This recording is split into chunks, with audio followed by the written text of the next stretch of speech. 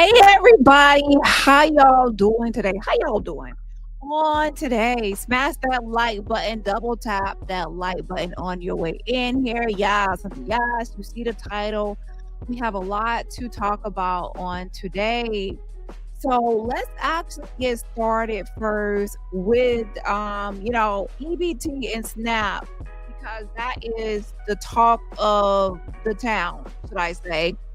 And it is a serious issue, and I definitely want to address that issue and talk about that issue, okay? Also, of course, we have Candace Owens versus the Macrons, Bridget and Emmanuel Macron, a topic I've been covering as well and keeping up with that. And I will give updates as well. Also, we have Candace is still talking about Charlie Kirk and how she does not believe that Tyler Robinson from Utah 22 actually is the unaliver of Charlie Kirk. So that's another topic. And yeah, so those are the main topics we will be talking about today. And as promised, I will complete the rest of the documents. I have the actual court documents, including some that were just filed today that I never looked at yet because I just downloaded them before I went live. And those are from the Tyler Robinson case.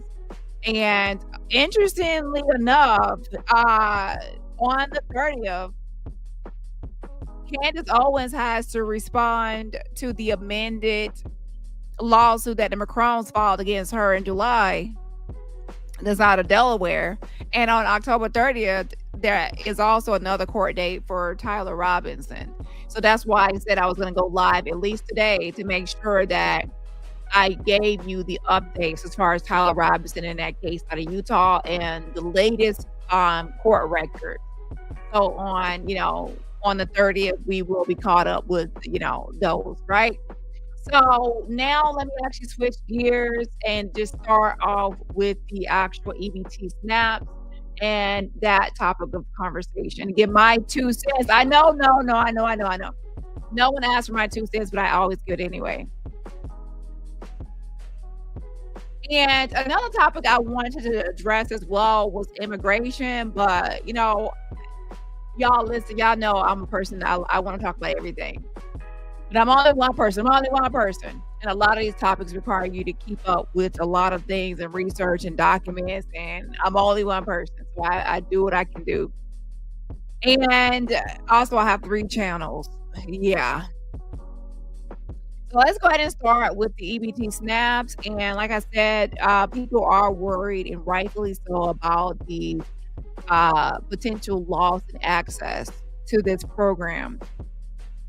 So let me head over to CNN and read their article, and then I'll give my opinion right after. So according to CNN, in an unprecedented situation, millions of Americans could lose access to a crucial food assistance program in the coming weeks amid the federal government shutdown. The U.S. Department of Agriculture has said it does not have the money. It does not have the money to pay $8 billion in food stamp benefits for November, and the funding, this is happening on, Capitol Hill that led the government to shut down on October 1st. The agency argues it cannot tap into its roughly $6 billion contingency fund to cover the next month's benefits through Democratic. Although Democratic lawmakers and advocates claim the USDA should or is even obligated to use the money. Without help from the Supplemental Nutrition Assistance Program, acronym is SNAP, that is the formal name for food stamps, many recipients are going to have to decide whether to use their limited, they already have, some people have limited budgets, living paycheck to paycheck already, limited budgets to buy groceries, pay rent, they got prescriptions, or turn on the heat. And winter is coming, it's fall. said, I'm reading a CNN article, by the way. It said Ed Bolin, director of state SNAP strategies for the left-leaning center on budget and policy priorities. They are going to face an immense drop in their ability to put food on the table, he said. They are going to skip meals. They are going to substitute foods. They are going to have to turn elsewhere. Food stamps will not be issued for November when beneficiaries will feel the impact varies. Since states typically provide the benefits on a rolling basis during the month, some will miss their payments as soon as Saturday, November 1st, while others won't be hit until later in the month. How many people will be impacted? How many are seniors or children? And it says the article goes on to say nearly 42 million people, or about 1 in 8 Americans, received food stamps in May, according to the latest USDA data. Households with children, an elderly individual, or a non-elderly person with a disability received 83% of SNAP benefits in fiscal year 2023, according to the USDA. About 39% of food stamp recipients were children, while 20% were elderly and 10% were non-elderly individuals with a disability. So children, elderly, people with a disability, people, but they have their stereotypes. As soon as they think about food stamps, usually it's someone Black, usually it's someone they feel like with a bunch of kids that is lazy. There's stereotypes. We're going to get into it. But listen, a great percentage of these recipients, look at it, children, elderly, people with disabilities. Okay. Households receive about $350 a month on average in SNAP benefits. The assistance does not expire at the end of each month, but beneficiaries typically use all the funds in the month they receive them, said Lauren Barr, a fellow in economic studies at the Brookings Institution. And it goes on to say, this is CNN, by the way, it says, can states advance funds for SNAP if the federal government can't pay? And it says states don't have enough money to cover $8 billion in monthly food stamp benefits. Though several have said they will beef up their food assistance programs next month. What's more, the USDA said it will not reimburse states if they try to cover the cost of the benefits temporarily. What? No reimbursement for states that try to cover the cost temporarily. And it says, how will people get food for their families if benefit stops? And it says, unfortunately, there are not a lot of good alternatives to food stamps. Americans can turn to food pantries and other community food assistance. And guess what? I'm also hearing that those food pantries or food banks are also being impacted. And it says, in other community food assistance programs, but these groups have been under pressure from rising food prices and increased need in recent years. The shutdown adds another layer of strain to an already stretched emergency food system. Celia Cole, CEO of Feeding Texas, the state association of food banks, said in a statement, noting that more than 3.5 million Texans receive food stamps. That's a lot of people. Several states have said they will pour millions of dollars into their emergency food programs, but it will be far less than the typical federal outlays. In New York, for instance, Democratic Governor Kathy Hochul said Monday that she is fast-tracking $30 million to support more than 16 million meals, in addition to the more than 11 million for local emergency food relief. Likewise, in Minnesota, Democratic Governor Tim Walz announced Monday that his administration would funnel $4 million to the state's food pantries. Meanwhile, South Carolina is activating a statewide charity fund typically used after hurricanes. And Virginia Republican Governor Glenn Youngkin said Tuesday that his state is building its own food assistance program for residents. That's actually a great and excellent idea, to build your own assistance program. I'm going to talk about that more later, okay? The program will be funded through the state surplus and will cost an estimated roughly $37.5 million a week. Most states' efforts won't be able to fully replace the SNAP program. Bolin noted that New Yorkers received more than 647 million in food stamp benefits in May, while Minnesota residents were issued more than 71 million in SNAP. And it says, will recipients receive November's payment when the funding ends? And it's the funding, like the closure or the impasse ends. And it says, experts believe November's benefits will be issued at the end of the shutdown, but this is uncharted territory. So this could be something temporary or it could be something long lasting. We don't know. So they caution they are not sure. Now, sometimes there's government shutdowns and close downs, and then the issue is fixed before the time that they fix the issue. So we will see how things develop. What else are SNAP recipients in states contending with? Unrelated to the shutdown, a key provision of the Republicans' One Big Beautiful Bill Act takes effect on November 1st. The GOP domestic agenda package expanded work requirements. So there's new changes in as far as eligibility as well. Work requirements in the food stamp program to enrollees through age 64 and to parents of children ages 14 and older, among others. SNAP enrollees can believe SNAP enrollees can receive benefits for only 3 months out of every 36 months unless they meet the work requirements, which include working, volunteering, or participating in job training at least 80 hours a month. Okay, so that is the story from CNN. And I will say this.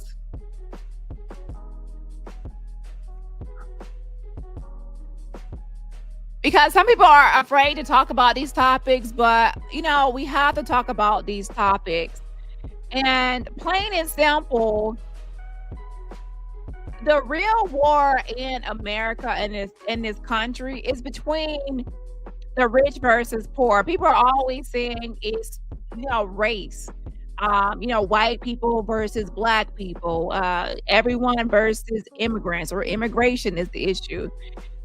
It's a lot of finger pointing at different people, often, experiencing the same issue, which is living paycheck to paycheck, or, having some sort of government assistance from Medicaid to food stamps to some sort of assistance. Even people that are working, their paychecks are not enough or sustainable to afford, life.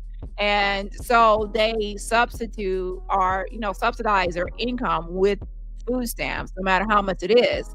So a lot of times people are, just focus on race, lower class people, middle class people, paycheck to paycheck people are fighting each other over race. Meanwhile, the big issue is rich versus poor, because this new thing and this latest development is not going to be impacting the rich people or people that's well off or people that don't have food stamps, or they can survive without food stamps. So the issue is not going to be impacted those folks. It's only going to impact everybody that is low income, no matter what race. There are white people, black people, Hispanic, Asian people, different people, working class people, people that go to work every day, people that have maybe even two jobs, or both parents are working and they still qualify for food stamps because it is what it is. So things happen in life. So now this sort of thing is going to wake some people up to the fact that, hey, it's actually rich versus low income, are the haves and the have-nots, which cause a lot of issues in society, because a lot of times no one would think about cutting out food if they actually were someone that needed food, or understood the cost of food, or some people just go grocery shopping, they don't think about the cost of anything because they have that privilege. If you don't have that privilege, you have to think about the cost of this and the cost of that. So then now, so that it's easy to cut off something if you're not the one impacted. Now, I will say this. I'm not on food stamps. I don't get it, but just because I'm not on it, that doesn't mean I don't understand the need for food stamps or why it's needed in society. Okay. So, with that being said, the real war is rich versus poor. Okay. A lot of times people know they can get the low income people, middle class, paycheck to paycheck people to fight and duke it out, fight each other over race, over immigration, over who's doing this and who's the cause of all the problems and who's the cause of all the issues. All the lower class people, lower middle class are all duking it out, fighting over things that are not really a real factor. Okay. And then the rich keep on doing what they keep on doing, like playing golf and saying fake news, fake news. They get to play golf and worry about building a $300 million ballroom. Imagine that. Building a $300 million ballroom while people are going to lose their SNAP benefits for food for their children and families. Yeah. In the real world of reality, people would say priorities. Okay, priorities. You have $300 million for a ballroom, but you're talking about you're lacking funding in other areas. But priorities are not the thing. uh, and now again, the rich get richer, and everyone else fights over the leftover resources or the crumbs, right? And then point the finger at the white people, point the finger at the black people, and then people point the finger at immigration, and who's taking all the resources. And meanwhile, if you actually look at who has the most money or taking all the resources, the richest people have all the most money. So yeah, I think people need to understand, like, don't look down at who you think is beneath you. Look up and see who is above you, because that's usually what the problem is. Hello, look who is above you and it has everything, not below you who has nothing or less than you, because obviously they are trying to figure out how they can survive, and you're trying to figure out how you can survive, and other people are waking up, and survival is not an issue because they have everything at their fingertips, right?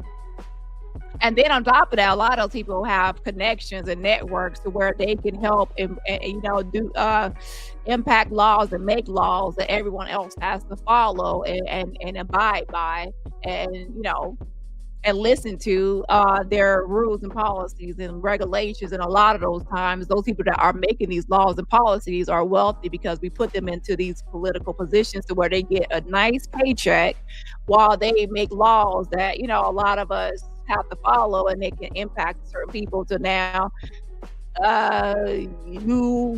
your stuff gets cut off, and then they still go home and to their nice homes, and their meals are laid out. Okay. And even if you're not a person impacted by something, you can still have that one word called empathy, and that empathy can allow you to put yourself in someone else's shoes, and then you can realize how life can be.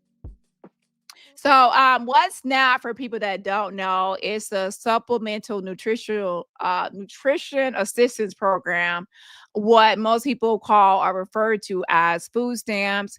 And as CNN just said, it feeds over 42 million people in this country every single month. That's a lot of people, more than a population lives of some of the larger states, like even California.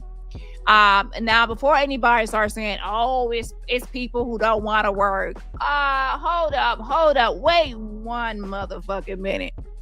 Um, about 55% of these households that are having SNAP have at least one person in that household working. And then let me break it down a step further. Do you understand that some people actually stay home because one person works and then another person stays home? You know why? Because if they have children, guess what? Daycare, people charge an arm and a leg literally to watch children or to babysit children. Like, that can be costly. So sometimes people realize, oh my gosh, it would be beneficial if someone actually stayed home, because by the time we have daycare, that's going to take all the money. So you have to think about all of these factors before you start, just just throwing these things out there. You could throw things out there because it works for your life and your situation and your privilege, but it does not work for someone else in their situation because they might not have the same privileges you have or be as I wouldn't say well off, but I would say more well off or more financially stable. Okay. I think the pandemic is one thing that should have taught a lot of people a lot of things. A lot when the pandemic or hurricanes or certain things happen, a lot of people of all social classes were impacted by the pandemic. So that should have told you how in one moment or 1 second or instant, your whole life can change to where you're getting a nice paycheck, and then the next thing you know, you're getting some sort of unemployment. So you have to, don't talk down on others because you never know what goes up can always come tumbling down. So don't be saying, "Oh, it's for people that's too lazy, they don't wanna work." Now, I'm not going to say there are some people that don't wanna work and are too lazy or that obviously, but let's not say that one bad apple or a few bad apples spoil the bunch. A lot of the people that are actually working, about, like I said, 55% of households that receive SNAP benefits actually have someone in the home that is working, but that's not enough to afford groceries. Oh my gosh, if you actually go to the grocery store, a lot of times groceries are adding up. You can put a bunch of stuff in your car or even a little stuff in your car. Have you ever put like a little bit of stuff in your car and then you go to it adds up? Like the price of these items are going up. So even a little bit of groceries can add up. Okay. To and then if you have a family to feed, that's going to be more. So even when people are working, they might not be able to feed their entire family. So that is subsidized. So again, it's based on someone's income. So if someone is making a lot of money, they're not going to qualify.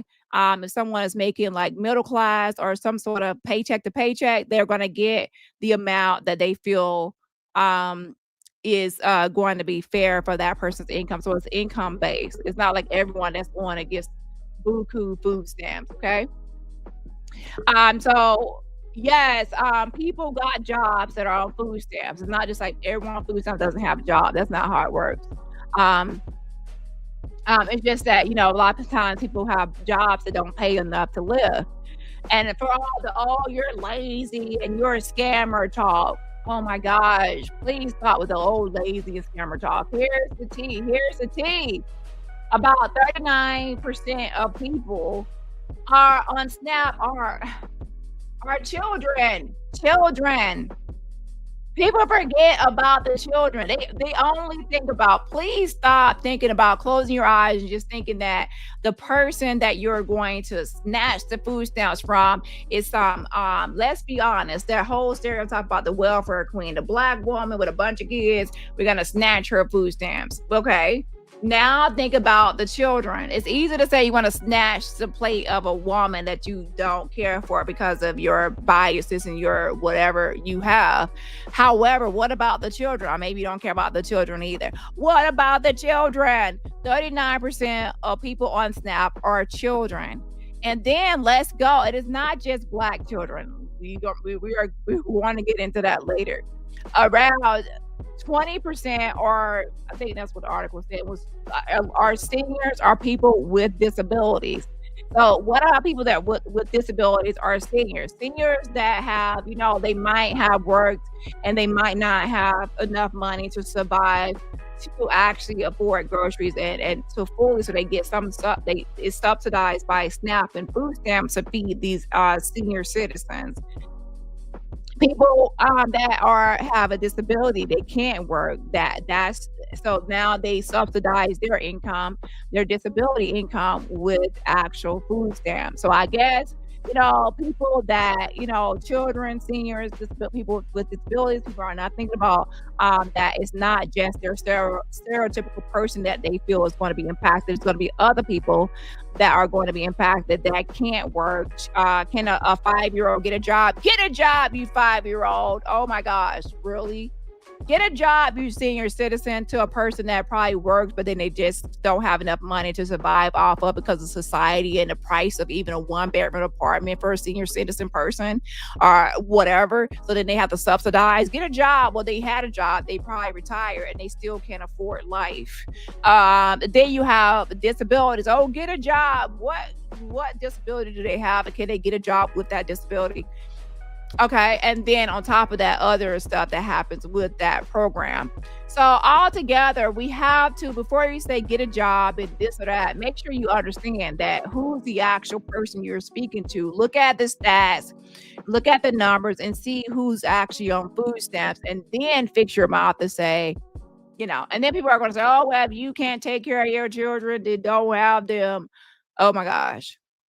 And what's interesting enough is that some of these same people grew up in a home where it's probably a single parent or someone else that had some sort of assistance or something else. But anywho, that's neither here nor there. And also we are going to look at race because that is something people like to, parade around and throw out. Uh, make a part of these conversations, and I'm gonna give it to you. Let's be clear, okay? About 35% of people that are receiving these food stamps are actually white. Yes. So about 35% that receive food stamps are white people. Yes. So this is not just going to impact black people, which people will think, oh, black people. No, are Hispanics. 35% are white people, and about 26% are black, and then about 16% are Hispanic, right? So then now we get into, you see what I'm saying? This is not a race war. This is actually a class war. A class war. The rich versus low income people are people that of all races, and low income can be what people want to, let me actually say it because I'm going to say it. People say trailer trash or white trash. Guess what? People are talking about people that are possibly low income and live in a trailer. You're someone that the rich people talk shit about, and people talk shit about trailer trash, or you're ghetto, you're this or that, whatever you are. People are naming, you live in a hood, people are trying to name, they're talking about people that might be lower income or in a lower tax bracket. So you fit right in there, white people that be all, when you're poor, you on those food stamps. Those rich people look down on you too. The rich people look down on y'all poor white people. They might use y'all to get those numbers in. Y'all don't want to hear it. They would use y'all white poor people, to vote them into office. Let's make America great again. Yeah, make America great again.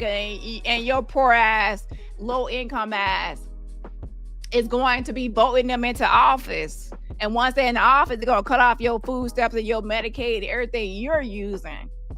Okay, so if you're on any of these government assistance programs, you are not the white people that they are talking about.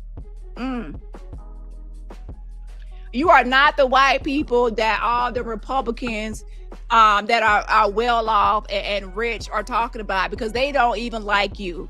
I'm going to be honest. They don't like you. They like your vote, but they don't like you if you're on any of these government programs. And I can tell you right now, I'm black and I'm not on any of these government programs, but I know some white people that are on these government programs, and they want to say Trump, Trump, Trump. Well, Trump will take your dang on EBT card in a minute. Yeah, but see, y'all don't like me. Y'all don't want me to tell the truth now, do y'all? Okay, so if you're actually someone thinking that and I'm just being honest. My point is not to jab at anyone. My point is you need to look harder or think harder at the real issues in America, and it's not the black people, or it's not the immigrants, it's not the Hispanics. It's rich versus poor, and the moment all your stuff gets taken, You low income white people, you're going to realize it ain't the black people taking away your benefits. It ain't the immigrants taking away your benefits. It ain't the Asians, it ain't the Hispanics taking away your benefits. It's the rich people and the government people and the people you're voting into these offices taking away your stuff.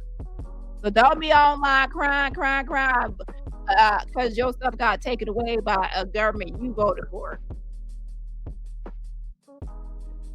Now, the rest of the people, like Asians, what people say, Indians, multiracial people, they make up the smaller percentage or the smaller portion of the people that are actually on food stamps.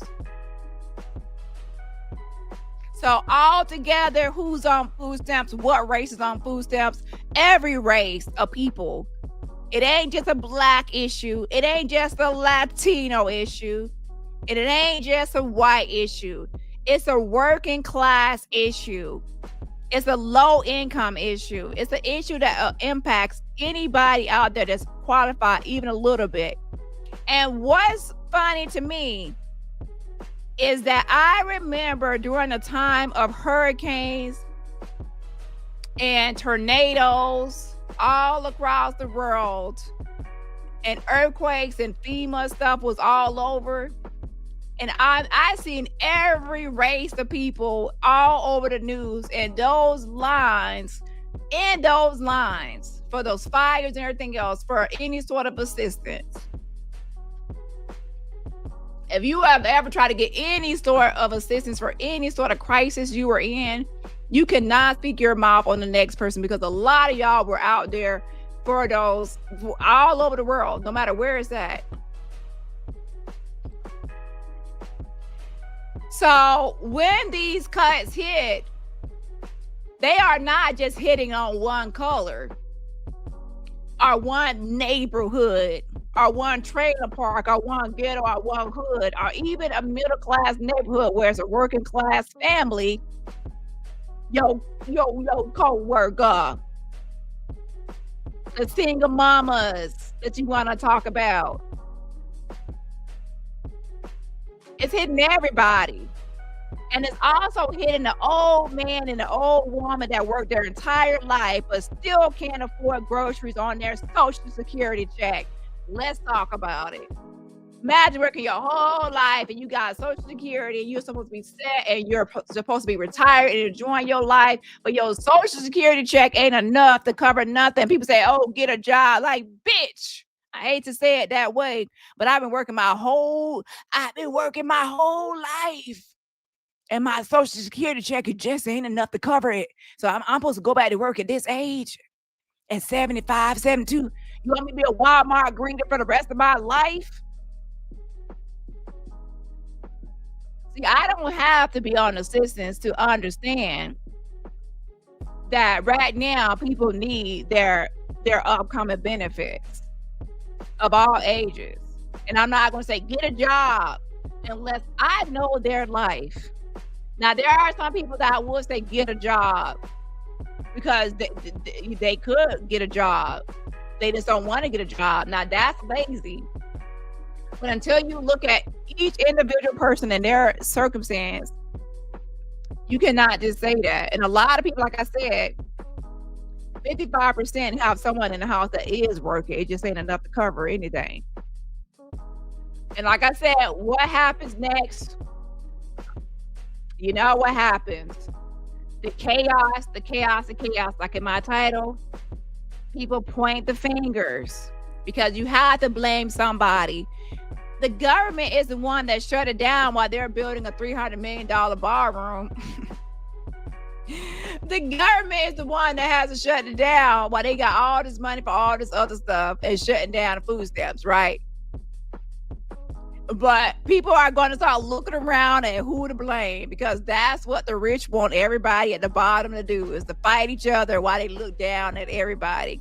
So while everybody at the bottom just fighting it out and duking it out, the person at the top is looking down like, look at all those poor people, low income people fighting over crumbs while we live lifestyles of the rich and famous at the top, looking down at all y'all, looking down at the trailer park, looking down at the ghetto, the hood, looking down at anybody that don't got what they got. But don't worry because y'all know y'all good for it. Yeah, y'all know y'all good for it because y'all gonna start pointing the fingers. It's the immigrants taking our benefits. It's the single mamas, welfare mamas abusing the system. That's what led to our benefits taken. They use up all the food stamps. And meanwhile, you got people out there taking $100,000 vacations and parties. And then you're talking about somebody poor took all the money. Yeah. Oh, it's the people living in the city off the government. They ran the funds out.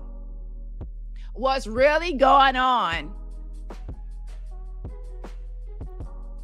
You have to think about the rich people at the top writing all the rules, aka laws and rules and regulations and policies that everybody abides by and conforms to. And then the rest of everybody else is following those rules like docile humans of society. Because that's the rules. If you break it, then you don't eat, you don't fit in, you could be punished, penalized in some sort of fashion, right? And they don't care what race you are at the bottom beneath. But they want you to pay your taxes. Everybody, no matter how much money you make, you can make minimum wage, you still gonna pay taxes. Let's talk about it. Everybody pays taxes no matter how much they make. So they want you to keep paying those taxes. They want you to keep voting for them. Vote, vote, vote, vote for me to stay richer and get richer and make policies that might be against you later. But hey, it's going to benefit the top people, right? Yeah, something, yes. So shout out to all the people that keep on voting for everybody else to get wealthier and richer while they complain about people that ain't got nothing to do with the laws that are in place. How you gonna try to blame a black person that didn't write the law? I think you might need to look at the person that actually wrote it. And then from there, let's see who voted those people in and how this became this or how this became that. People try to blame the powerless people that don't really have the power when the answer is right in front of your face. Am I going to blame the powerless who I believe don't really have that much power? Am I going to blame the powerful, the people that have the power? Oh, okay. That makes sense. I'm gonna blame the powerless people. The people that can easily be just rounded up like it's freaking Nazi Germany all over again.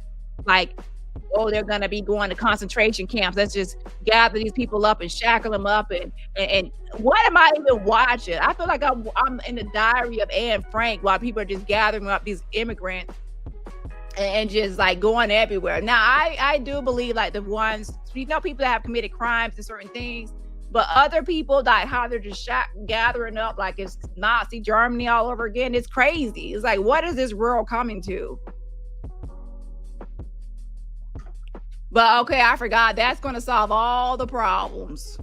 Yeah, I think not. But yeah, so overall, like I said, it's rich versus poor. It's rich versus poor. And all the race stuff and all this other stuff is just a distraction. And I know it's a distraction. People don't really like, oh, it's a distraction. Yes, it is. It's all a distraction from the real issues. None of that fools me. I'm looking around. I see you. Okay, you're taking care of the immigration issue. You're doing this and you're doing that. And then now you're building a $300 million ballroom, and then you're cutting off food stamps with children and elderly and disability people on it. And then you have money for this, but you don't have money for that.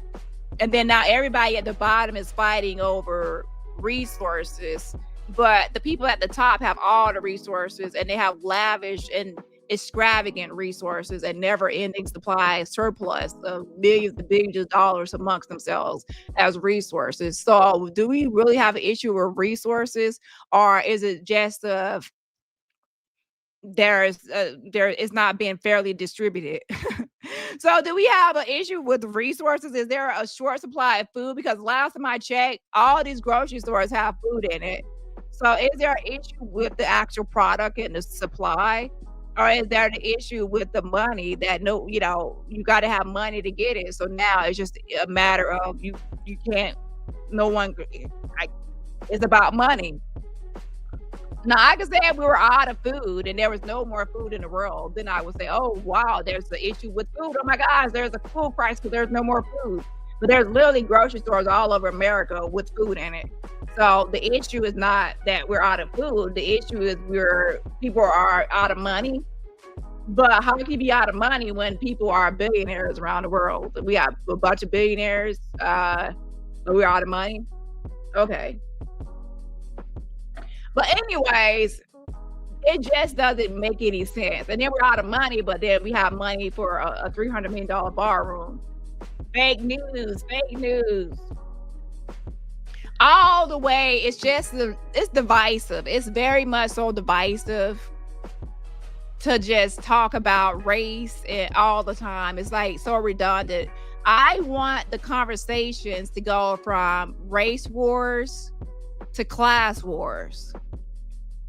And then we could talk about conflict theory, how there's a fight over resources, because that's what is happening, a fight over resources. Yeah. So we need to talk more about class war. And then once we figure out the class war and how resources can be fairly distributed, so it can be less disparities and more equality amongst resources in America, then we can solve the issue. But, as long as everyone is being distracted from the real issues, we're always going to have this race war and this immigration war and this issue. And it's everybody at the bottom is going to be fighting while the top people are just enjoying their lavish lifestyle. It doesn't make any sense. I'm like, yeah, let's focus on the powerful, not the powerless, because I don't think the powerless could do anything to me. Yeah, I don't think the powerless people could do anything to me, but I think the powerful people, yeah, I think they have the power to, do something to me. The powerless try to, but yeah, now they can do something to powerless because they have the right to vote. And then of course what they do with their vote, they vote in the people that, are going to go against not only, others that they dislike, but themselves as well. So yeah, Donald Trump, fake news, fake news. The man with the toupee and the orange skin. He can build a $300 million ballroom at the White House, so he can go play his golf while he pretends to care about Charlie Kirk. Run up, he can make sure he has security. And now I'm saying he should have security, but I'm just, he got to make sure he have, the best. And he could lie and just do whatever he wants to do. And he can make sure he ain't gonna be missing no meals. Now, if y'all seen Donald Trump, he's quite plump. So this is a new quote. Trump is plump. Trump is plump. Oh my gosh, Trump is plump. Yeah, I just came up with that. He's plump. So he's not missing no meals. So he's not worried about, food stamps getting cut off because he's eating. Greens, ham, tomatoes, potatoes, you name it.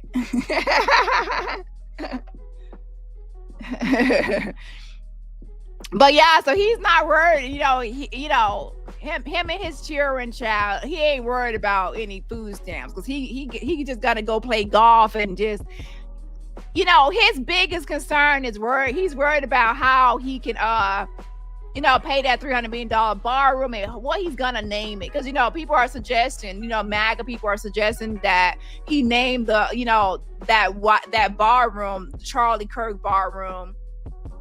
And he's like, it could, he said maybe the presidential ballroom, or maybe just, people are saying maybe the Donald Trump ballroom. So that's his biggest issue right now is he has to figure out what to name his ballroom. Yeah, I got to work on the ballroom. Fake news, got to work on the ballroom. That's my biggest priority right now is the ballroom. Yeah, I got to make sure I have my big old bottle of orange spray tan and my toupee got to be fixed so it won't be crooked and looking like I flopped it on top of my head. Yeah. So that's all he's worried about right now is that ballroom, child, with everybody else out here. You know, they're trying to figure out the funding issue.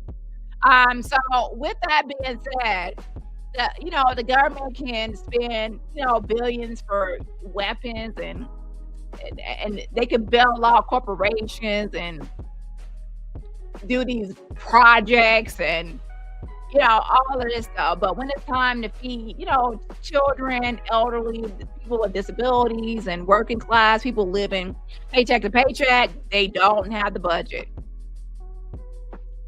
So, what do I think about this? I think it's a lie. It's not that the money isn't there. It's just that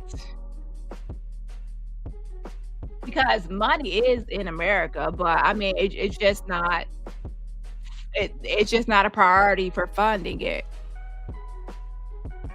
It doesn't really serve the best interest of the rich in a capitalist society because in a capitalist society, it's all about money and wealth, and everyone should be able to just afford everything without any assistance or any help. But that goes into a whole new angle of first to make sure that everyone has the right opportunities to get the jobs that will pay enough that will allow them to actually have enough money to actually afford everything on their own. That's a whole nother thing.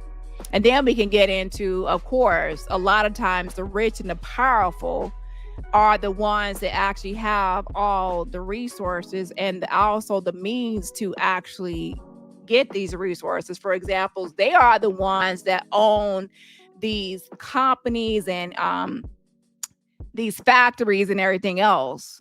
And they own a lot of the land and the property. So they are the ones that own these means. They do. And then everybody else, if you don't own anything like these factories and everything else, you're gonna have to rely on these and land and everything else. You're gonna have to rely on the rich people just to work or actually get some of these resources. So it's a lot into it. That's a whole nother topic. But the point is, society is set up in a way that everyone needs to understand the issue is not a race war. People try to make it a race war. That's a distraction. The issue is rich versus poor, are the haves and the have not. And that's the only way I believe to settle things or fix things is fair distribution of resources. And until that happens, it's going to be always a war of the lower class or people, working class people versus the rich class. It is. But people are not going to pay attention to the fact that it is that war because, to be honest, I see it all the time. Everyone's always focused on race, and immigration and not class. And I can't wait for the day when everyone wakes the fuck up and realizes it's a class issue, not a race issue.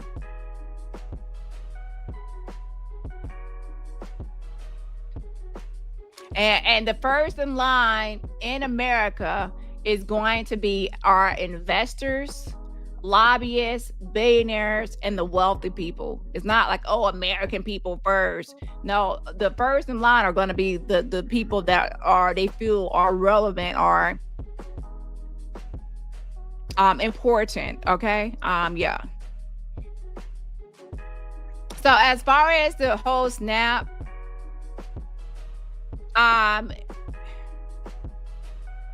right now people are just, thinking that it's going to not happen, but things could happen where before the first, something could happen to where it's not a shutdown anymore. We don't know. We will have to wait.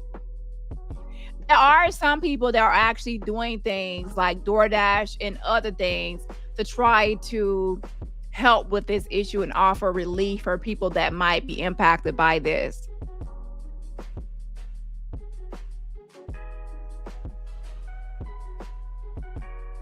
Well, like I said, a lot of children, working class families, seniors, disabled people of all races, white, black, Asian, it doesn't matter, Hispanic. So let me actually see if there's any resource information for anyone that would need that information. Most likely, I would try to gather more resources and then I will put it on my community tab, and if anyone has anything else they would want to add, they could just reach out to me on IG at Dani Robertson YT. Again, that's IG at Dani Robertson YT, and from there, I will just update my community tab. Or actually, under the community tab, you can just type in what you want, or well, hey, this is a resource or that is a resource. Now, make sure it's actually legitimate and not a scam or anything. You can put it under my community tab after the live when I make a community post. Okay.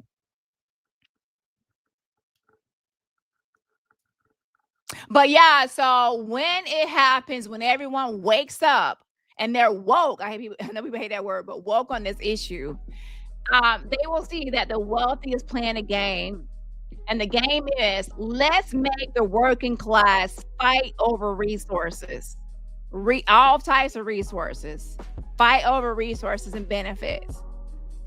And meanwhile, they will be at the top looking down at everyone and snooting their nose up and looking down at everyone while they write the laws, including paying taxes, and even have money in offshore bank accounts, have money everywhere, you know. So money is not a concern to them, so they're not going to have an issue, okay?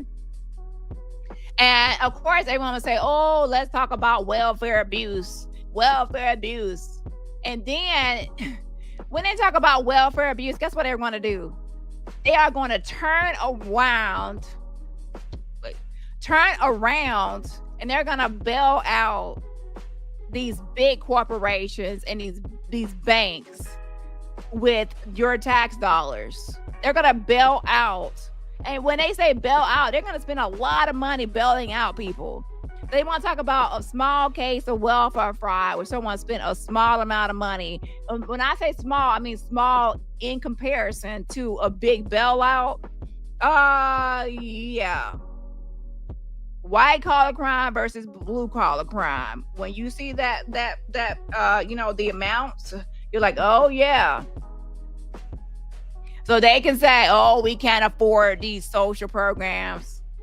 But then they have these other programs like a $3 million projects, $300 million bar room. They have a defense budget. Now, let's be clear, we need defense. I'm not saying we don't need a defense budget, but then they have a $1 billion defense budget and counting. So they have money, but it's a priority. It's just like people in real life. You say, well, you have the money.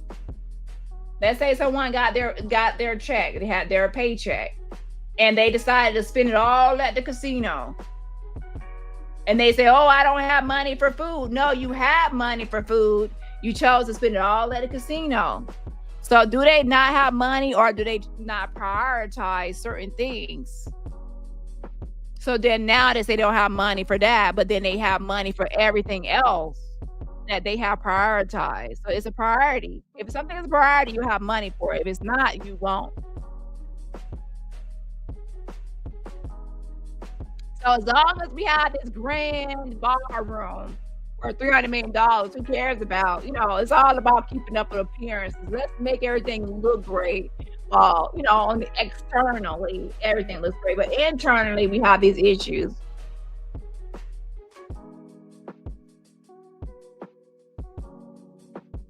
Let's think about building a bar room instead of feeding hungry kids. Okay, and disabled people are elderly. Okay.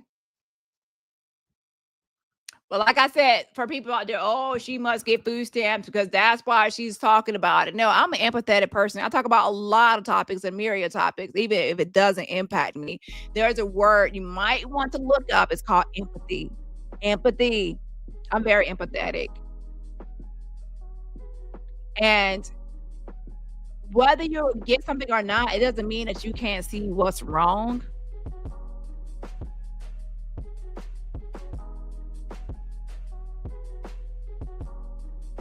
So I don't want to hear people say, oh, why can't they just work harder? I know some people that actually do have a job and they do work and they still need assistance. And for some people out there, maybe you need to think about, what if I don't know if it happened to you in a pandemic or not. What if you lost your job? If you lost your job, then what? And then say there was some reason why you couldn't get the same job you had before or with the same pay, or something happened to you where you had a disability or something else, then what would you do? So there are some people that actually work, they work full time and they still can't afford, a month's worth of groceries. And these people that you're talking about, they might even drive your kids to school. They might actually be cleaning up the offices, hospitals. They could even be a CNA. Sometimes, CNAs they work a lot. Sometimes CNAs don't get paid a lot, but they're the ones at the nursing homes taking care of your elderly relatives that you might put in a nursing home or wherever else. Home health aides going to homes taking care of the elderly. What about these? There are certain jobs that people are needed, and people are even if you go to, let's say, a fast food restaurant because you want a meal, some those people are not getting paid enough. People that cook your food and they still need SNAP to survive. That's not laziness. That's the whole, middle class and payments and other things that's going on. Okay. So that's America, to be honest, felonious workers. So yes, I'm speaking on this topic because this is the issue. And I'm also wanting to speak on immigration, a lot of topics. For anyone that doesn't know, I do petitions and things like that. So this is what I do. If I see an issue, I will speak on it on my platform because that's what a platform is supposed to be. So what can we talk about as far as solutions? What are some solutions? And some people will say, okay, just go to the food bank. But guess what? I read an article that even some food banks are, some of their stuff is not being supplied. They're running low on fumes as well. They rely on donations and volunteers and things like that. And there's a program that I think one of my mods sent me this information to share. I think it's called TFAP or something like that. Um, so that program I might be facing issues a little bit too, but that is another program people might want to look into. It's called the Emergency Food Assistance Program. So Emergency Food Assistance Program is something you might want to look into if you're having this issue. I don't know if it's being cut in every state or not, but check out it's called the Emergency Food Assistance Program. And so now you probably have to try food. So my mom's put in 221. I don't know what that means. Is that star 221 or something? So what you would do is search up that food, like emergency food assistance program. Uh, Search up food banks in your area to see if there's food banks that might have things.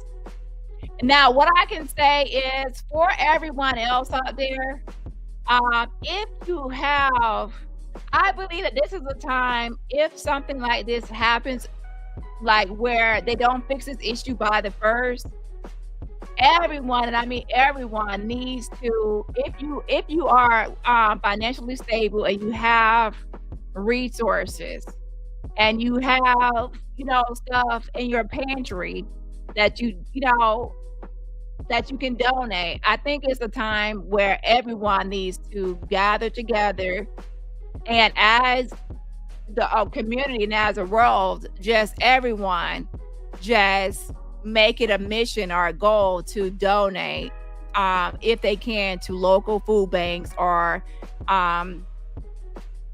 places to where, and when I say donate, I mean to people, not people that are going to sell the stuff, people that are actually going to give it away for free. And that way, sometimes when this sort of things happen, there has to be community stepping in. So everyone out there, what I would say is that if you are someone that can donate to your local food bank and you're in a state where these snaps are going to be cut off, this is the time that everyone can say, "What can I do? What can I do?"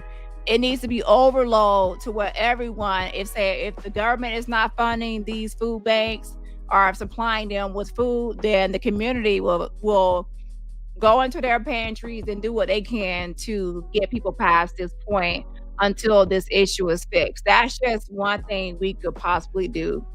And there are companies stepping in and such as DoorDash, Walmart, Kroger, Starbucks, they are also stepping in. So I would say pay attention. I'm gonna put stuff on my community wall as I find it to different companies that are going to be actually helping out and how they are going to help out, what solutions they are going to have to help people out. So this is actually a good news and a good sign. When there's issues like this, everyone tries to contribute to the issue if they can. So if you're someone that says, "Hey, I don't need no food stamps. I'm not on no food stamps." Well, great for you and good for you. You're fortunate. You should be appreciative. You should thank God you're not in this situation. So instead of looking down and turning your nose up and snooting your nose, say, "Hey, since I'm not in this situation, I'm not in this predicament. Let me donate because that's what I could do. I could donate. So at least somebody out there will get this donation and they will have a meal." This is not a time to be stuck up and like, "Oh, well, I'm not that." Well, it doesn't apply to you, but now you are. If you're able, there's bless others, you shall be blessed. Okay. So there are companies that are doing it, and I believe that some celebrities might even step up because what I do know is a lot of times in the world when things like this happen, the community does gather in and try to help out. Even so I foresee that people will try to step in, but I will say that that's not going to be a permanent solution, I don't think. So with that, hopefully the government will actually get over this speed bump and fix this issue pronto and hopefully before the first. But just in case they are not doing this, everyone that's out there that has the means to donate should be donating to their local pantries. So that pantry, when someone calls that pantry and says, "Hello, pantry, do you have food?" And then that pantry can say yes instead of no, because you as a community can say, "Hey, I'm going to donate to my local pantry." So that way, when someone calls that pantry, um, they will be able to say, yes, they have some stuff. Okay. Now, for those that can't donate, that's fine. Spread the word and just spread the message that everyone needs to be donating to their local pantries to kind of help out or assist just in case they are having issues. Okay. And so with that being said, that's not going to be a permanent solution because a lot of times, I will be honest, these pantries and things like that, a lot of times it's canned goods and other things. However, a lot of things is not going to be 100% nutritional. And just because someone is poor or less income, it doesn't mean that they should get scraps or just leftovers or not things are not that's not nutritional. Because remember, a lot of these people are children. They need nutrition to grow properly and to have the proper nutrition to grow and to develop properly. You don't need someone to be malnutrition. So that's why people should be able to select these items so they can make home meals and not just rely on food banks, which always, not all the time, is 100% items that they can use to make these like nutritional meals. Okay. And so what I will say is that this is something that we have to understand, that the government needs to fix this issue because it's not going to be where corporations and just charities are going to be able to cover. And when I say that, it's because these are like $1 billion it's a lot of money to cover SNAP and SNAP benefits. So there has to be a long-term solution. So the government has to fix this issue. And also another fix to the issue is also making sure that maybe jobs pay more money Jobs pay more money. Housing is affordable. If you actually have been on the market for any apartments, homes, or anything, or any listing, you know that these places are housing, especially since the pandemic, these rent prices have went up. So if you know anything about how society is, you should know that all of that stuff has to be fixed, from housing costs to increased job income and things like that, and opportunities for these jobs too. The keyword opportunities. And then with those opportunities, even education, skill, it's a lot goes into society. So don't just look at it from one quick fix. No, it's a lot of issues um, that are overlapping that needs to actually be fixed. Okay. Yeah.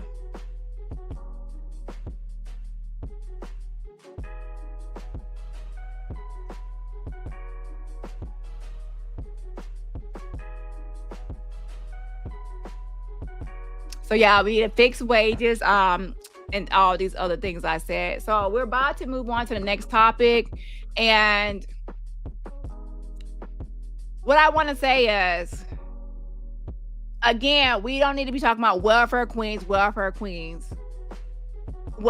because like I said, when corporations are in a financial bind and are closing down or going bankrupt or just whatever, guess what? A lot of times people don't say anything when they get, tax breaks. When they get billions in tax breaks, no one says a thing. So a lot of times people focus on someone small and what they're getting, and not the big corporations that are getting billions of dollars. You see what I'm saying? Like, let's focus on a welfare queen and her getting XYZ per month, and instead of focusing on the corporations that's getting these big tax breaks.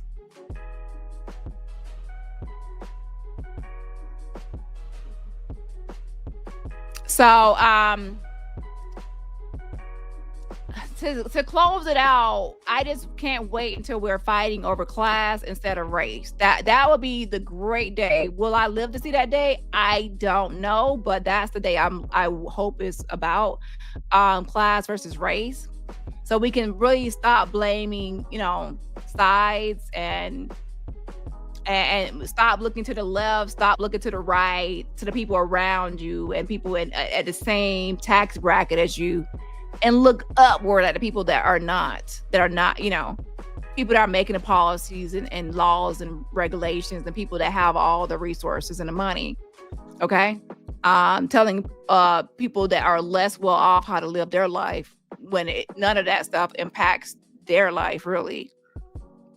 And at that point, we stop fighting over the color, complexion, and tone of someone's skin, and someone's background, or where they're from, and their immigration status, and their accent. And we actually start fighting over class and resources. And I don't mean resources at the lower level. I mean to make sure that the rich and the rich and the richest are actually being fair and equitable.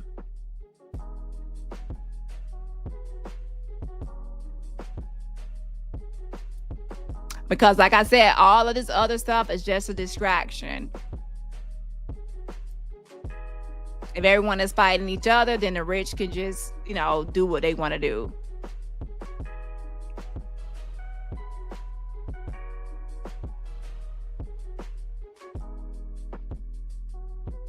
So now, if you actually, so should I actually make a petition or do a petition on this? I don't know.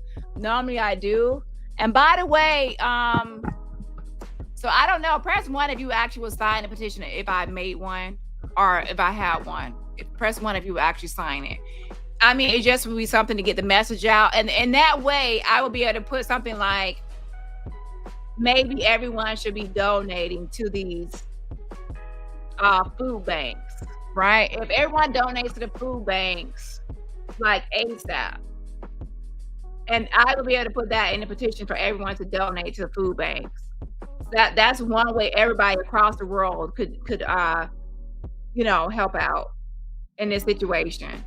And hopefully it's fixed by the first. But if it isn't, if everyone just donates, that would be my message in the petition, is to donate to food banks if you can. Okay. So that way, when people, if this happens and people have to call food banks, the food banks will have resources. If everyone around the world that is able and blessed enough to do so, can do it, right? Could donate. I surely would donate. I've done it before. I would donate. But I mean, I'm only one person. Everybody across America needs to be doing it. So I'm seeing some ones in the chat. So I will go ahead and do it now. We will see what happens. But I mean, it's worth a shot just to try to get the message out. So I'm going to work on that. But first, I want to go ahead and move to the next topic.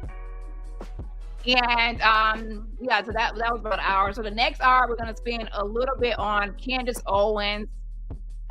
And then we're going to talk about, of course, a mixture of Candace Owens and Charlie Kirk. And then the last thing is going to be the documents, because documents are sometimes, you know, a little boring, to be honest.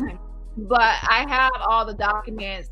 We did it on part 1, but now for part 2, we're going to be doing more documents, okay? If anyone has any ideas as far as how people can be helped, give me a second. I'm actually going to make a community wall too. So I'm going to do the petition and a community wall post. And on the community wall post, you can give other people suggestions on how they can maneuver or get past this hump.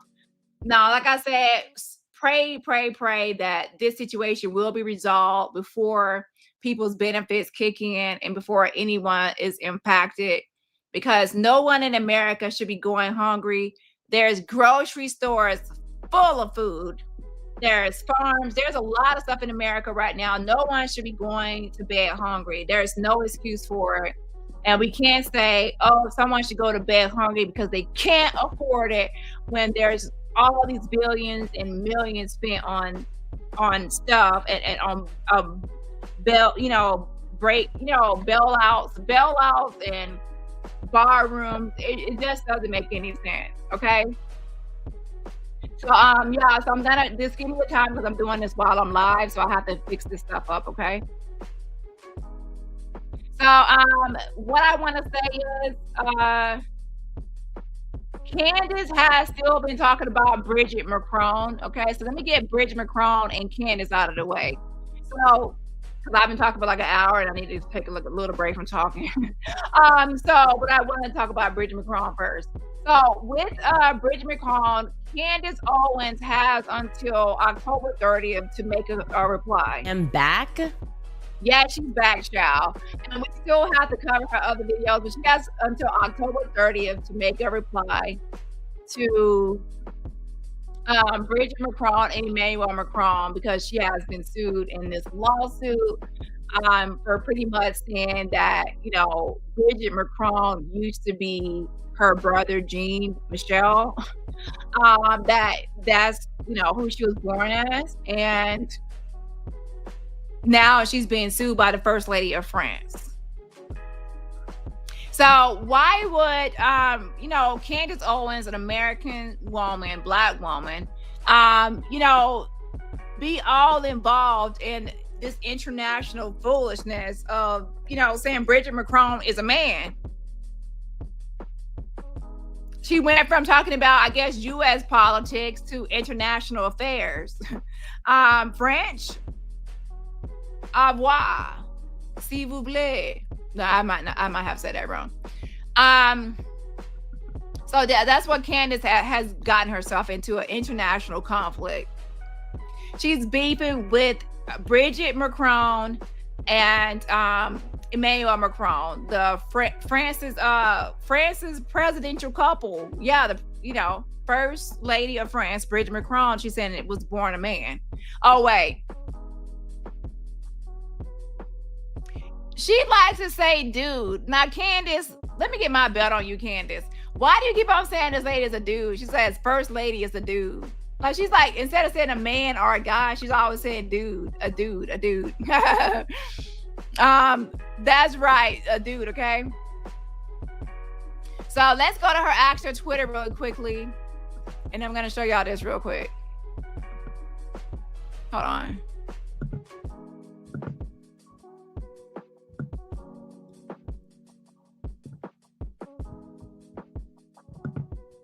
So this is her Twitter. Let's scroll down and let's go to not that one. She has been like slow leaking, like she keeps on leaking these. What do you think about that? She keeps on leaking Charlie Kirk's text messages. Like, yeah.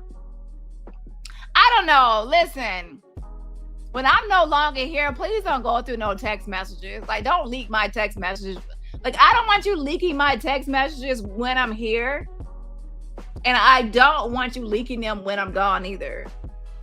Like, I understand people will do that if there's like a beef, but if we don't have a beef, then why are you leaking messages? Like, even if it's not negative, I mean, it's still, even though he's no longer here, it's like a privacy. Like, you don't leak people's messages. Anyways, I thought Candace was well behaved and kind of stopping her behavior towards Macron because she's in an actual lawsuit. But that was short-lived because she's back at it. I just had it. She's back at it again with the first lady of France. Where is it?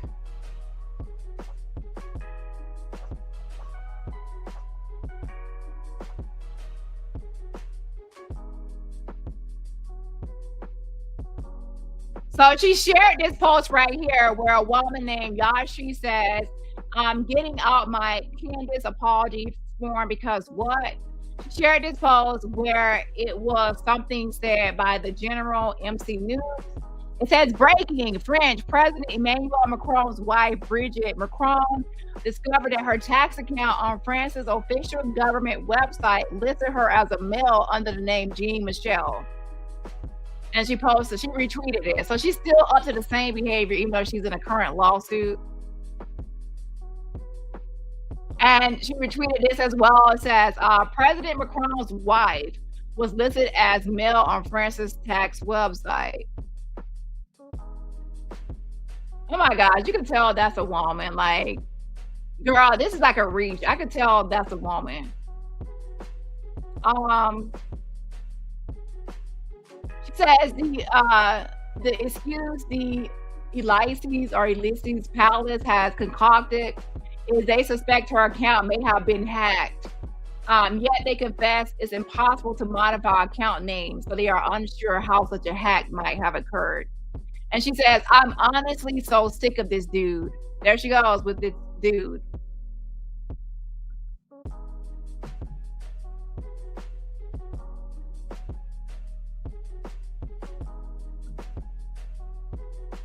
And then she later goes up here and she says right here, you know that saying, if it walks like a duck, acts like a duck, or quack like a duck, it is a duck. She says, if it walks like a dude, talks like a dude, and is listed in the French tax registry as a dude, then it's the first dude of France. It's the first dude of France. You see what I'm saying?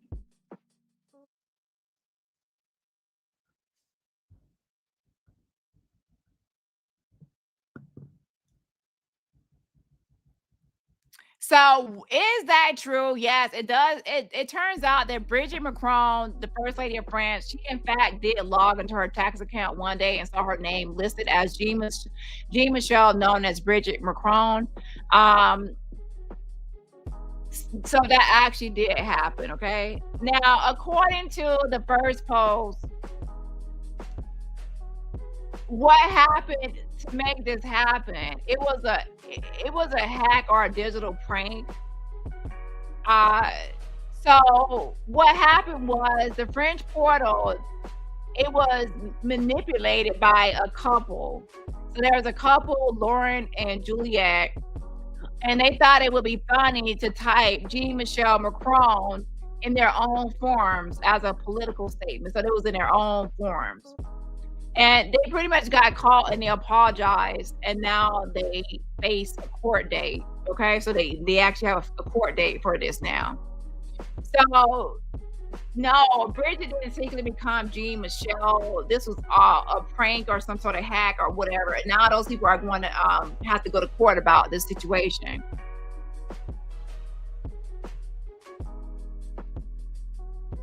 So, in essence, like, of course, France has their own version of the IRS, and that whole system or database got trolled by 2 people, with too much time on their hands and a Wi-Fi connection, okay? And they typed G. Michelle Macron onto their own forms, and then that can get into their database or system. And so when she logged in, she saw that, and now they figured out what happened. Those two could be in trouble. Okay. So, so Candace already has this whole podcast, called Becoming Bridget, where she pretty much is saying that the first lady was born a male, and that the CIA helped cover it up, and that the Macrons are in some sort of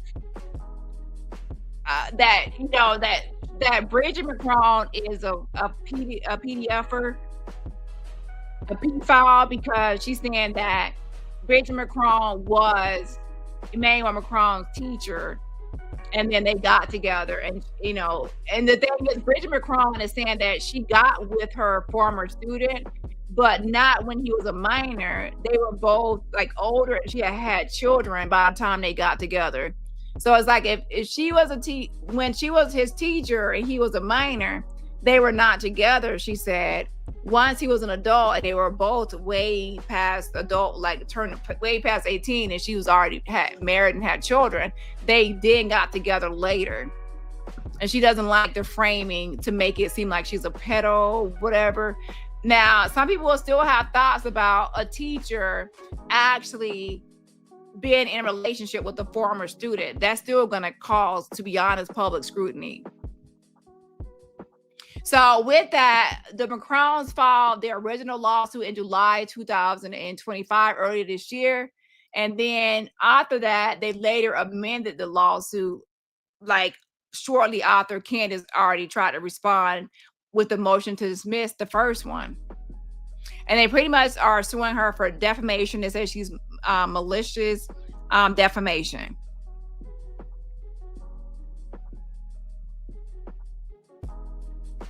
And of course, with anything that's defamation or defamatory, people are always going to say, oh, it's free speech. I have the right to say what I want to. It's free speech. But no, free speech is not the same as defamation. If it's a lie, it's made up, it's false, that's defamation. That's not free speech. So you have the right to free speech, but it still has to be the truth.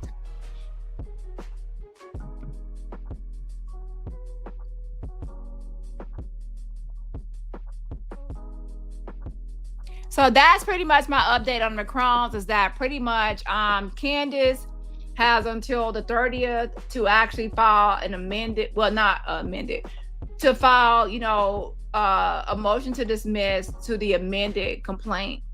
She already had previously filed one to the original one, but now she has to file one to the amended. Okay. With that being said, let me go ahead and work on a petition now, and also the community post, and then I'm going to give commentary on the Charlie Kirk situation. Okay. Shout out to Judy Coles. Thank you so much for getting a membership. If you're getting a membership from Judy Coles, please say thank you for the gifted membership. Again, please say thank you for the gifted membership. Also, shout out to OG Tan Baby. Thank you so much as well, OG Tan Baby, for the fan funding. And everybody else, remember, support my channel for free just by what? Hitting that like button. Missed me, because I definitely missed you more. And I feel so much better after getting out to the mountains. I've now, I think, officially accepted that Charlie Kirk is not coming back. And somehow it took me longer to get there. It took me longer to accept that fact than it did many others. Some people accepted it within just a matter of days. His quote unquote closest friends, Oh my gosh. Could she be talking about Donald Trump and how he was really pretty much, playing golf, and when questioned about Charlie Kirk, he said, yeah, pretty much nothing besides he talked about the ballroom. He talked more about the ballroom than Charlie Kirk when questioned. So she could be throwing shots at Donald Trump again, because she just did it in her book club. Closest political allies, the White House, they all seemed kind of ready to move on so much faster than I was. And now it's looking like some people even may have accepted Charlie's death within minutes. And there she goes. She's at the White House. Oh, trouble in paradise, trouble in conservative Trumpville. Okay, trouble in Trumpville. She's throwing shots at the White House. There is a video that is currently circulating of his chief of staff, Mikey McCoy. It's going viral for a lot of reasons. We're going to go through that video and buckle up because I have an even more exclusive, never before seen video that I think is going to make your skin crawl. Plus, I have even more never before seen text messages from Charlie Kirk. Incredibly, Charlie. Here we go. Salty says, author encouraging everyone to vote for him. Now, I don't know if she encouraged to vote or not. Now, I don't know about this last one. I'm sure she probably did. And that goes to show my point. You know, people vote people in, and then later when they see the person's like true colors or how things are, they just, you know, they are no longer a supporter, a full supporter. There are a lot of people that, you know, probably voted for Trump and probably have changed their mind about Donald Trump, and they have regrets for voting for him, right? Kirk did in fact know that turning point was going to be the death of him, and I have proof of that. He also knew that I was the only person who was going to step up to defend him after he was gone. That sounds crazy, but it's the truth. So let's get started, and welcome back to Candace.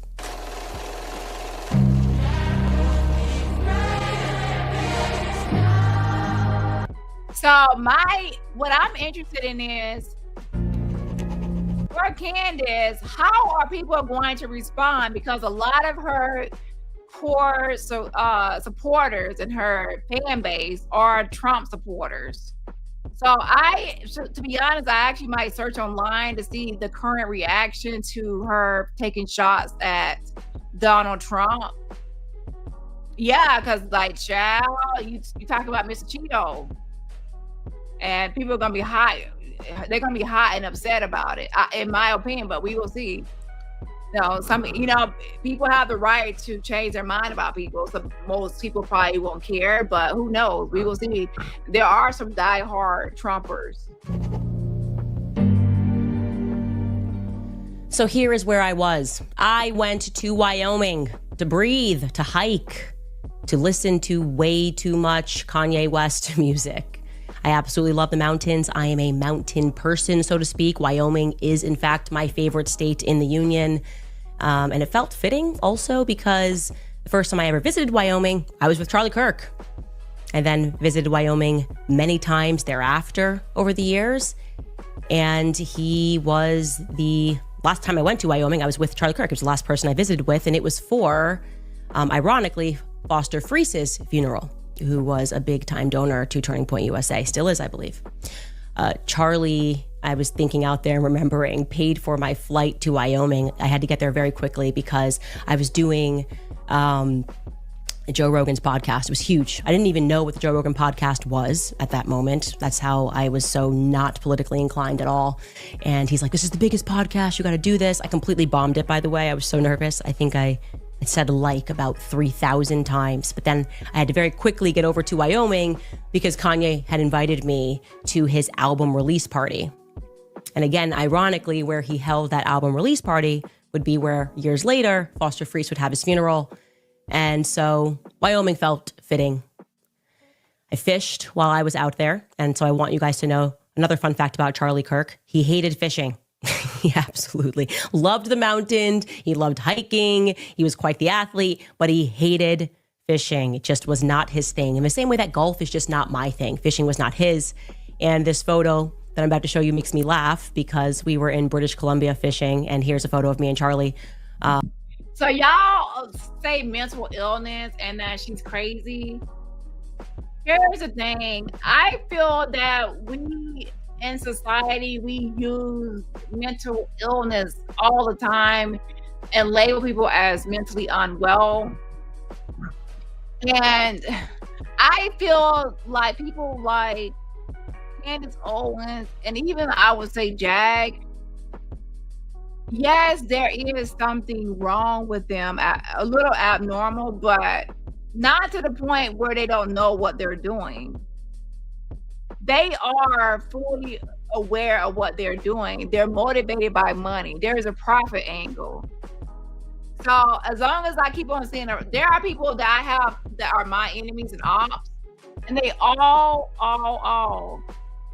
use me as their content, and they all make up lies about me, and they're intentionally making up lies about me for profit. They're intentionally making up lies for me for money. And people might think they're mentally ill because of the lies don't sound believable or are too unrealistic, but they keep on, plugging in their monetization, tagging me, hashtagging me, titling me, um, and trying to get, cash shops of money from it. So that's what I'm seeing with Candace as well, is that she's doing the same behavior. She's a grifter. She saw this whole opportunity. She's a former friend, a friend of Charlie Kirk. She has these messages that she's leaking out for content purposes only, slowly but surely. She has these advertisements. She actually gloated about breaking the internet, talking about Charlie Kirk in that first video. She's monetizing everything. She's promoting her book club at the same time while using Charlie Kirk as her content. So some of you might see mental illness, but I see a money grab and a grift, and this is her new content. I also don't believe that she thinks that Bridget McCrone is a man. That was her way of making money too, and it worked because it was it's interesting to follow the story of how Jean Michelle became Bridget McCrone. And then she has, the Times Magazine Man of the Year with Bridget McCrone on her shirt that sells out. So if you actually follow and look at Candace, everything is about the dollar bill, y'all.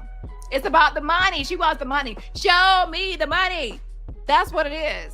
I see dollar signs. Now, something she says, like about Elon Musk and how they are like Area 51 or non-human. Some of that sounds like out of this world and psycho, like there's some sort of mental health issue listening to that.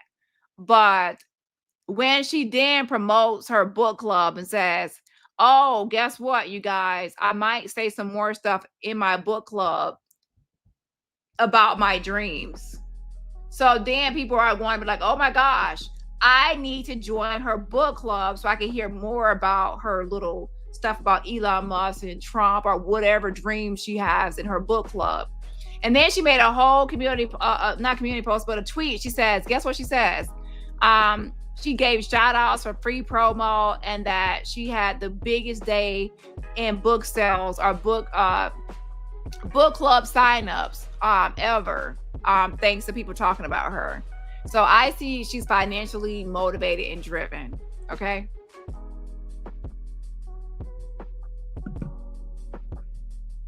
And I was so excited about this catch. Charlie's eyes are closed here. As soon as, I think it was Don Jr., it might have been Corey Lewandowski, hit flash, took the picture, Charlie just went, ugh. I don't know why you guys like this, because he was too hyperactive. He always wanted to be planning and doing a million things at once. And fishing takes time. You got to set the bait. It's now been 47 days since my friend Charlie Kirk was executed in front of the world, because that's what it was, a public execution. And call me crazy. Many people do. But I was so clearly deluded in the immediate aftermath of his death that I was operating under this function. I mean, I truly believed that I would be fighting for answers to what actually happened on 9/10 alongside Charlie's inner circle. I thought the band maybe was going to get back together. We were all going to maybe be on a group chat. Me, Tyler Boyer, Andrew Colvett, Stacey Sheridan even.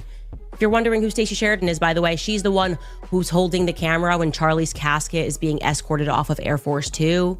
She's like the chief money person, essentially, at Turning Point USA. She was brought in to reel in the big donors. I remember exactly when that happened.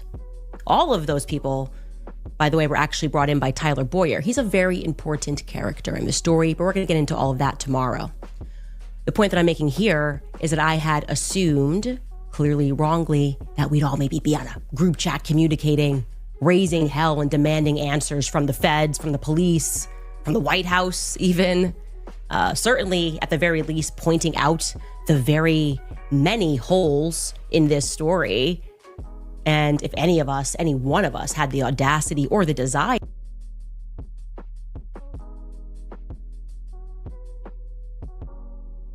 However, there are no holes in this story as far as the actual unaliver, and that's Tyler James Robinson from Utah, charged under Utah for this unaliving, okay, with some political violence enhancements. There are no mentions of accomplices. This is a lone shooter. We saw him on the rooftop. We didn't see anyone else on any rooftop. His parents are already, they said it's him. They talked to him. He turned himself in. We have his DNA and digital evidence as well on all the ballistics, the DNA, digital evidence, all point to Tyler James. There's, communications with his lover roommate. So we at one point were excited in society at DNA and how reliable it is, right? And how great it is. So now why are we going against technology and ballistics and DNA evidence? And also confessions. Are we forgetting there was a confession to his actual family and his actual roommate? So are you saying there's some sort of conspiracy between the roommate and his actual parents to turn in their 22-year-old son with the high ACT scores and high, GPA, and they want to just ruin his life to just have him turn himself in for an unaliving of a political commentator? Yeah, I think that this is all crazy, okay? Yeah. It's a lone shooter and it's Tyler Robinson, and all the evidence points towards him. And I feel, Candace, you're going to be looking quite stupid once this trial is underway, because it starts October 30th. Well, not starts. The next court date is October 30th. Okay, so at the end of this trial, you're gonna be looking stupid, and I'm not. And I always make sure, listen, at the end of everything, I'm not going to be the one with egg on my face looking stupid. Okay, yeah. Not, I will be the first one to say if I didn't think it was Tyler Robinson, because I definitely have to. I'll be the first one to say it. But in this case, it actually is who we think it is Tyler Robinson. Here to carry on Charlie Kirk's show, that would be the appropriate venue for asking those sorts of questions. But no, I was wrong. Silence. Silence is what we were met with. In fact, I am told that these people believe the official narrative. Lone shooter. No one else involved. Just a crazy guy with too many pronouns in his bio. Hey, 1963 called and they want their narrative back. All that's missing from the story is a grassy knoll, right? Just need a grassy knoll. Anyways, back at headquarters, I am told it's business as usual. And it's kind of giving me like, I don't know, LBJ when he gets sworn in that famous picture. Unfortunately, sworn in. Unfortunately, of course, he's sad in this photo. Gosh, he's obviously not wanting to be the president of the United States. JFK was shot and killed. And now LBJ has to step up, unfortunately. But I gotta be honest, I wasn't there. I don't think LBJ was actually that upset. I don't know why. Vibes. The vibes just aren't vibing for me in that picture. But maybe he was. Maybe the truth is that LBJ simply, to use an expression, had his wits about him. And JFK had a plan. Like in the event that he had been horrifically assassinated in front of the world, JFK maybe had a succession plan. Now, if these terms I'm using here sound familiar to you, it's because they should sound familiar. It's the exact terminology that was utilized by Pastor Rob McCoy just 4 days after Charlie was murdered. In front of his congregation, he spoke about Charlie's succession plan that he was somehow privy to. I don't know why, but he knew 4 days later and announced to the world that Charlie indeed had a plan. Take a listen. Everyone's worried about the leadership of TPUSA. Don't. He was wise enough at 31 to put together a plan for succession. It's very clear what they decided, and they're implementing it now. He was wise enough to put in a plan for succession. Here's the thing. Focusing on Turning Point USA, Candace never connects dots. She's like just like throwing spaghetti at the wall and seeing what sticks. There is no connection. Like, can you actually connect Turning Point USA to the actual unaliving? Like, place them on the rooftop. Like, where's the actual rooftop shooting or of a high point or high place? Because obviously no one at the lower level could actually do this and with the rifle.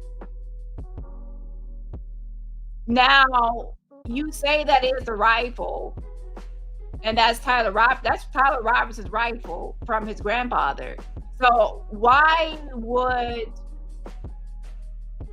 Tyler Robertson, confess to his parents about this and the roommate if he's not the unaliver? And how is Tyler Robertson connected to Turning Point USA? So there's no connected dots. See, when it comes to law enforcement and their investigation, they are actually connecting the dots. Tyler Robertson, they have the surveillance, they have him on the rooftop, they see what clothes he's wearing. They have the parents that recognize, the mom is who recognized her own son and the surveillance footage, went to the father and said, that's our son, and he agreed. They text him, send a picture of the rifle. He doesn't want to, but they end up calling him. Tyler confesses to his actual lover roommate.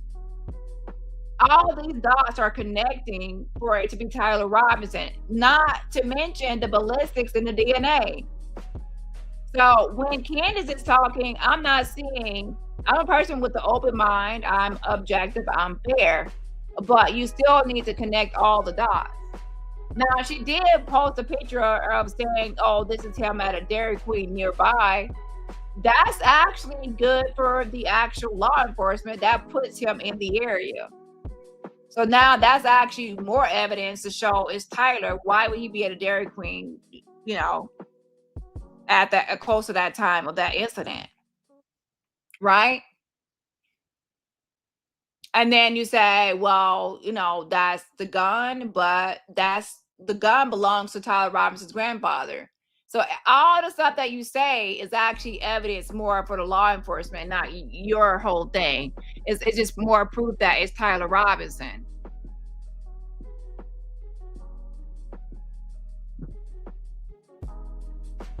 The lover is not on the run.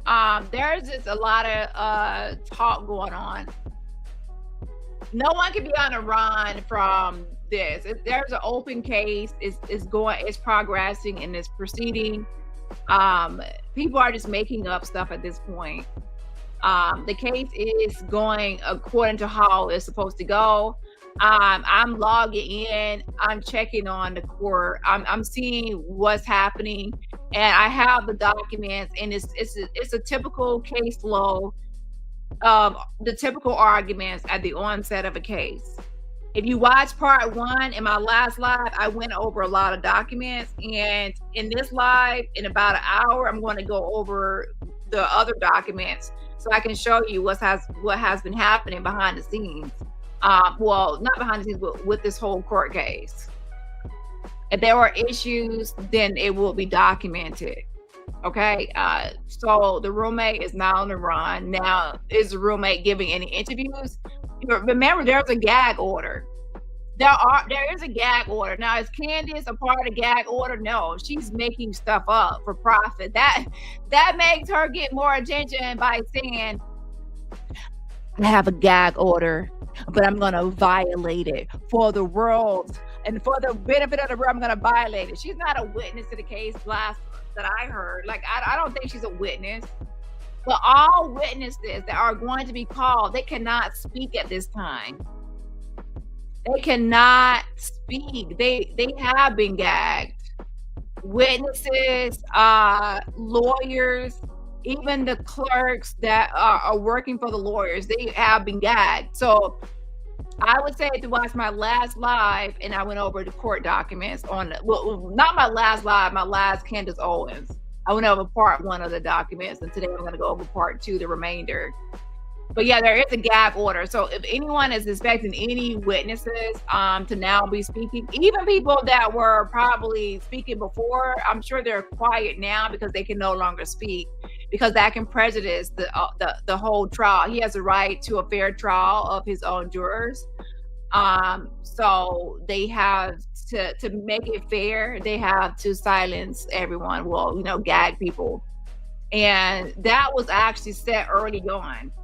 Candace, I don't think it applies to her, but to be salacious and make it so juicy, and to make it seem like she's on the front line, she's a warrior for Charlie Kirk, and she has a gag, but she's going to violate it. And now, to be objective, as I said in my first live, going over the documents, could it be possible that one of the lawyers from the prosecutor's side, on the prosecution or the defense, reached out and said, "Hey, you're going to be a possible witness of what? I don't know."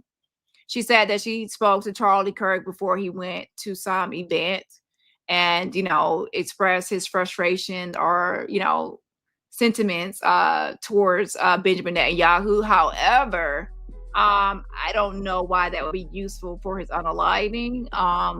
But she's going around since she has these certain messages. So maybe someone did reach out to her from the prosecution or the defense for an actual witness. And in that case, then she would be violating. But I don't think she's an actual witness. I don't know. But do I believe it? Not really. I believe that she said it to make it juicy. Like, I'm gonna fight for Charlie Kirk and no one's gonna stop me. I have a gag order and that won't even stop me. I'm gonna violate this gag order for the world. It's a way to get attention, to rally the troops, to get people behind you, and people be like, "Oh my gosh, yay, go Candy. We're with you. We got your back." It's kind of like to rally support. A lot of people do that to rally support. So that's what I believe that her agenda was. Amazing. Amazing. So on September 14th, we were made aware of this succession plan. And I find that to be fascinating. The people who didn't even know Charlie all around the world seem to be fighting harder for him, fighting harder for truth. And it is, in fact, thanks to people on the internet like Sam Parker, James Lee, Ian Carroll, Zeb Boykin, many others, that a video from September 10th has gone pretty viral, okay? So let's take a look at this. It's a video of course, Pastor Rob McCoy's son. His name is Mike McCoy. And you're going to see what he does, not in the seconds following Charlie getting shot, but in less than 1 second after Charlie gets shot. These are not seconds, less than 1 second. You're going to watch what Michael McCoy does. First, let's hear his daddy's version of the events. Take it away, Pastor McCoy. But yeah, so this is her new evidence. I guess there was a succession plan. However, that's not unusual for people to have succession plan or anything that is going to state how things should be ran or run once they're no longer here or in that position. As a father, I want to protect my son. And I thought, I got a plan for you, son. He said, Dad, that's not Charlie's plan. And you know what? I'm looking at my son who's 24 years old. Justin's the CFO, chief financial officer, and Mikey's the chief of staff. And I'm watching, the minute Charlie was shot, he called me, says, Dad, Charlie's been shot in the neck. Please call every pastor and pray. I said, okay, son. He has wits about him. He was just directing. He had blood all over him. And two things I want you to remember here. You may not have caught that, but he said, I was watching. And the minute Charlie got shot, he called, and Mikey McCoy says to his dad, Charlie's been shot, pray for him. He says the minute, maybe he's being a little hyperbolic. We're going to find out. I'd certainly like to find out. But he stops himself. He says, I was watching. Watching what exactly? What were you watching? I want to remember that. It's rubbing me the wrong way. And I'm going to tell you why that's rubbing me the wrong way in a little bit. But the bigger thing is that he says Mikey had blood all over him. Except Mikey did not have blood anywhere near him because Mikey was behind the tent when Charlie got shot. And Mikey, in less than a second, does something that I find to be quite strange. He puts his phone to his ear and he begins a conversation. So we're going to watch that clip in its entirety. Mark is going to bring it in.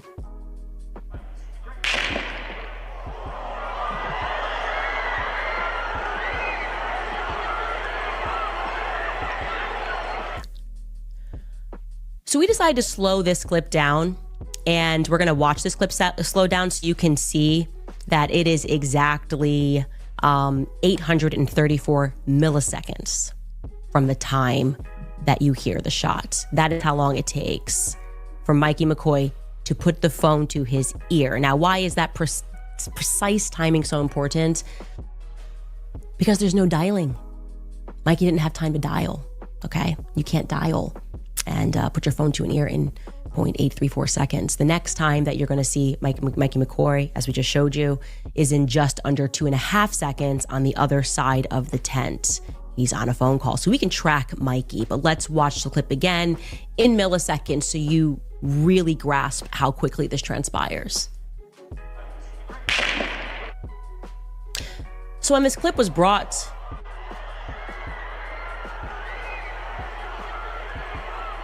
there we go. We're tracking that. Yeah, when the clip was brought to my attention, I obviously have a file, a big folder of files of every angle, and I decided to track Mikey from every angle available to see, like, maybe we just missed it, and he did at some point put that phone down, dial a number, speed dial, hold down one. I don't know. Maybe we missed it because that seems automatic, right? 0.834. That seems pretty quick, and No, he doesn't do that. We even have him in front of Charlie's car. When Charlie is brought to the car, the waiting car rather, he is still on the phone. I can show you the clip of that. Take a look at this. Don't worry, we'll slow it down for you. See him in the background with the backpack. It's Mikey McCoy. Okay. So what are we to make of that? The only logical conclusion that I can come up with, and many others, because I've pressed, I said, play devil's advocate.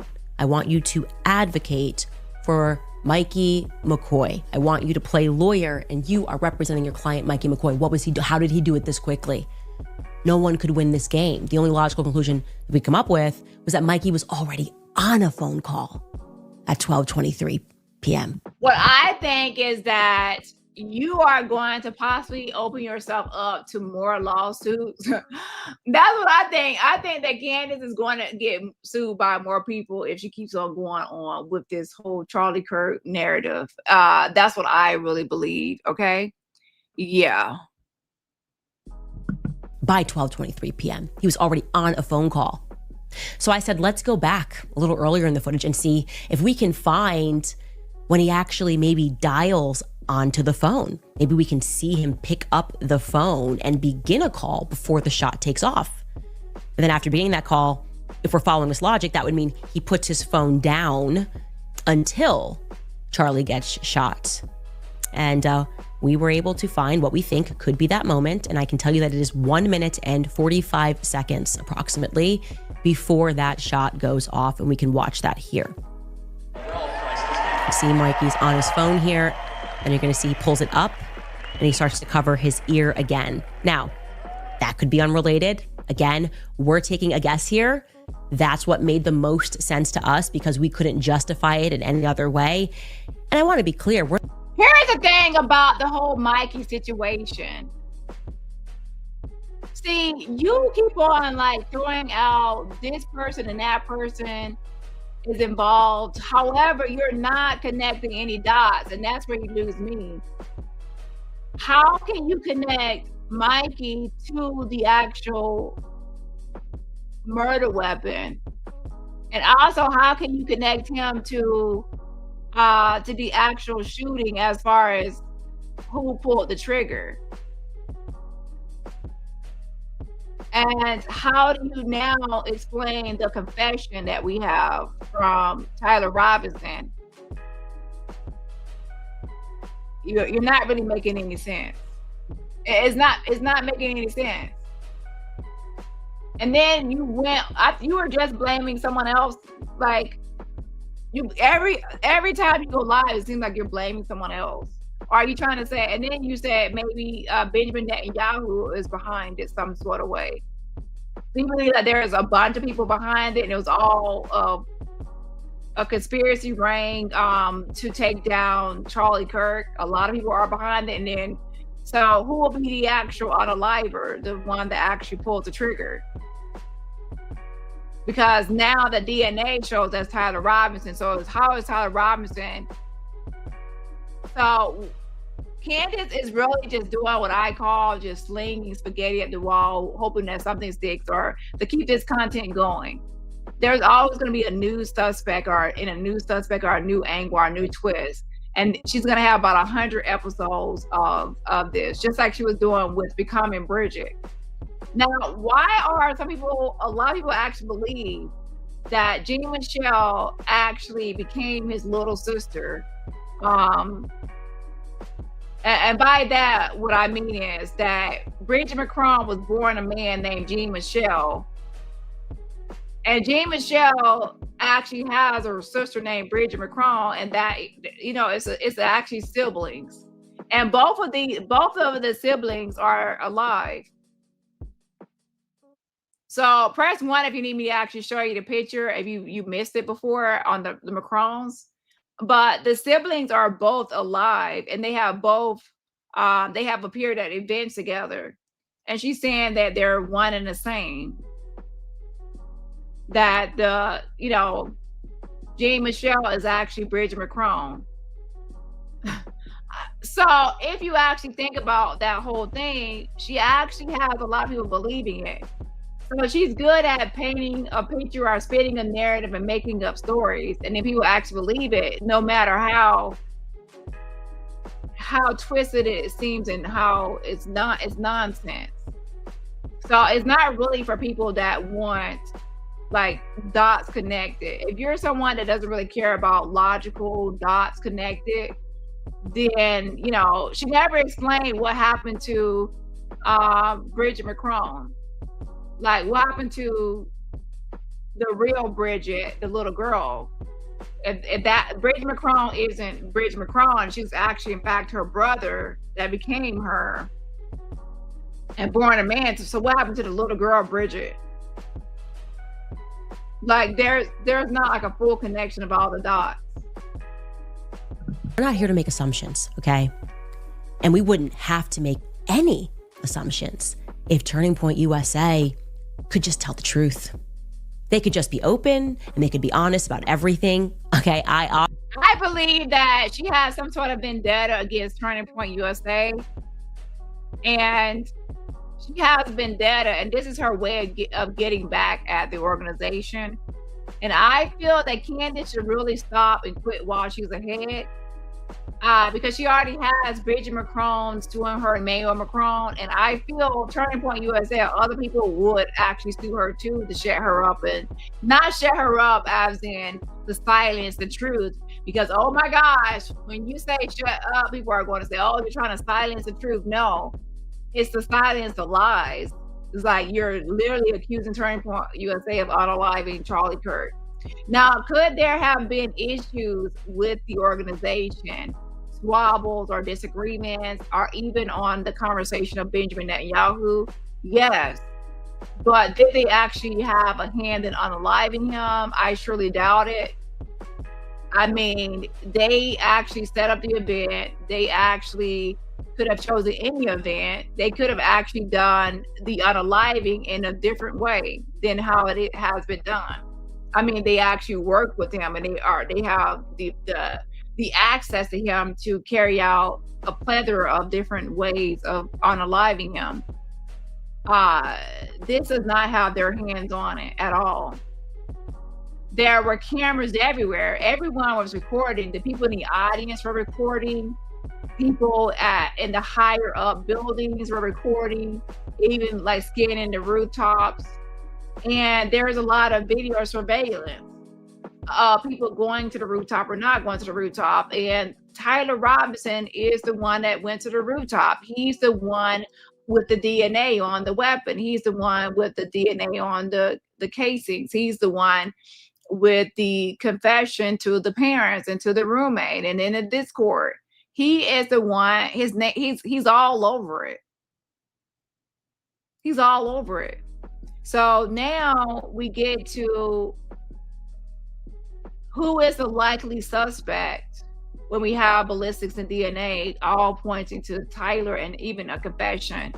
So now her job is to pretty much convince me that it's someone else. And right now she's not really doing that by saying some guy named Mikey was on the phone with, and he's not on the rooftop. He's not, what is he actually doing? Because who is he calling? Is he supposed to be Tyler Robertson, the hitman? But you said Tyler Robertson didn't do it. Now, if I were going to spin a conspiracy, I wouldn't say that Tyler Robinson isn't a shooter. I would spin a conspiracy and say that Tyler Robinson is a shooter, but he was a hired hitman. But who would hire a scrawny, 22-year-old to be the hitman? And why, there would be some sort of communications by phone. I wouldn't say that he isn't on a liar, because now your conspiracy falls apart. The better conspiracy would have been that Tyler Robinson is the shooter, but he's hired by a bunch of people, and that's the angle I would have went, because now that will be you could spin things and twist things. But the way she's going about saying that Tyler Robinson isn't the shooter, now it's a sloppy conspiracy. If I were gonna make conspiracies, though, I would make sure that my conspiracies were at least thought out or well thought out, how I would be able to cover each angle or each point. If the DNA is and everything is pointing towards Tyler, and there's even a confession he turned himself in, then I will say that he is a shooter, but he was hired, or he's through some sort of other organization or something that made him do this or something. But the way she's saying that he's not on a liver is just not a good look. Obviously went out to both Mikey McCoy and Andrew Colvett for a statement, asked those two questions. Hey, who were you on the phone with? What's going on here? No response. Weird. Because if that was me and I saw clips going viral and people were drawing conclusions from that clip, thinking that I was already on the phone, thinking that my reaction was weird, I would instantly hit back. I'd say, here's my call log. You want to know who I was on the phone with? 911, obviously. I was freaking out. I called 911. I didn't know what I was doing. Here's my phone. Here's my whole call log for that day. Here's the thing. Your job isn't law enforcement. So this is what I dislike about some people online. They believe that they are law enforcement, or they are some sort of authority, to where they can say, show me your call log, show me this and show me that. Do y'all understand that people that are actually involved in this case are a witness? They cannot speak or talk right now. Press 1 if you understand that people that are actually going to be a witness in this case, they cannot be speaking about this at all, because it's prejudicial. It prejudice like the whole jury pool, or take the jury pool. The jury pool could be tainted. They're actually really gagged. Candace, I believe, is lying about being gagged, but some people are actually gagged. So how do you know if he's not going to be a witness? If he's a witness and he's gagged, he can't just get on here answering questions or giving this or giving that.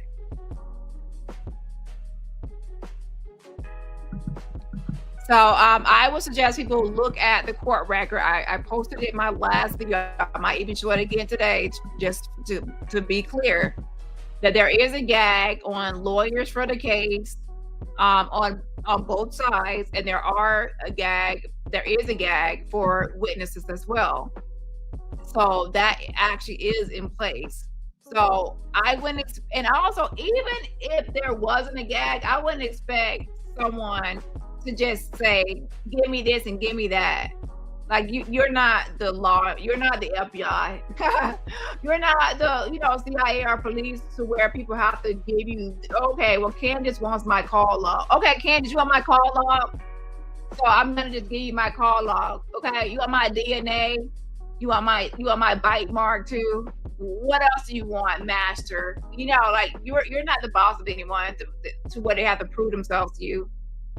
So if you're law enforcement, maybe you can get his call log or whatever. But if you're just Candace online, just a YouTuber commentator, so now he's supposed to give you what you want, or be accused of something to do with the unaliving of Charlie Kirk. This is, I don't know, I guess we live in a world where that doesn't make sense. I would have issued a statement to dispel any rumors, but they have not. Here's what I want to say, and I honestly, I understand I'm preaching to the choir here. Everything about this is wrong. You know it, and I know it. Yeah, but what about people that have a gag order? If they have a gag order, they can't speak. So what then? But I actually know it better than most, because I helped build that organization. And that's why I am almost the... There you have it. Bingo, bingo, bingo. She said she helped to build that organization. There you have it, folks. Ladies and gentlemen, this is a vendetta. She helped to build it, and I feel like she feels she's an outcast on the outs. So she's bitter. So let's take down trying to point. I build you up, and I built you so I could tear you down now. So she built it so she could tear it down. That's what it's giving me. I brought you into this world, and I can take you out, you mother sucker. So that's what it is. She's one of those people that if you get on her bad side, she's going to take you down. And anybody that pisses off Candace, you might be the next suspect. Hey, if I piss her off, I might be she might try to accuse me of being in Utah on the rooftop. And I can tell you right now, most Black people are not going to jump from a top of a building. Okay, so count me out. Count me out. Perfect person to discern what is normal and what is abnormal in terms of what happened at that college campus event. In fact, when I did my tribute to Charlie, this is unbelievable. Remember, just after he died, I posted a video to my friend Charlie Kirk, and I shared a clip of him at a college event, and he and I were laughing, and I'm going to show you that clip in a second. And I said, I don't even know which college this is. And I showed the clip because I didn't know what college it was. And unbelievably, it was UVU. I kid you not. Let's rewatch that clip. If you aren't wealthy, white, and male, Charlie Kirk is not your friend. What do you think? Are you not my friend anymore? Are we not friends? Is Is that right? Find out? Is this how I'm going to find out? A sign outside of a thing, an event that we just did, that you're not my friend? Go figure. That is unbelievable that of all the clips we picked that, and I had no idea it was UVU. The point is that I hit college campuses with Charlie Kirk for 6 years. I don't believe that there is a single living, breathing person who has spoken at more college campuses alongside Charlie Kirk than me. So I knew that things were weird when I saw first and foremost, the camera guy, the one who takes down the camera. Seeing him lingering alongside Charlie at the event flagged me as weird immediately. Okay? That's why. Here's the thing about when she talks about the guy taking down the camera. Yes, it does look suspicious if you're thinking suspiciously, your mindset.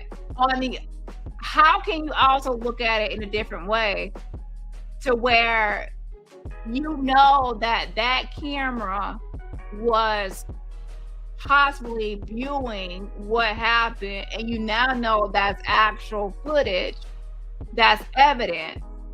And that's also, guess what, ladies and gentlemen, your camera. She didn't say the camera belonged to UBU and it was a part of the school's property. It's his camera. And guess what, ladies and gentlemen, whenever you have a camera at an event, you have a propped up or set it up, a phone or anything that belongs to you, at the conclusion of the event or when necessary, you will take it down and remove it because that's your property and you have to take your property with you. Now, if it's something that belongs to, you know, people are not going to, anybody out there that was news or anybody with their camera set up, all those people are not going to just say, I'm going to leave this behind. No, they're going to take their camera and their equipment with them. So why would he be any different? If that was a different event and it was over or whatever, would that be an issue if he took his camera equipment down? No. Now, if it were the school, UBU, and it was their camera propped up there and set up, and he took it down, that's actually, you know, interfering with the investigation and with property that isn't his. And then that would be suspicious because why is he taking down a surveillance camera? But it literally was his camera that he brought and set up. So obviously he took it down. And then now I'm sure that, you know, he also let Candace look at the footage and look at it and view it. Like she said, she watched it over and over. He didn't release it to the world, but he let her view it. So with that being said, now if you look at it from that perspective, it's not suspicious. So the job of a conspiracy person is to make things suspicious. But my thing is, yes, I will admit it looks suspicious, giving her perspective and her viewpoint. But on the other side, if you've ever taken a camera to any event or anything, or even your own cell phone, at the end of it, you're going to take your cell phone, you're going to take your wallet, you're going to take your keys, you're going to take your purse, you're going to bring anything you brought there, you're going to take it back with you because it's your property. So now, is that suspicious? Not really. And then on top of that, he let her view what was recorded from behind Charlie Kirk. So then now he let you actually view it. I reached out when people saw him taking down the camera. I said, what is this? Why are you here? Literally, why are you standing next to Charlie? I've never at any college event ever in 6 years had that man standing next to me at an event, okay? Sometimes he wasn't even there. Other times, of course, when you are in AV, your job is to be somewhere quiet. Your job is to have on like headphones to make sure the audio is good. Maybe the idea that they're miking, the person running a company is miking you up is completely absurd. I didn't like it. It felt new to me. And you know what? When I called him, things got pretty weird. He acknowledged that a lot of new stuff was happening on that day. And I inquired to him immediately about the subtle changes that I recognized. And the thing that struck me as wrong was that he lied to me. I don't know why he was lying to me, but a lot of the things that he said didn't make sense. And I'm going to speak more thoroughly about what it was that he said, because obviously I recorded the phone call. I, of course, asked him why he took down the cameras so quickly. I asked him to... Child, she just like Jag. She said she recorded the phone call. Now, to be honest, I record phone calls too sometimes, because if I feel like someone is going to lie or make up stuff or twist narratives or put words in my mouth, I might record the conversation as well. To first and foremost simply show me the footage, because that's all I wanted to do. I'm thinking again, we're all gonna get the band back together and solve this murder. And he got weird. He got really weird. I said, I just want to like see the footage so I can debunk. I know that you don't want to put more footage out there. That's fine, but like just show me the footage so I can debunk all these internet conspiracies that you were hiding something. I was not suspicious of Turning Point at all, actually, when I called. And I asked him again, like, what's the reason? What's the reason for taking down the cameras quickly? Why hasn't the footage been released? Let me see it. And he told me that he had spoken only to Erica and the feds that he had regarding the footage, that is. He specifically told me that, as I said earlier, that he had secured that footage because he wanted to prevent Erica, as I told you, from having to relive that moment.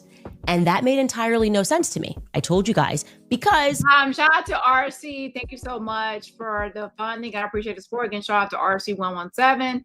And everybody else, remember, support my channel for free just by what? Hitting that like button. Oh, I got to make my community post. I forgot. Hold on. we all can watch Charlie Kirk be murdered over and over and over and over and over again. So how are you sparing any emotions here by taking down the back footage? And then it made even less sense to me and appeared to me as a lie once I saw the footage on FaceTime, when I realized that there was no blood on Charlie. So it was the least traumatizing footage of all. Why be so secretive about it? He then told me that he needed to speak with Turning Point lawyers first to see about releasing the footage. I said, okay, fine. I let him take a couple of days off, and then we got back on the phone, and I said, look, that's kind of a BS excuse too, because you run your own company and the footage is owned by you. He then said, okay, yeah, I do own the footage. I just wanted, just coordinate, check, whatever. Okay. Kind of a lie number 2-ish. Then he said something that really bothered me. He said, I don't know how to send the footage.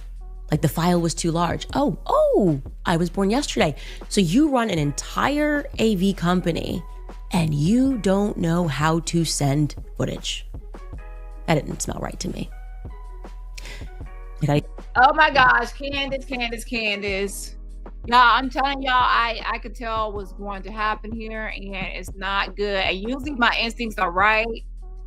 Sometimes people are going to be silent, but they are going to sue you. And you already have Bridget McCrone suing you, and I would not be surprised if Turning Point USA, as this investigation unfolds and this case unfolds on the court trial progresses, they are going to sue you. They are. And you have to think about, and you're also accusing them of something heinous and involved. You're accusing them of unaliving Charlie Kirk, which is serious. So that is going to come with consequences, to be honest. As far as defamation goes, and they are going to have a lot of evidence against you. So I would stop. The evidence is overwhelming. They're going to have this whole Tyler Robinson case and all the evidence in the case that's pointing towards someone else being the suspect, and they're not. So then now what will happen to you is that you will be seen as someone that has defamed them. And you're going to lose all the money you're getting. You're going to just lose, or if not more. So you have to be careful. People might not be going after you publicly, but those lawsuits are going to pile on. Even more bizarre, he told me, and this is when I was extremely uncomfortable. He said, after I offered, you can just use WeTransfer. He said, I don't want to just send the footage over the internet that's behind Charlie's head, because I'm worried that Google might hack me. I swear on everything I love, that's what he told me. He was afraid that Google was going to hack him. So at this moment, I got a little bit, I looked at my team and I started snapping across the table, and I was like, I said to them, literally, guilty of something. I don't know. This is weird. What a stupid lie. I mean, what do you mean just Google? So I said to him, I said, let's just pretend that does happen. For whatever reason, Sergey Brin is sitting around and he's going, I want to hack this person because I want to see footage behind Charlie's head. Does it. Whatever. And then he gives the footage to Fox News, CNN, and they play it. And what happens after that? I said to him. Oh, I know what happens after. We all get to see Charlie Kirk die from a different angle. We've seen. Hold on a second. Oop. Let's listen to this really quickly.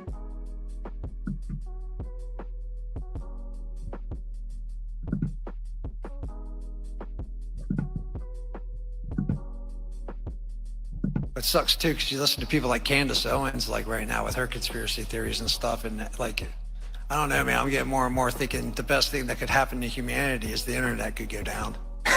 Yeah, as soon as we lose Wi-Fi, we're all upset, but that might be the best thing that happens to us. By the way, I haven't followed a lot of what Candace Owens has done, but I will say what I have seen, there's a difference between a possibility and evidence for a possibility. You can speculate on anything you want, but unless you have evidence, shut up. Okay? Because all you're doing is causing dissension among the brothers, which is something the Lord hates. If you want to present a possibility and say, well, this could be true, okay, it could be true, but don't accuse people for doing something for which you have no evidence. I heard today, I guess I hadn't seen it myself, but I heard today she was judging people who didn't act the right way. I don't know if anyone seen this video? She, according to Candace Owens, these people did not act the right way after Charlie's death. Like my friend Mikey McCoy, the brilliant 24-year-old who at the time when Charlie was shot was 23 and was a... So here's the thing. People are actually trying to give her a sign, and that is that she is going to get sued by people because they're going to get annoyed at her saying all of this stuff without real evidence. What she's saying is speculation, and she's guessing, and there's no evidence that they did any of this. I mean, especially when you have the unaliver who turned himself in. The police didn't actually go find Tyler Robinson. Cash Patel took, credit, 33 hours, but no, Tyler Robinson turned himself in. They convinced him to turn himself in. He was going to take himself out, but they convinced him to turn himself in. So now you have someone that pretty much confessed. Or why would he turn himself in unless there is a confession, right? Now he might be trying to most people are not going to plead guilty, obviously. I mean, who wants to rot in prison? But at the end of the day, the evidence points towards Tyler, and most likely he is going to face his time in prison or the capital punishment, death penalty. And Candace has no receipts of anything besides speculation, so she can get sued, and it's not going to be good. She already has one open lawsuit against McCrone, and it's obvious that Bridget McCrone. Now, I will say Bridget McCrone is, a little bit, I wouldn't say, she is a woman, but So anyways, I'm not going to go there. The point is, she is a woman, is an obvious woman. It's just that some women look a little bit more masculine, but they still are women. So, you're going to get sued. And she also gave birth to children. So she has evidence, scientific evidence. Biology is on her side. And yeah, Candace is trying to say, her pictures are not authentic, but she's not trying to persuade the world she's a woman by looking at little old pictures. She's going to use scientific data and evidence. Hero that day, he apparently didn't act the right way according to Candace Owens. He didn't act normal. Newsflash, there is no normal when you're in shock. There is no normal when an abnormal thing happens. Some people are going to act one way, other people are going to act another way. You don't know how you would react. I didn't know how I would react. The only reason that I did what I did is because I thought about it beforehand. I was afraid somebody would take a shot at Charlie, and I thought to myself, if it does happen, what am I going to do? Decide now. And what I wanted to do would do anything I could to save him. In that sense, if it had to happen, I was glad I was there, because now I know there's nothing I could have done. Here's the thing people need to think about. If you are a political commentator, someone that, says things that a lot of people don't want to hear or dislike, you are in danger of this type of thing happening. To be honest, he is connected to Donald Trump. He was actually someone going to these college campuses, getting the young college student vote for Donald Trump. he definitely was someone that should definitely have a lot of security, just as much as Donald Trump, because he is seen as someone connected to Donald Trump. Let me tell you, if I'm seen as someone really connected to Donald Trump, I need top flight security just like Donald Trump. Because the moment they can't get Donald Trump, they're gonna get who's ever next in line or who's close. Okay, so if you're close to someone like that needs extra security, they've been trying to take Trump out. So hell yeah, I need a lot of security. It needs a lot of security. And just like MLK or anyone that is a voice and they're speaking out and their world, like a lot of people know them and they're recognized, you are going to be a target. So anyone that ever decides to be in anything like this, you are someone that is going to be a target if you are too known, and people will want to silence you or and put a stop to what you're doing. And that's the truth. It comes with it. And anyone that has ever done, to be honest, any activist or anything else, that probably would cross their mind that someone would want to silence them and take them out to put a stop to their movement or their purpose or whatever they're doing in life. And that comes with it. So don't ever choose this type of thing if you are worried about that, because that is, you are putting a target on yourself when you become a voice of anything political or any sort of movement or any sort of thing. And you're also closely connected to certain political figures or people in power. Nobody could have done anything. He was gone already. We learned that later when we got, looking at him, I thought he was gone, but it was verified when we got to the hospital. But don't say that because I'm observing, psychologists know you can't even get in somebody's head when they're on the couch. And yet you're going to judge people on video from afar? Save it. You're adding pain to people who had enough pain. Next time I'll tell you what I really think. Ooh. Ciao, Candace, I'm telling you, girl, you better just hang this one up, child. You better find you a new hustle or a new grist, because, child, you got to be sued. They gonna, child, you gonna get sued. I'm telling you. Hold on. From 1,000 different angles, like what is actually changing if Google hacks you? Weird, a weird thing to say. I also asked him who he was on the phone with after Charlie got shot, and he told me, and I kid you not, he was on the phone with the ops that were back in Arizona watching.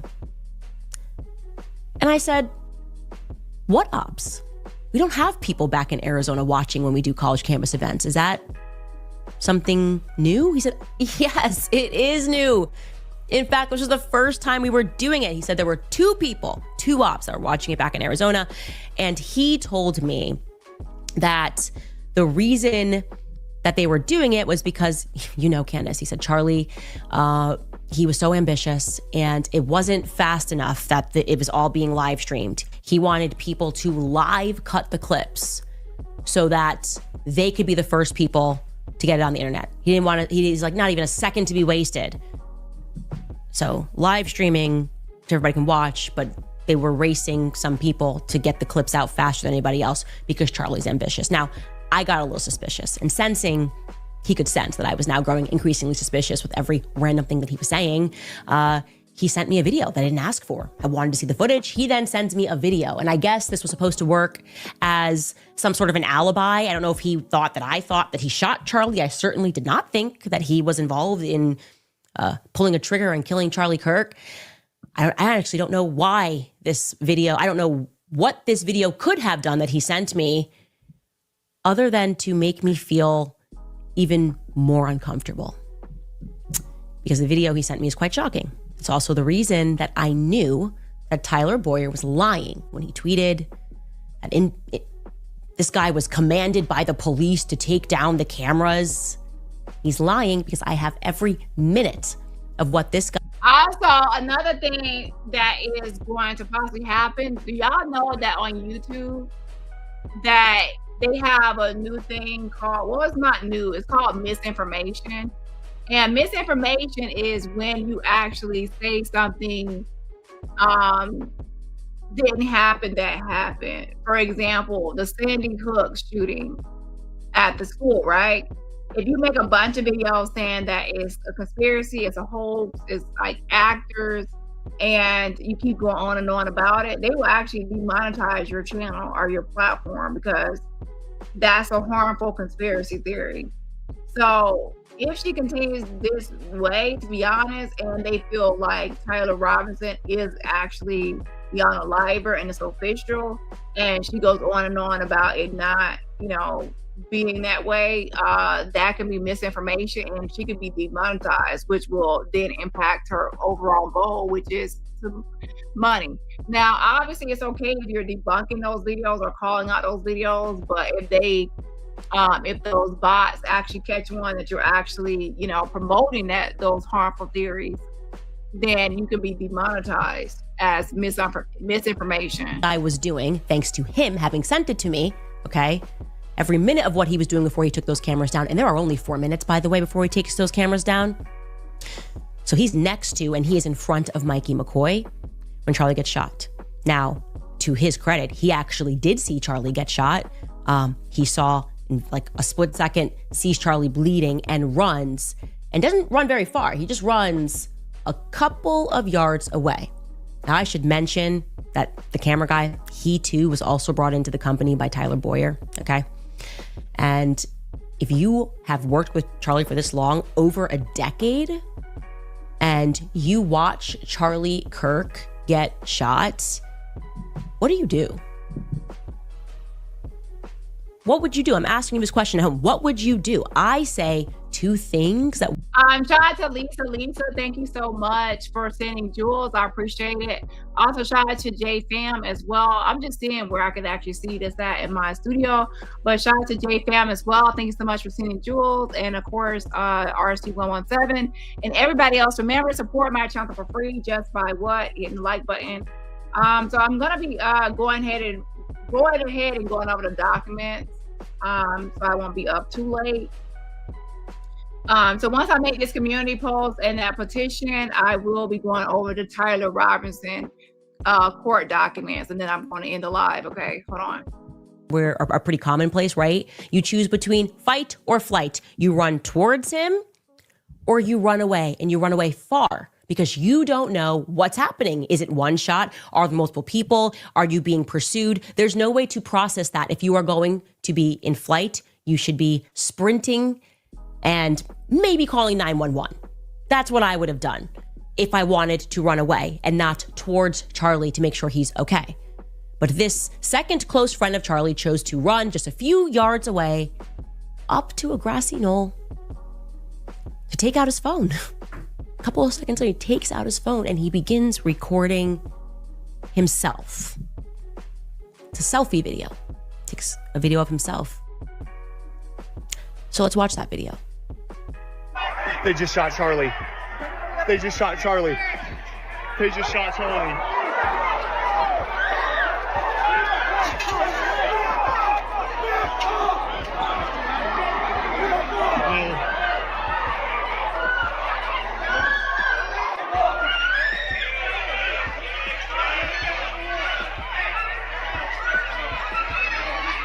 They just shot Charlie.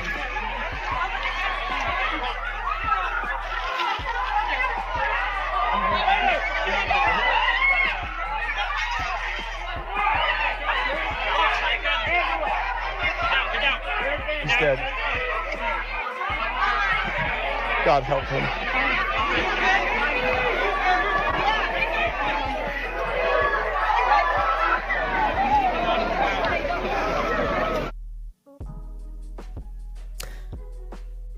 So now I will say that right there is odd, and that is odd to do that type of video, especially at that time period. And I see that a lot in society nowadays. People are always pulling out their cell phones, record this and record that. Even in a state of shock, and you're like, oh my God, something just happened, letting the world know what happened. people will see that as insensitive or like, why are you, doing that? However, at the same time, does that mean that he has something to do with the actual unaliving? In fact, that actually points to it being different because he's actually something like, oh my gosh, they just shot him. Like he's actually in shock, like he was unaware that this was happening. Someone that already knew this was happening, they're not going to be shocked because they were already expecting it. They were planning it. They were calling this person or that person. And don't forget, who is he actually calling? And you say he's not on the phone, or it's a lot going on with this. But what I will say is, this video is not proof of him unaliving Charlie Kirk, though. But yes, exactly, Laurel. And accidents and even police brutality, people record everything nowadays. So what I want to say is, Candace is like a conspiracy person that every little thing she's gonna point to as suspicious. And that's not enough. Imagine if everything that someone has done becomes suspicious, and then people can just point to them as being an unaliver. No, we have to stick to evidence such as ballistics, the casings, the gun, the rifle, the ownership of the tangible evidence. We have to stick to now DNA evidence, confessions, and things like that. So let me tell y'all something. If I'm ever arrested for something, please don't go by speculation or suspicion. Please, it has been a lot of people that have lost their life or even been incarcerated for suspicion. Oh, they're suspicious. I've never seen them in this neighborhood. That's suspicious. There's a lot of things that can be deemed as suspicious, but suspicion is not, a way to accuse someone of a crime such as this.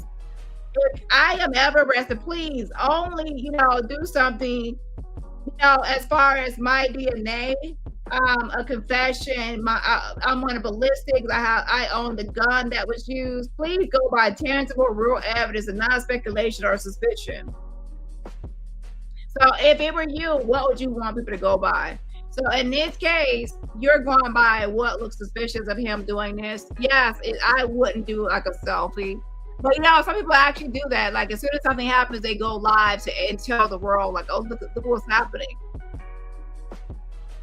They document, record everything.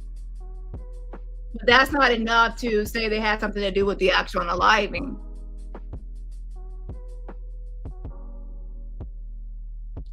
So again, that's not a receipt. That's a receipt of him being, I would say, insensitive, and it's odd. But is it really odd, to be honest? Because how many people actually, most people will be trying to get out of there or flee. There's flight, there's freeze. And a lot of people, to be honest, they do whip out their phone and record what's happening at any moment. So I don't know if that's even would deem suspicious. If you're a friend or employee of the company, you would think that you would be more like, let's go to the hospital. Let's get out of here. Let's go to the hospital. We have to go here, go there. Something more immediate than just that.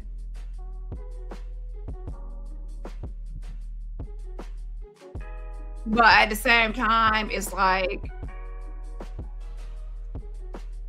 it's not enough to say that he has something to do with the unaliving, and that's why it's you're walking on shaky ground and possibly going to get sued if you keep going with this whole narrative. That's the first time it was announced, actually, that Charlie Kirk was dead. It's kind of weird. Go ahead, catch your breath, hit rewind, watch it again, watch it over and over again like I did, because you're probably thinking out loud, what the F did I just watch? What's going on? What were Charlie's closest friends and allies and the people that were going to carry on the torch doing? Picking up phone calls they were already on, and filming themselves and prematurely announcing when not a single person could have known that Charlie Kirk is dead. Less than a minute. Declared dead. No instinct to run towards him. No instinct to run further away, maybe because you got to backtrack and go get the cameras a minute after this ends is when he goes and gets the cameras, okay? Rather, let me record me and my reaction, which doesn't actually feel to me to be too distraught, okay? In fact, if this is one of those videos that made me so upset that I was like mad at other people, you know? Like I was like mad at Savannah. I saw Mikey McCoy's reaction. Now I'm looking at this guy's reaction. I'm like, Savannah, like one of the homies. Yeah, so I get assassinated. I agree that, You film yourself? That I probably would not have I would not have been. I would be trying to check on the person. I would try to check on a person if I'm close, and I, check on them and see what's happening with them. I wouldn't try to do a selfie video recording and film the audience or film that. I would want to be like with the person to see their status and their condition. So I do agree that that's odd. However, just because I believe it's odd or insensitive, or maybe he wasn't besties with Charlie in that way. However, that's still not indicative of him being a suspect in the unaliving of Charlie Kirk. So two things can be true at once. Just as insensitive, it would be my move or go to it if that's my friend. It depends on how close they are and what's this, At the same time, you still have not connected him to the unaliving. See, I have the documents, and we have the family of Tyler Robertson, the Discord, Discord group of people that were talking to Tyler in a Discord.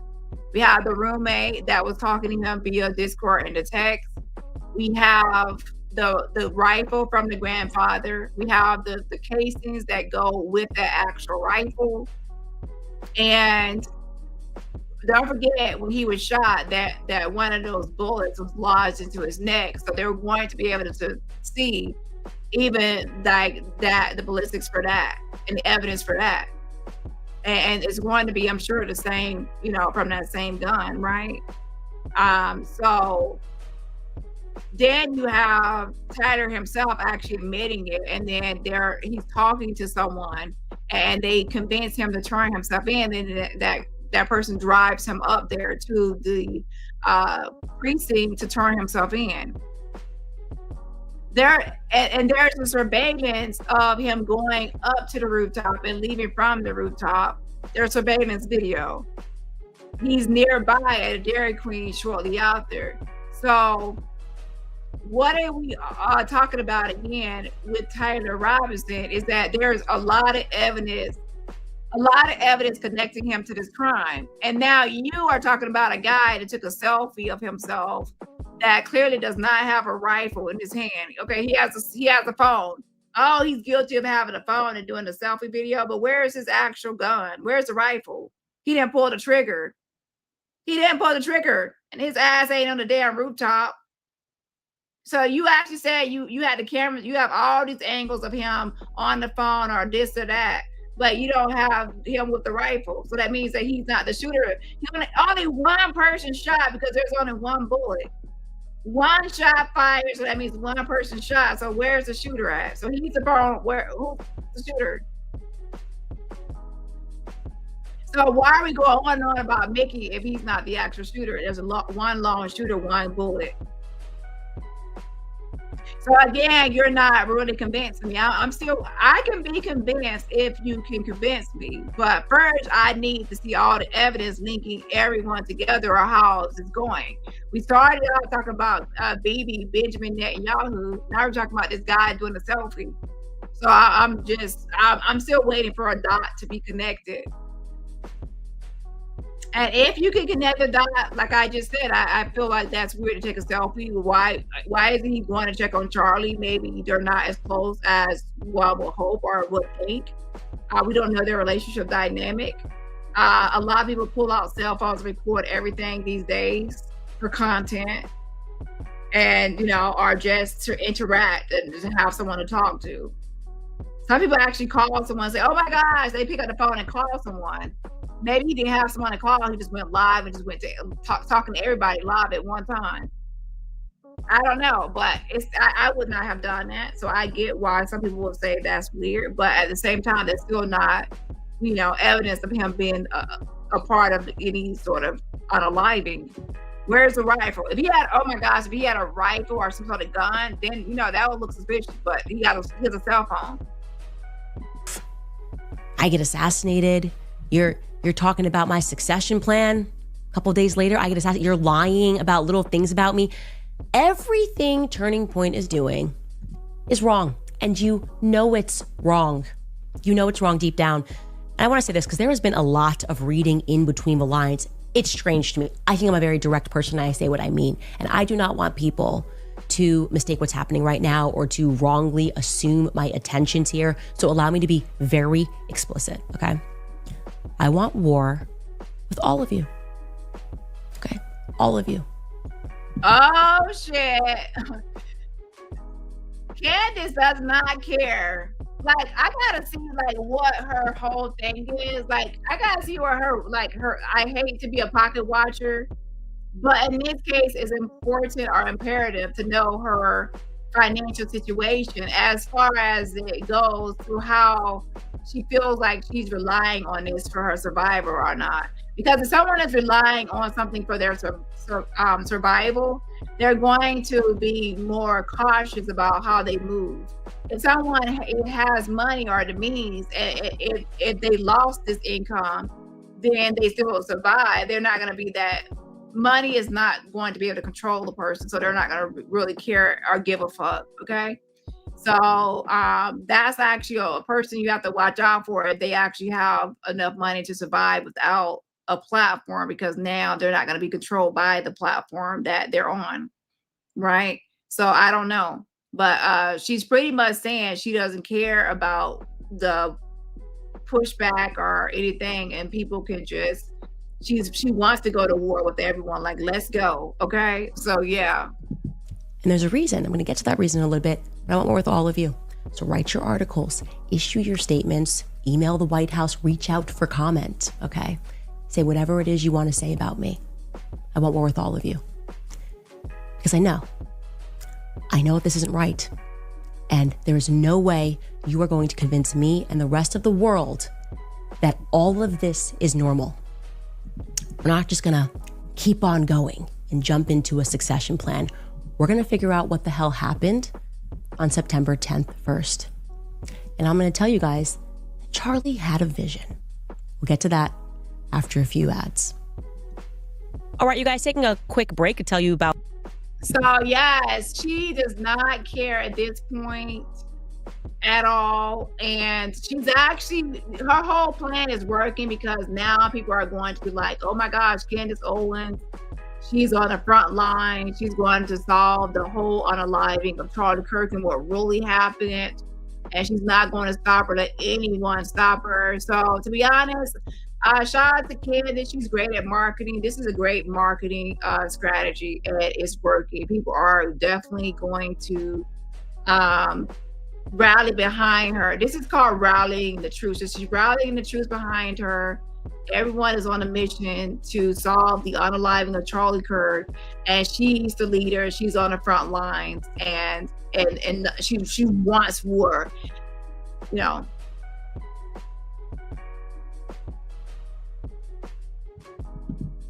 And you guys know I absolutely love their steaks. They have Black Angus beef, which is famous for its great. Hold on a second.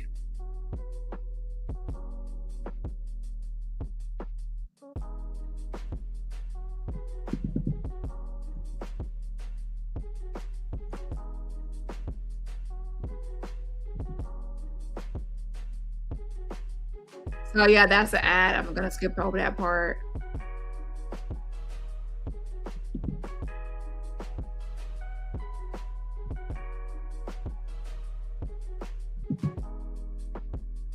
/Candace.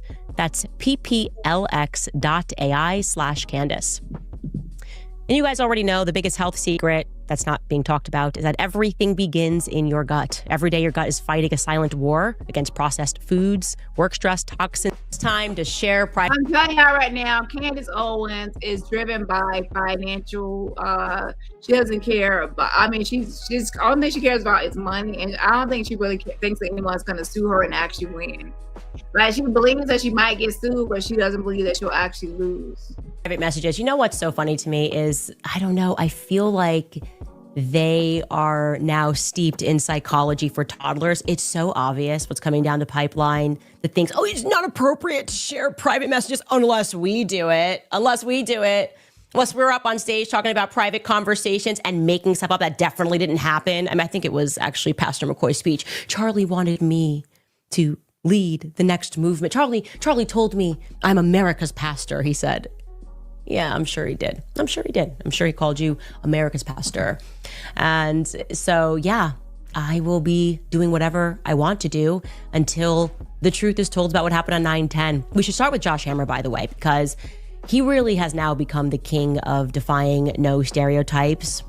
Where we last left off, obviously, he is now infamous for just being such a deceitful little creature. The text message exchange, Josh Hammer caught, hand in the cookie jar. I'm talking way in the cookie jar. No other way to say it, right? Charlie gets killed. He, on the same day, starts pushing his book. Charlie's last words were, buy my book, buy Josh Hammer's book. He had the night before, he never even flinched on Israel. He loved Israel so much. And then I just waited, because we're fishing now. And I knew they would do this. I knew liars have to lie fast and first. And he did. He lied. He lied over and over and over again about his position on Israel. And when he got caught, you would think that he would have a shred of decency. You would think he would have a shred of humility. You would think he would apologize for lying about Charlie's position on Israel. But he didn't. He just sort of doubled down. He sort of Israeled down, if you will. Okay, I'm almost done with this, so hopefully y'all will sign it. I know some people have left already, but hopefully, I'm gonna put it on my community wall, so hopefully people will sign it. Hold on. Let me add one more thing to it. And it sort of gave me an idea for a little mini-series, a little recurring mini-series that we'll probably have on this show. An HBO mini-series, by the way, executively produced by me. I want to show it to you guys now. It's a trailer that we put together. I sure hope you guys like it. Take a listen. How Charlie Kirk was actually feeling about the pressure he was receiving from pro-Israel Zionist donors to Turning Point USA. Charlie definitely was not someone who liked to be bullied by donors, as we saw in those text messages. So yes, here we go. Now HBO. So she's lining this up. So Candace is great at marketing, like I said. So now she has found her new replacement. She was talking about the Macrons 24/7, but now she's switching over to talking about Charlie Kirk, and this is her new moneymaker. Yeah, that's how I really see it, just a moneymaker. There's not a lot of real evidence of what she's saying to back her, and real receipts or evidence. There's a lot of conjecture, a lot of speculation, and a lot of just throwing spaghetti at the wall trying to see what sticks. And there is not really anything concrete or tangible to that's actually real receipts or evidence. It's not. So if I were to go, law enforcement versus her, it would be law enforcement as far as tangible, concrete evidence of what happened to Charlie Kirk. Their Jewish donors to TPUSA played into the worst stereotypes of Jewish people. Charlie writes, Jewish donors play into all of the stereotypes. I cannot and will not be bullied like this. A few moments later. I'm talking to lawyers. I think I'm a lawyer by background. I clerked for a federal appeals judge. I know a thing or two about United States constitutional law. I think that we have a potentially serious case here for defamation, and I'm very much speaking with lawyers, and we'll see what happens.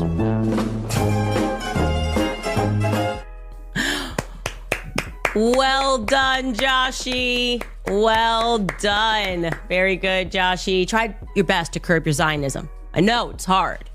Do your best. Too funny.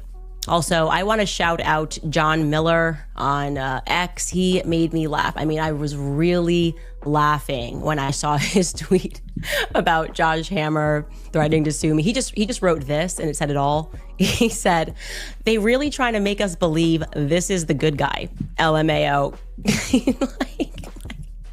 I mean, come on. Yeah, I mean, he just looks like a Bond supervillain. That's just what he looks like. And by the way, that's a lot of words to say what I always say. Like, we don't know, but we know. And on Josh Hammer, yeah, we know. You're not the good guy, okay?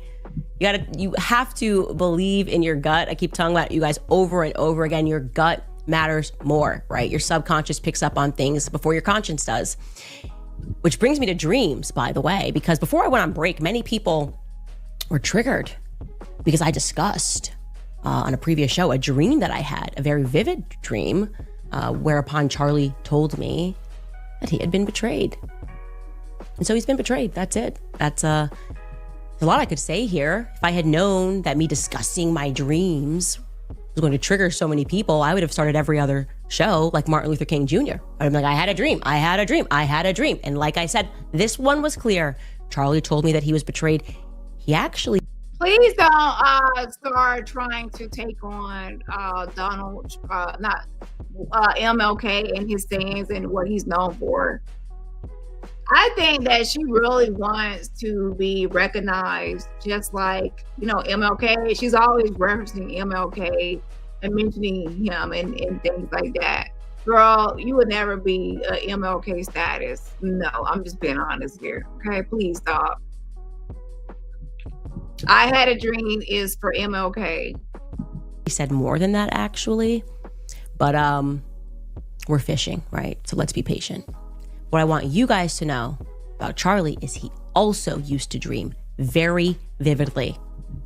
Because we traveled together so much, he would wake up, we would text, and he would tell me about those vivid dreams. And we talked about a lot of things, as you do when you get to know somebody. We talked about the spiritual realm. We talked about religion, our faith, most importantly, what our life's purpose was. And there was this period in April where Charlie kept insisting to me over and over again that he was going to die young. In fact, he told me that Turning Point USA was going to be the death of him.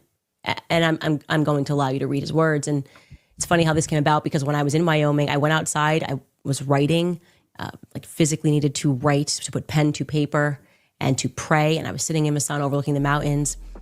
And right when I concluded my prayer, I opened my eyes and I saw a massive bald eagle, and it just made me feel at peace. It's one of those moments where you just are in nature, you see something beautiful, and it makes you feel at peace.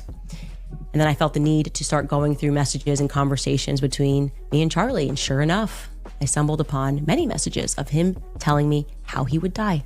And I'm going to show you some of those messages now, a particular set of messages that were written on April 6th. So here she goes, sharing these text messages. I'm going to put up a poll in just a second. What do you think about her sharing Charlie Kirk's messages? I mean, to be honest, I will be honest. I'm a nosy person, so I am nosy. So would I want to actually see all of Charlie Kirk's messages? Yes. At the same time, outside of that and outside of myself, I don't think it's right to release the text messages from Charlie. I mean, the same respect I would give if he were here, I would do the same when he's no longer here. Unless it was evidence to clear his name or something like that. But, that could be it. So let me put up a poll to see what you all think about that. 2018, just a couple of weeks before Kanye tweeted, "I love the way Candace Owens thinks," which is relevant because a lot of things changed after that tweet. And it's relevant because Charlie sensed that something big was about to happen. And I think that is what the something big was. I also want to say, obviously, I am not making up these messages, okay? Turning Point. Actually, Mikey McCoy has access to all of Charlie Kirk's messages. They can tell you that these ones are real. Here is what he wrote. We were again talking about Kanye. Charlie wrote to me, "You're going to be the Iron Lady of America." He had such a political vision for me. I never wanted that sort of a thing. I see it so freaking clearly. I might be Moses, though. I might not see this whole thing through. LMAO. If that is the case, be my David. I said, dude, you haven't even realized your power yet. He's like, you're so young, was what I was thinking. He said, if I tell you the true prophecy that I know in my gut, it's really sad, but I hope it's wrong. He went on to say, anyway, I am not sure if I will live to see the end of this revolution. I believe you were the piece that God meant me to meet that will finish the fight. Since the beginning of TPUSA, I knew in my gut that I might get wiped out at any time. I cannot explain it, but I dream about it all the time, like all the time. Anyway, that's depressing combo for another time, LMAO. I said, that's weird, more of a fear manifestation than an actualization. He said, I'm not really afraid of it, but I'm just telling you what I know to be true. And he told me that. I don't know why. Charlie knew he was going to die young. And I don't know. I just felt like I needed to share that. If I will live to see the end of this revolution, I believe you were the piece that God meant me to. Here's the thing that she's not really being truthful about. If anyone has any leadership experience, especially in activism, if you have ever done activism and you actually led an event and you were the leader of an event, you already know it has probably crossed your mind that people would want to shut you up and silence you because of the people you're going up against and the type of people you're going up against and speaking out against. So you have that in the back of your mind that could be your fate, that someone could actually want to take you out. And that's why he has security. You have security because you know that that's a possibility. And that's just like any police officer might have, like, one, you know, they are cautious because of their occupation, that there's a danger that people don't like police and something could happen. So if she's actually honest, she's acting like this is so suspicious, but it's actually ordinary. It might be suspicious to some people that don't understand that. That's why I want to give y'all a different perspective. People that have done any activism or has led movements or led things, and they have used their voice in some capacity, and they have enemies out there that don't like their messaging or what they're saying, they know it's in the back of their mind. Just like with police officers in the back of their mind that someone could take them out or try to unalive them because they don't like police. Donald Trump, presidents, anyone out there that has any sort of platform or a position of power, they know that this is a possibility that people will want to, like, you know. So for me, this is not something unusual or suspicious for him to be thinking that he could have this fate. And by him even having security at these events, it's showing that he realizes that someone could possibly try that. So this is not unusual, okay? So I just want to give a different perspective on that. To meet that will finish the fight. Since the beginning of TPUSA, I knew in my gut that I might get wiped out at any time. I cannot explain it, but I dream about it all the time, like all the time. Anyway, that's depressing combo for another time, LMAO. Well, that's actually just going to happen. That happens for anyone and any that does anything that's against, you know, that comes with enemies. What he was doing, obviously he knew that he had a lot of enemies and people did not like him. He knew it was a dangerous thing to do.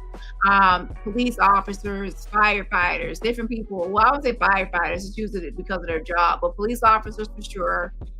People that in political commentators, activists, anyone that does anything like that, you already know that your fate could be that someone would try to take you out. That's you're gonna have those thoughts all the time, that when you're marching, when you're protesting, when you're speaking, when you're doing your actual activism or your whatever you're doing, someone might want to take you out. I said, that's weird, more of a fear manifestation than an actualization. He said, I'm not really afraid of it, but I'm just telling you what I know to be true. And he told me. And right here she says, I'm not afraid of it. I'm just letting you know to be true. So with that comes acceptance. You do have this acceptance to where you say, I know that by me being an activist and me speaking out and me, whatever you're doing, or this job or this passion I have, And I'm going to choose that, hey, even though I know that I have the by me doing this, I can be taken out by someone at any moment because they don't like what I'm saying. You accept that that's your fate. To be honest, you accept that one day you are going to be taken out, and you just live with it, and that just becomes part of your life, or reality, or a potential part of your reality, and you're accepted because what you're doing, you feel is worth it. Like, you're not going to stop what you're doing just because of that. So you accept the possibility of it. Yeah, I don't know how to really fully explain it, but you do. At first, it can be kind of like scary, but after a while, you realize if I get taken out, then so be it. At least I get taken out doing what I think is, my purpose or my mission, or our passion, or speaking. I'm not going to let that silence me, because that could be a possibility.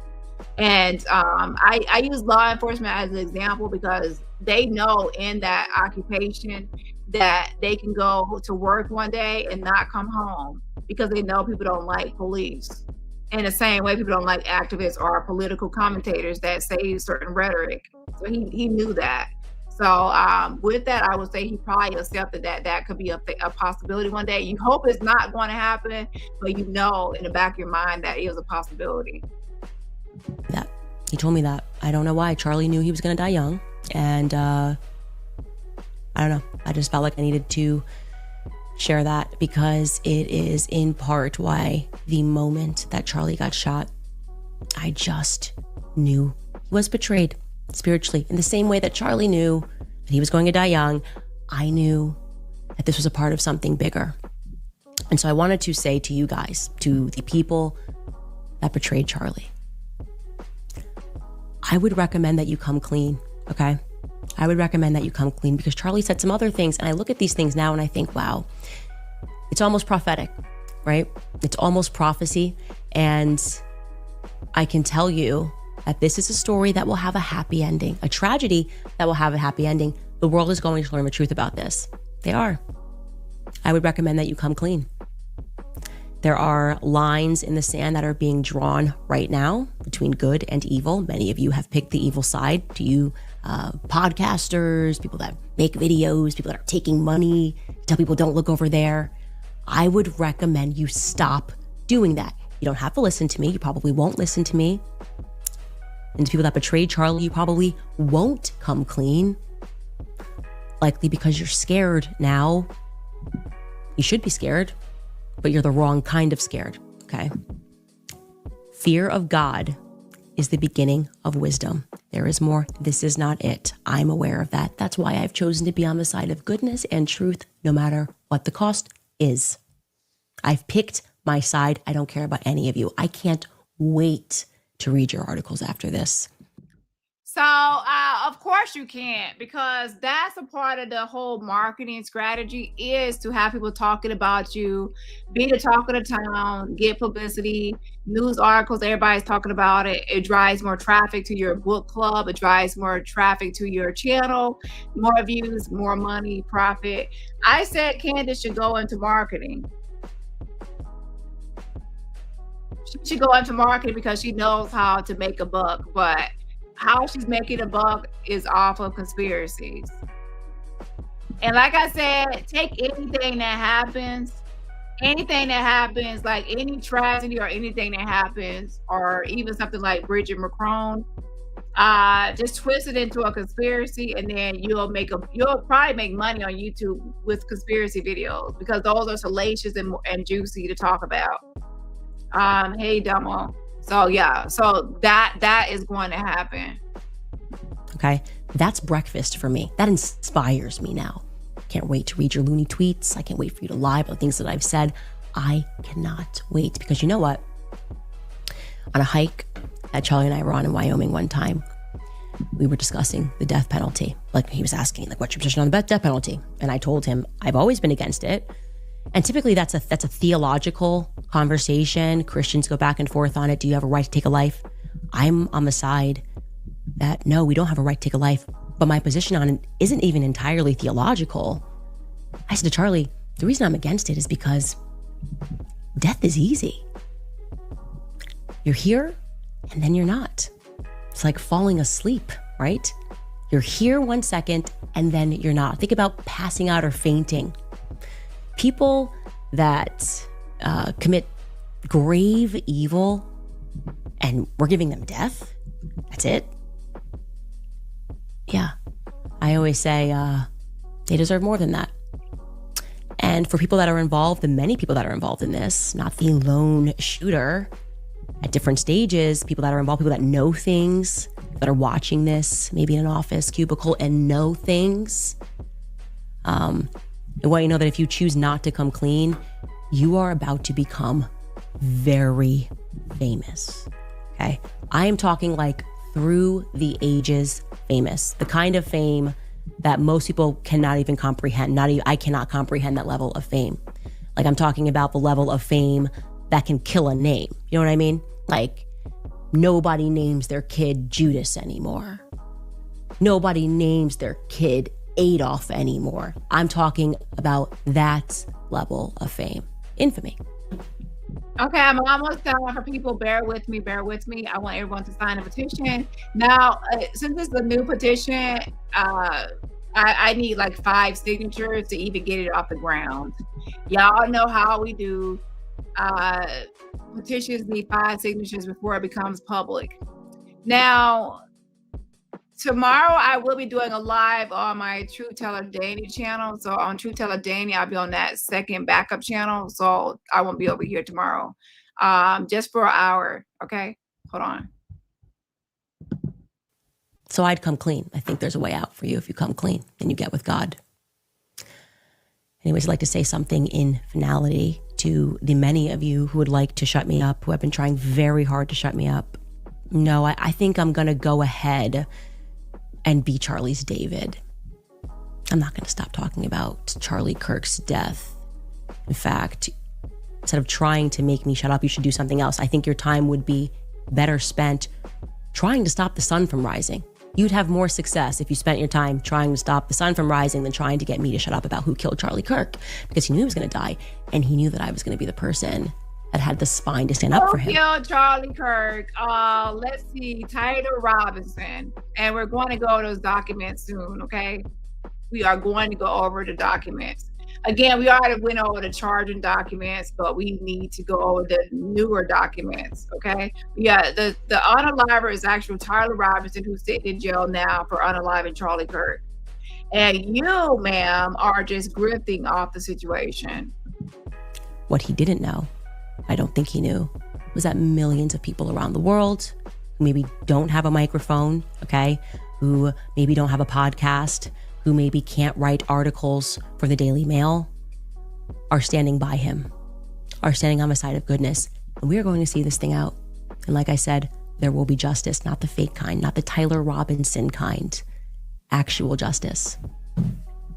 We'll take a brief break here, and then we'll get to some of your comments. All right, you guys, jumping in to tell you about 795-1210. Eminem wrote, "Dirtbag in a skirt." I don't even feel like I wear that many skirts, so that's impressive. Jojo C, well, that's my favorite one. Candace and I do not F with each other. Probably leading up to that week that he tweeted he's going to hold his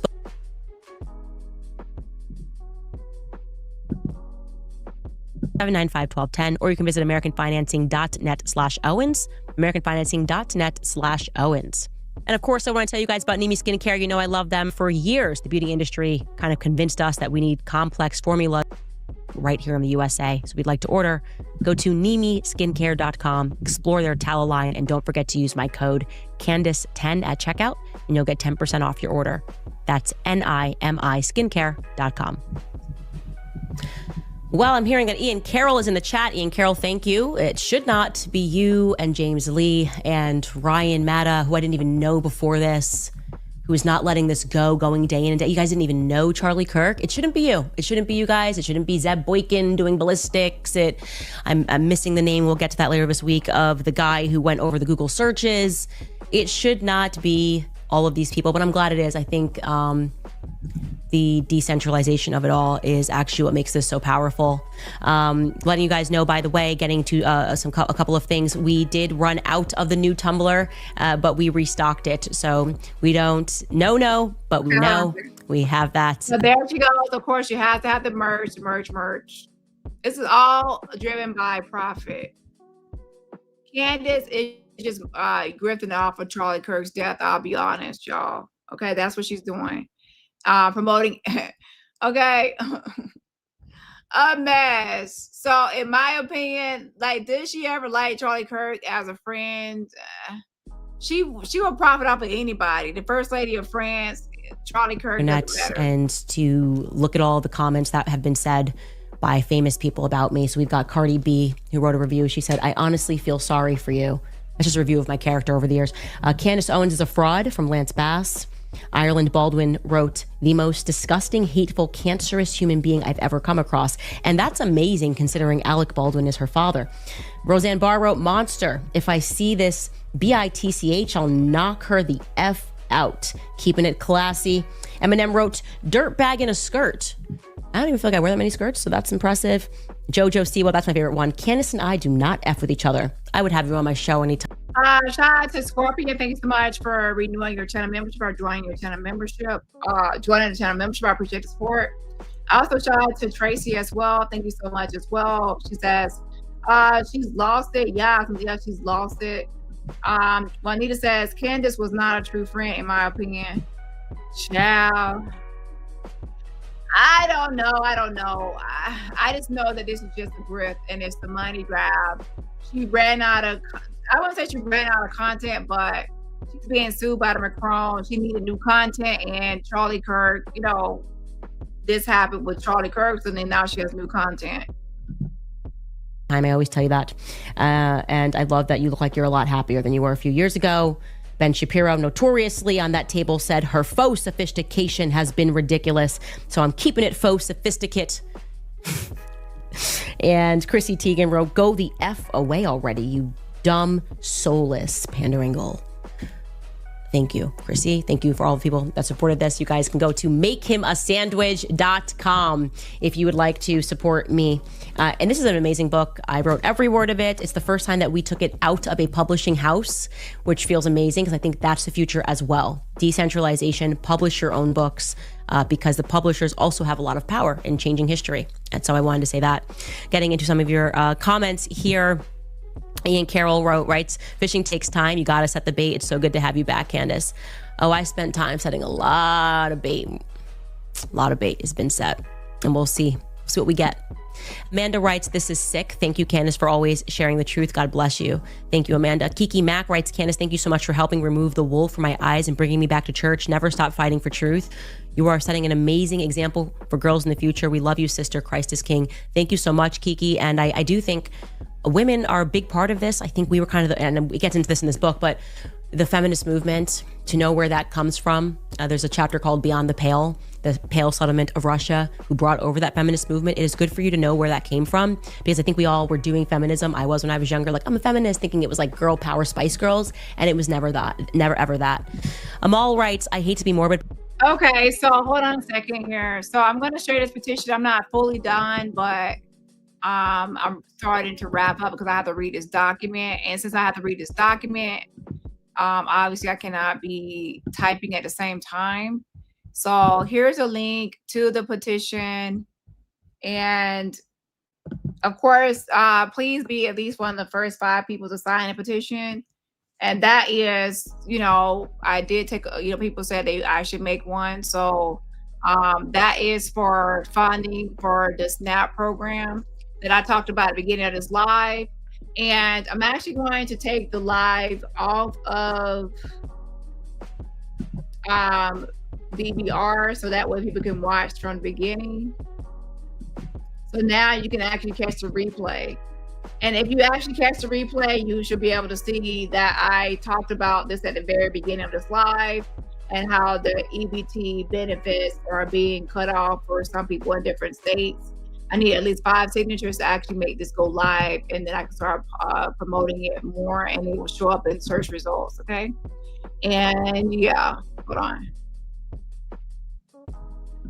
but God truly saved So once you sign it, also share it. Hold on. you by removing you from DW. I'm so grateful that you're in a most port by God Almighty. And I think and almost, I don't know what that says. It was a dark time, but in hindsight, it's clearly what was happening. Amal, I think it all started with Kanye tweeting me. I think handlers were sent out to manage, to first and foremost break apart me and Charlie, and then to manage us. And I'll speak more about that this week, but I spoke to my husband about it, and I see it so clearly now what happened, and those messages between me and Charlie leading up to that week that he tweeted us. It was actually Scott Adams Says, who did a video that I'll never forget when that happened, and he said that like ripped a hole through the universe, this tweet, and it was never supposed to happen. I'm gonna dig that up, find it, and speak more about what my experience was, where I do genuinely believe that handlers were sent out, and I got lucky that I had this overwhelming spiritual feeling that needed to go to the So no, there is nothing happening with that, okay? So on my community wall, like I said, I'm going to put up this post, and if you have resource information for anyone that needs these resources, just in case the funding, the government shutdown is still occurring on the 1st. If anyone needs resources, we need to make sure that people are able to find resources. So this community wall, you can leave comments under the video. Make sure it's actually real resources, if not any scams or anything, or will be deleted. And I'm actually going to put 2 pictures on my community wall. One is shareable, and it's pretty much going to talk about how people can donate and share the flyer. Okay, hold on. Okay, and I met my husband. I think I was actually saved by finding my husband, which was not accounted for. Joshua Steves writes, Tyler Robinson appearing in court today via Zoom without having to show his face surely isn't helping any of the theories out there. It's good to have you back. Yeah. Like, I mean, come on. They're like, it's like 9 on a boo-boo at this point. But don't worry, I'm sure no one at Turning Point will think that's weird. They're just like, it's open, it's closed, and we're so happy that that one lone shooter who got Charlie is being caught. These people just have no shame. Nobody here has any shame, and that's a problem. Ivana Milano writes, keep up the great work. Stand by your friend, reminding us that this isn't just a personal struggle, but a spiritual war. Yes, it is. In a world where money and greed are taking over people's lives, thank you for helping us to stay grounded in God's truth. Yes, it is worth losing money, as I did. It is worth losing fake friends, as I did, to stand up for the truth. And I'm just ready for war with these people. Like, all of it. Band together. Send your best warriors, because all they ever do is lie and smear and delude and take away and deplatform, and you're not winning anymore. And something that I want to say that is also so amazing is I didn't have to fight hard this time for people to believe me. And I don't know. I just know that somewhere Charlie's energy, they tried to almost like capture it very quickly. The one thing they can't do, right? They can't create. Here's the thing. The reason people believe you, a lot of people believe you, is because no one really wants to believe that Tyler Robinson, a 22-year-old lanky white kid from Utah, assassinated Charlie Kirk, or, unalived Charlie Kirk from yards away on a rooftop.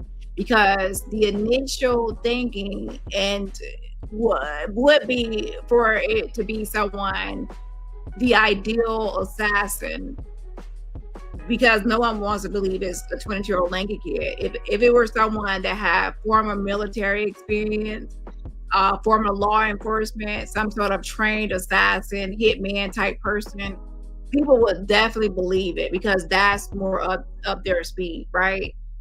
He's not what people imagine. And also, he's a gay male in a relationship with a man that's transitioned into a woman, or a transgender, should I say. So he's in a relationship with a transgender person.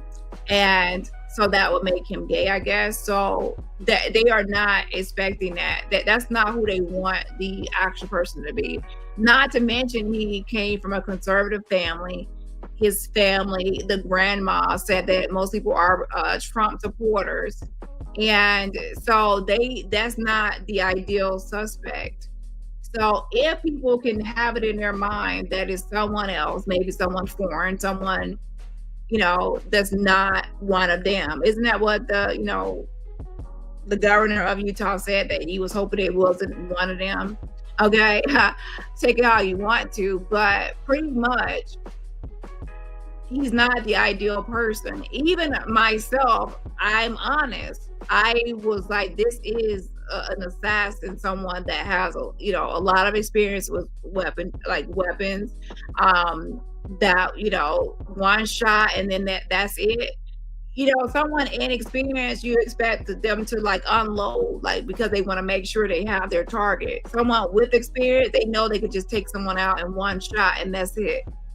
So, but again, once I looked at his Facebook and I looked at what his parents were about and his siblings, and they all have these guns or these gun shows, and that told me all I needed to know. If his siblings have these guns and they look like 10, 11, 12 or whatever, and he's 22, that told me all I needed to know is that since a young age, he has been in a family that loves weapons. It looks like even the rifle he had belongs to his grandfather.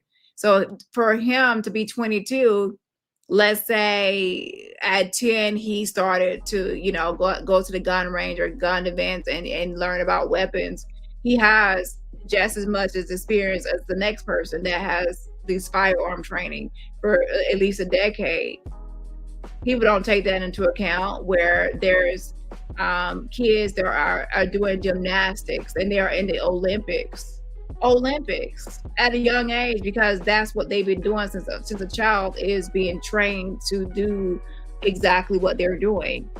So if people actually take that into account, then they could understand how it can be Tyler Robinson and not some, Lifetime movie or action movie assassin. Okay. They aren't the life force. These people are not the life force. They can only steal, they can threaten, they can pressure, but they can't create it. And I feel now, as I was reflecting on things, that they all were trying to bottle up Charlie's energy, and Charlie sent his energy where it needed to be. I barely defended myself as they came out, attacked, lied. She didn't even... Yeah, and another thing, people are not thinking about people are thinking about Tyler Robinson just being someone that went out to college and his ideologies and things were changed, and he was radicalized because he went out to college. And he only went to Utah State University for one semester. It wasn't a Valley one, it was a Utah State University for one semester. And he was not radicalized at college. Okay, he is clearly someone that is in the LGBTQIA plus community, someone that realized from an early age, possibly before he even went to college, that he was gay, homosexual. He realized this before he went to college, before any radicalization could happen. And you can say, okay, what does that have to do with anything? It has a lot to do with something.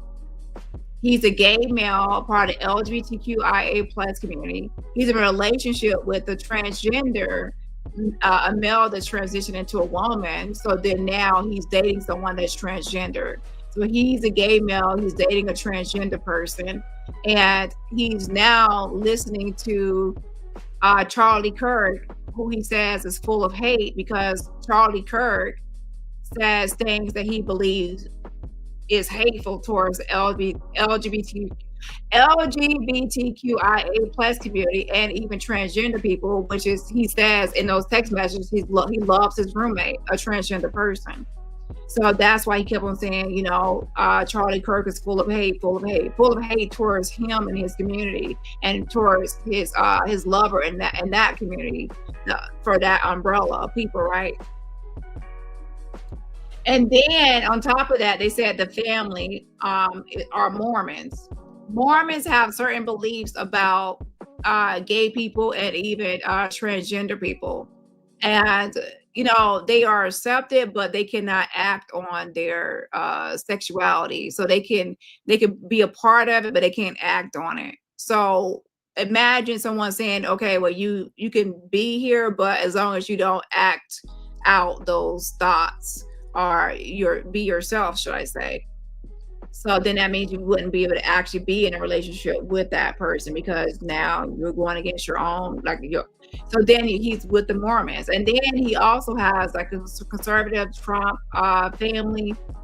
And I sense and I believe that before he went to college, as I said before, he already realized that the world was against people like him and the LGBTQIA plus community. He realized that the Mormon people in his own religion were not completely tolerant of his sexuality and his roommate's lover's sexuality.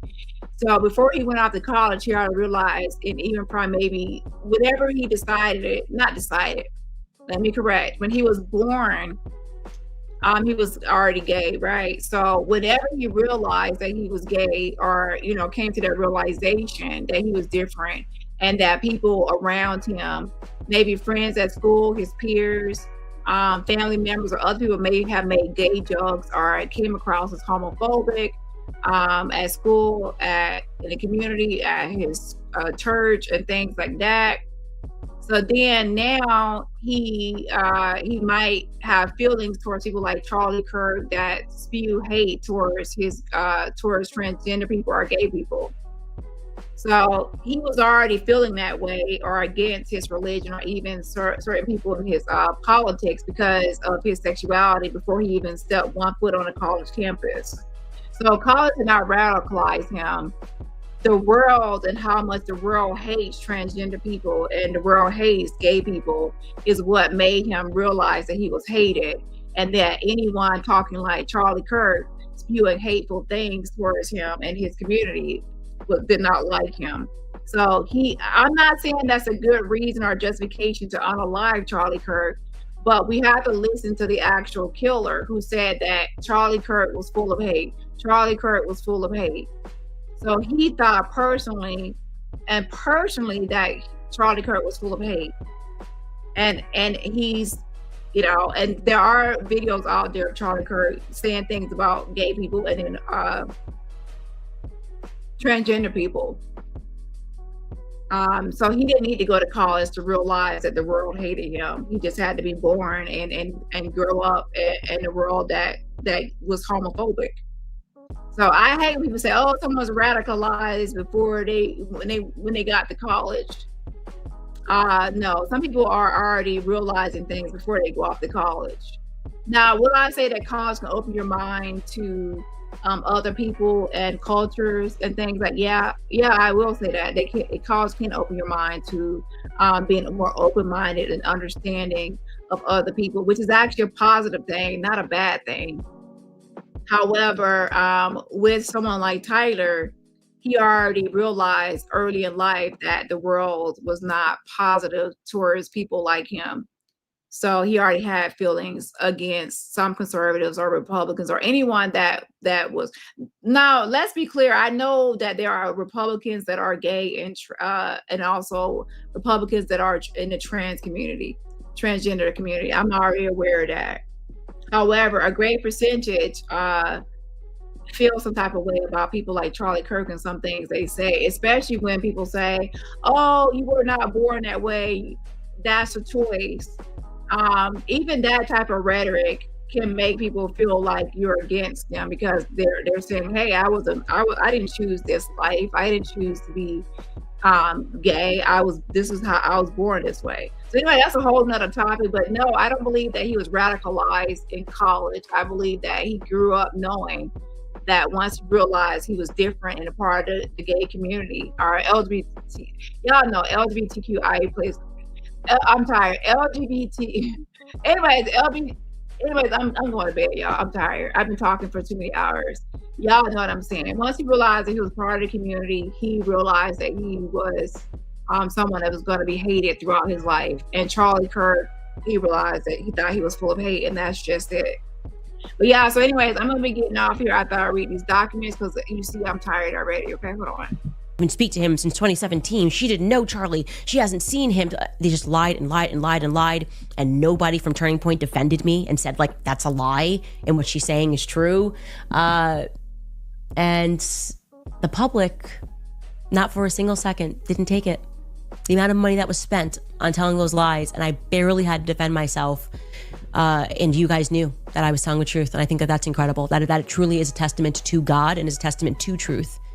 And as Ian Carroll said when I had him on my show, the truth doesn't need to be repeated over and over again. It's the power of the frequency of truth, right? It takes a lot of little lies. It's why the lie demands the truth shuts up. It's the reason they pass speech laws.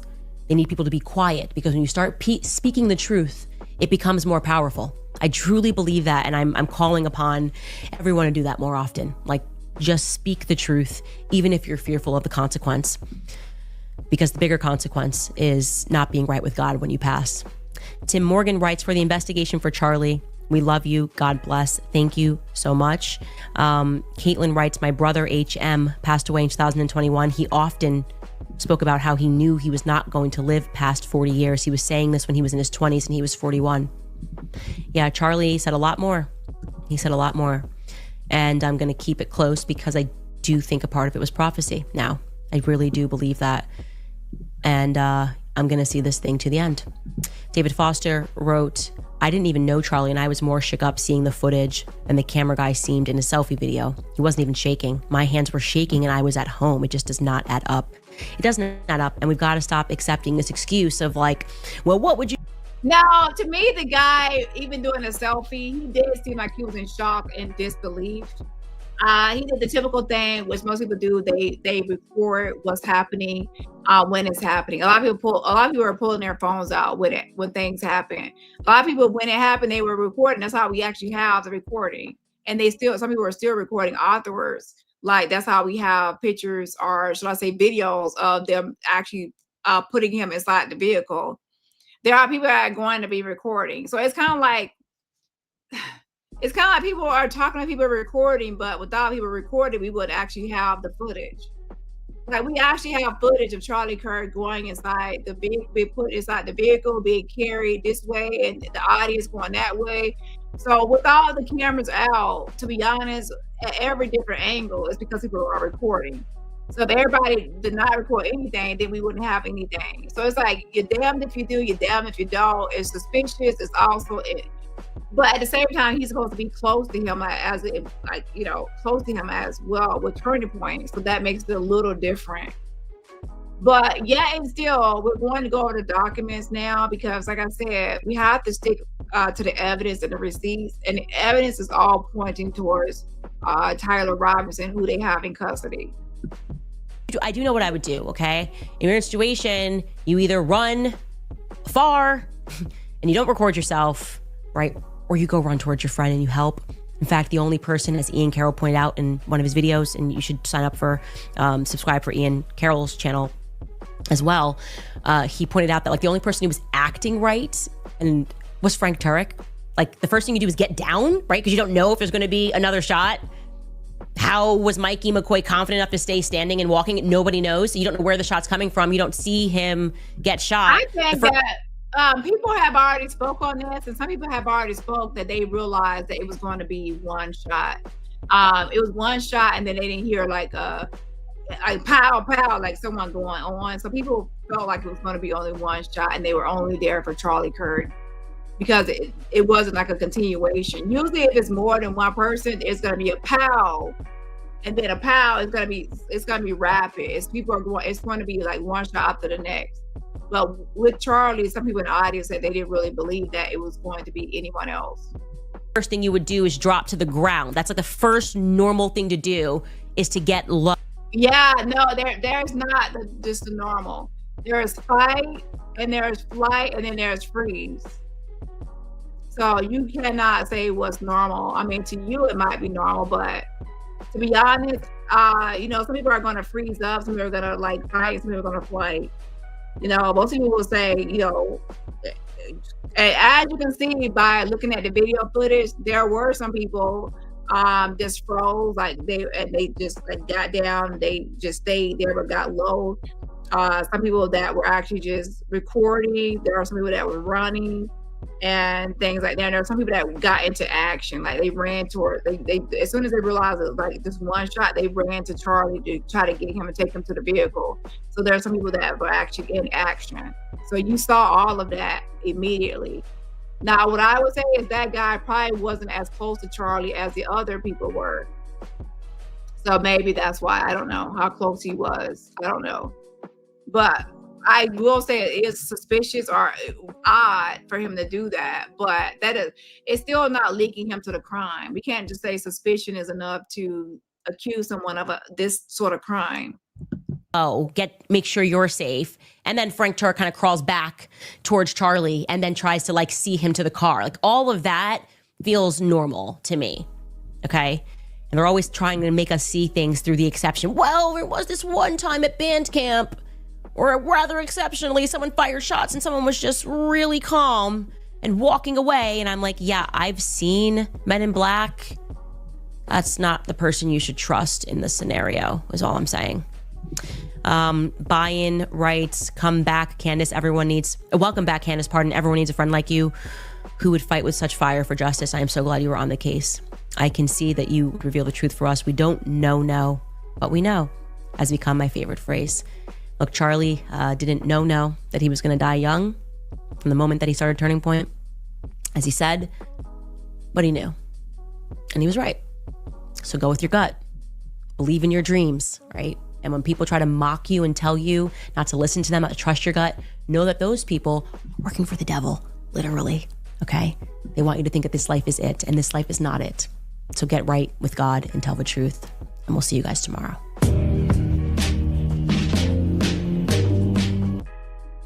Okay, well, I did start a petition, but we still need more signatures. So if you can actually sign this petition, and I know I started early in the live, but and I never got to it until now.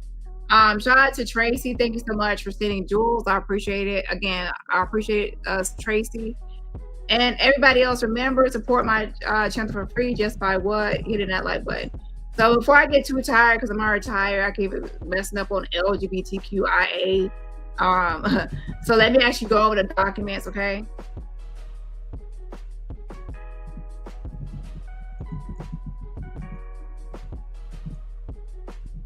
So I'm going to repin this message. If I can just have 5 people sign it so I can at least have a head start on this or get it off the ground. There's always those first 5 signatures that, usually I have to be honest, I usually post it in my, and I have my mod sign it, so they usually get a kickstart, but I'm live now, so I can't do it until after my live. The current poll says, should Candace be sharing Charlie's messages? 53% says yes, 28% says no, 10% says still thinking about it, and 8% says some, but not all. I'm going to be honest. I am nosy, so I am interested in seeing some messages, but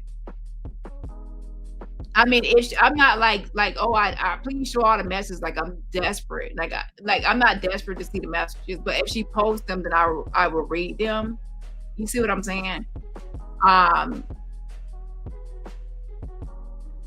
will say the messages are unimportant unless it's relating to his death and there's some sort of evidence she can reveal.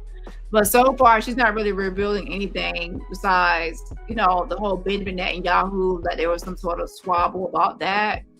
But there's not a lot of other things that she's actually revealing that actually is proving that someone else is a suspect. So I would say my vote would go some, not all. So let's say 53% says yes, 28% says no, 10% says still thinking about it, and 8% says some but not all, and there's 107 votes. I would say some but not all. Only the ones that are imperative are important to prove something. Just random messages just to expose for content, I don't see the purpose or the point. So I would say some but not all. And so far, I don't really see the importance of any of the things she posted so far. Besides the one saying that there were some issues at an event right beforehand. And that is a little bit of maybe irrelevant, not irrelevant. It's on the border.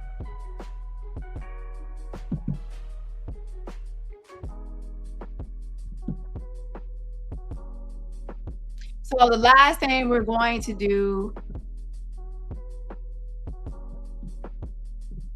is go over the documents. Okay, hold on.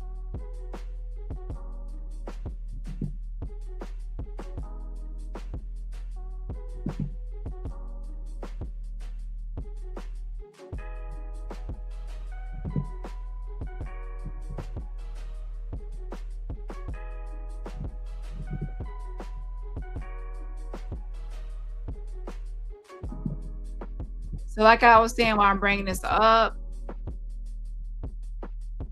his court date is coming up on October 30th. It's the next court date, okay, in Utah.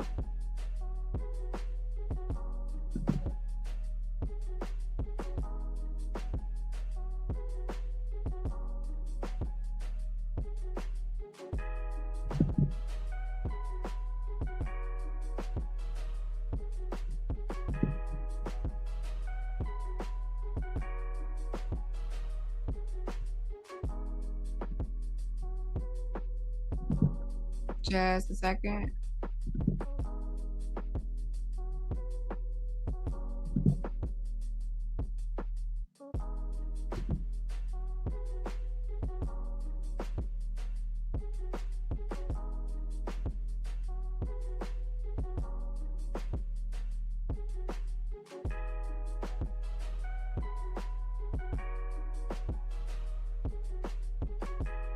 What's this right here? Hold on.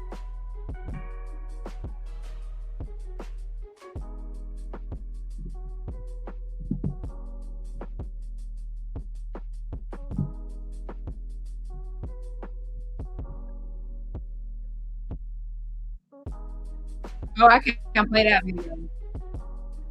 Oh, I can't play that one. That one's too graphic. That's the one that's like point blank.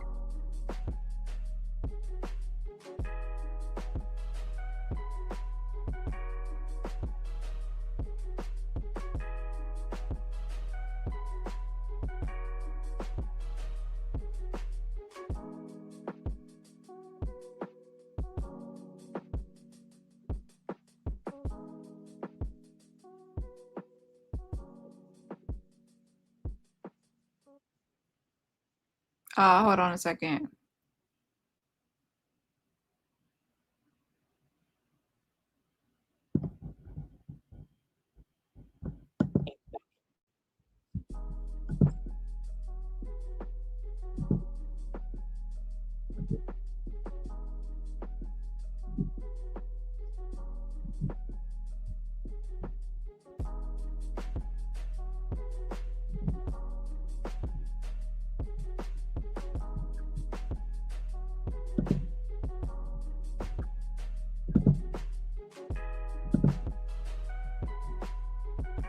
So what I would say is Candace is going to get sued. So yeah, just y'all heard it here. I'm telling you, she's going to get sued in a by way that different damages people. you significantly. You know, I'm talking to lawyers. I think that I'm a lawyer by background. I clerked for a federal appeals judge. I know a thing or two about United States constitutional law. I think that we have a potentially serious case here for defamation, and I'm very much speaking with lawyers, and we'll see what happens. She is lying in a way that is resonating with people in a way that damages you significantly. Yeah, it's just so evil. I mean, Charlie was a good friend of mine. I mean, I've known him for 5-6 years, give or take, but we really became close over the final year and a half of his life. We were in daily communication. You know, I don't actually know precisely the extent to which he and Candace communicated in the final year or two, but she very much was on the outs of Turning Point USA, and my understanding is that they were not in touch at all. I mean, maybe kind of a happy birthday kind of here or there, but not close touch. And you know, I mean, Aaron, when I first found out that Charlie had been shot. So yeah, there we have it. People are already, you know, thinking about suing her ass. I told you, jail. I already told her from the very beginning. And look, hold on. So I want to see more of this video, the Aaron Malone show. The Aaron Mullen show. Let me see if I can find it. You know, I'm talking to lawyers. I think that I'm a lawyer by background. I clerked for a federal appeals judge. I know a thing or two about United States constitutional law. I think that we have a potentially serious case here for defamation, and I'm very much speaking with lawyers, and we'll see what happens. She is lying in a way that is resonating with people in a way that damages you significantly. Yeah, it's just so evil. I mean, Charlie was a good friend of mine. I mean, I've known him for 5-6 years, give or take, but we really became close over the final year and a half of his life. We were in daily communication. You know, I don't actually know precisely the extent to which he and Candace communicated in the final year or two, but she very much was on the outs of Turning Point USA, and my understanding is that they you say she's cool with Trump and he will help her. Have you caught up? She's actually accusing Trump and the White House of being involved. Yeah, so I maybe you have not watched the latest happenings. She's accusing Trump and the White House. She said she has lost faith in Trump and things like that. So yeah, that's not going to happen. They were not in touch at all. I mean, maybe kind of a happy birthday kind of here or there, but nothing, not close touch. And so I need to find this full thing, but he's pretty much trying to call Candace out, saying that, he's saying that that he doesn't believe that they were that close. But she has messages from him like before he went to Utah. So I mean, it might, text messages are not proof of everything, but there are some recent messages before he went to Utah, then that's proof that, they were connected more than he thought, at least to have those messages or recent messages.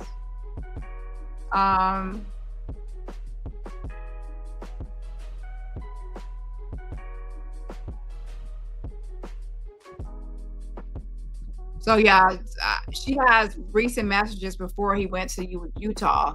So I wouldn't say that you probably know everything about Charlie as much as you think. I mean, Aaron, when I first found out that Charlie had been shot. So I'm going to have to find the full video, but yeah. So people, I told you, it's already going to be happening. People are going to be suing her because do y'all understand, like, that's big? To be accused of unaliving Charlie Kirk, that's major. Like, nobody wants to be accused of unaliving Charlie Kirk, child. You are actually putting a target on people's back. What happens if someone believes that you're a part of it, and then now you're putting a target on their back because they're going to go after you thinking that you have something to do with it? So that's actually that's dangerous. That's a dangerous allegation. Child. Okay, we left off on page 92.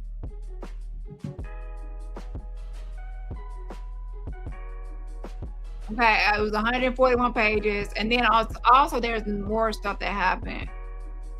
So if you missed it, you have to go to my last video because I'm not going to go over the same thing again. We're on page 92 of 141. So page 92 is an order granting motion to classify as private the response to the defendant's motion to appear at all in-person proceedings in civilian clothing and without restraints. So he wants to appear in court without handcuffs and without in regular clothing. That's for optics, because I mean, he wants the jurors and the people out here that's going to make decisions to not think of him as a criminal. And you're automatically going to be seen as a criminal showing up shackled and in a jumpsuit, right? But if you're in regular clothing, you look regular smuggler, and that can make you seem less guilty. Okay?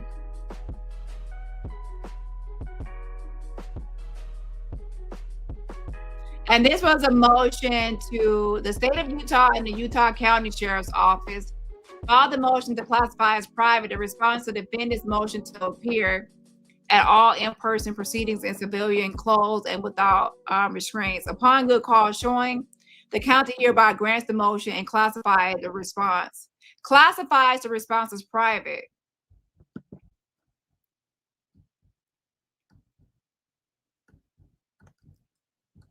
Order granting motion to preserve evidence. Order grants defendant Tyler James Robinson's motion to preserve evidence, and hereby orders the Utah County Attorney's Office, its agent, and any law enforcement agencies involved in the investigation of this case to preserve all evidence in their custody or under their control involved in the investigation of this case. Further, this court orders the Utah County Attorney's Office and any law enforcement agency involved in the investigation of this case to notify defense counsel prior to any potentially destructive testing and or examination.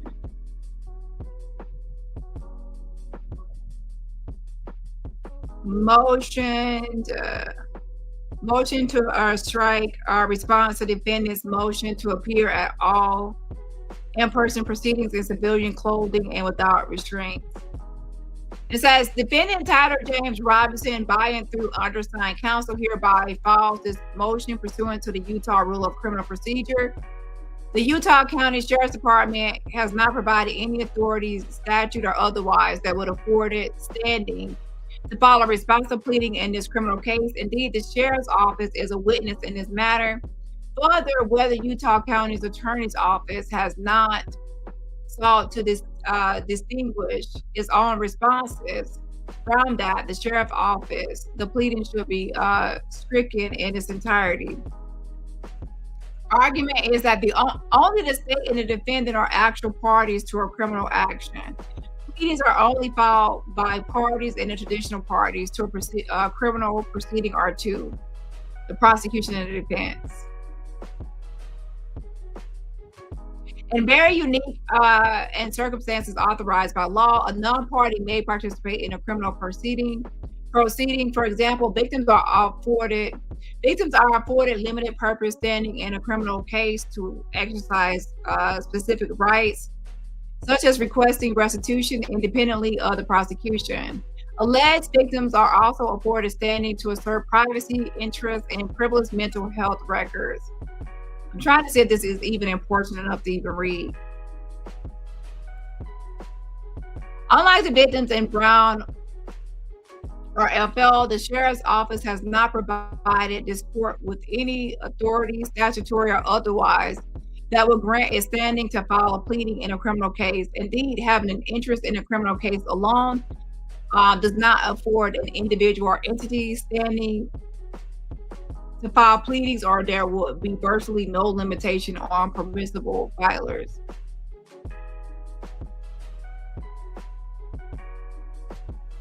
So I'm going to skip over this. It doesn't look important.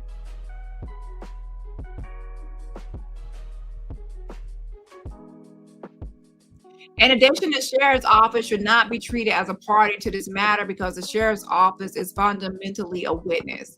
The Sheriff's Office holds documents relevant to the matter at hand, and its employees are potential witnesses at any evidentiary hearing on the issues of protocol. Observations of Mr. Robertson while incarcerated state the issues specific to this case and any number of other facts that this court must consider when a non-shackling motion is filed. The appropriate time for the Sheriff's Office to provide information will be upon an order issued by the court to produce records or other evidence.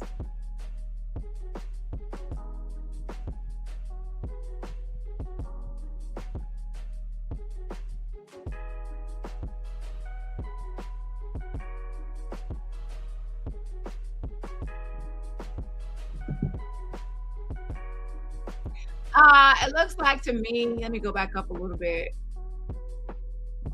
Where is it at?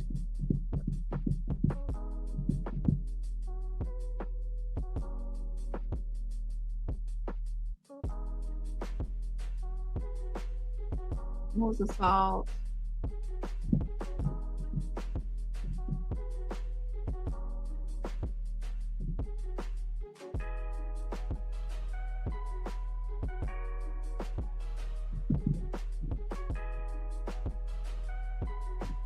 So it pretty much looks like they're pretty much just saying that the defendant is arguing that the Utah County Sheriff's Department is not a party to the criminal case. Only the state and the defendant are, and therefore they lack standing to file a responsive pleading.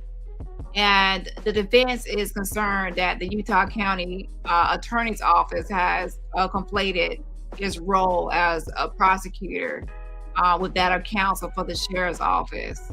So they're trying to just make sure everyone knows who's the actual party to the case. In this case, it's the state versus the defendant. So people need to know their role and know their place. That's what it looks like it's about. Okay, so let's go down to the next one. That's common sense. Everyone knows it literally says the state versus Tyler Robertson, so that's obvious. So let's go down. Okay, I guess it's right here. It says Exhibit A.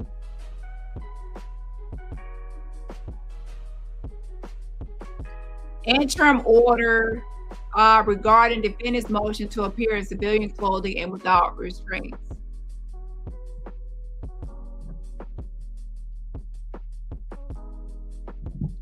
Defendant Tyler James Robinson moves for an order permitting him to appear in civilian clothing and without physical restraints at all pretrial hearings.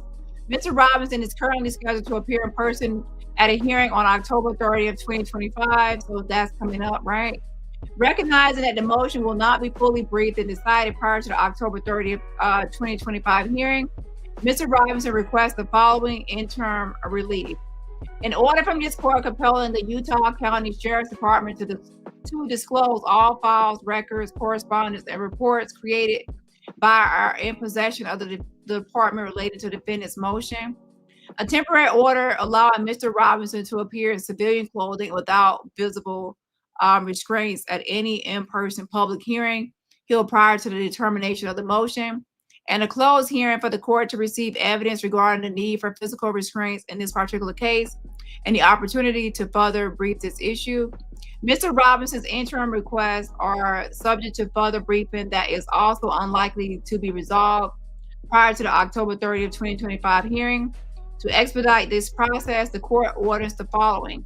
Mr. Robinson must serve his motion on the Utah County Sheriff's Office Corrections Division as soon as possible, no later than October 14th. The Corrections Division is required to file a response by noon on October 17, 2025. If the Corrections Division's response requires the disclosure of inmate custody protocols or other secure information, the division may file its response as a sealed document. Upon request by the parties, the court may consider a motion to review the response from the Corrections Division in a controlled setting. If the court grants the motion, any view of the document will be for attorney's eyes only and will be subject to a protective order against further dissemination. The attorneys will not be given a copy of the document absent a showing of the cause.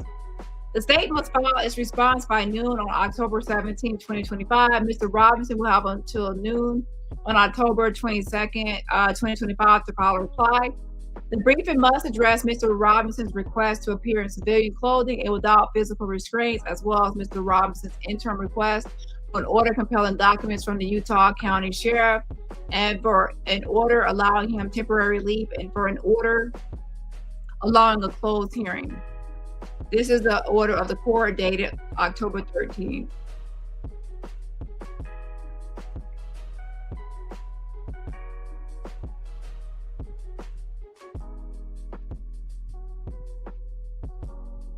And this is some sort of email from somebody named Chad Grenada. Oh, I think this is some council people.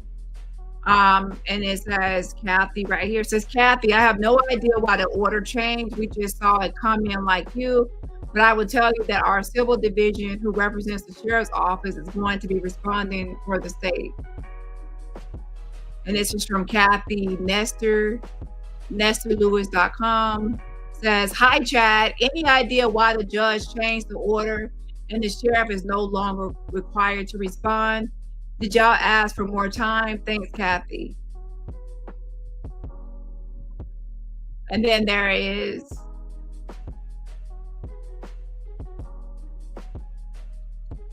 defendant's opposition to the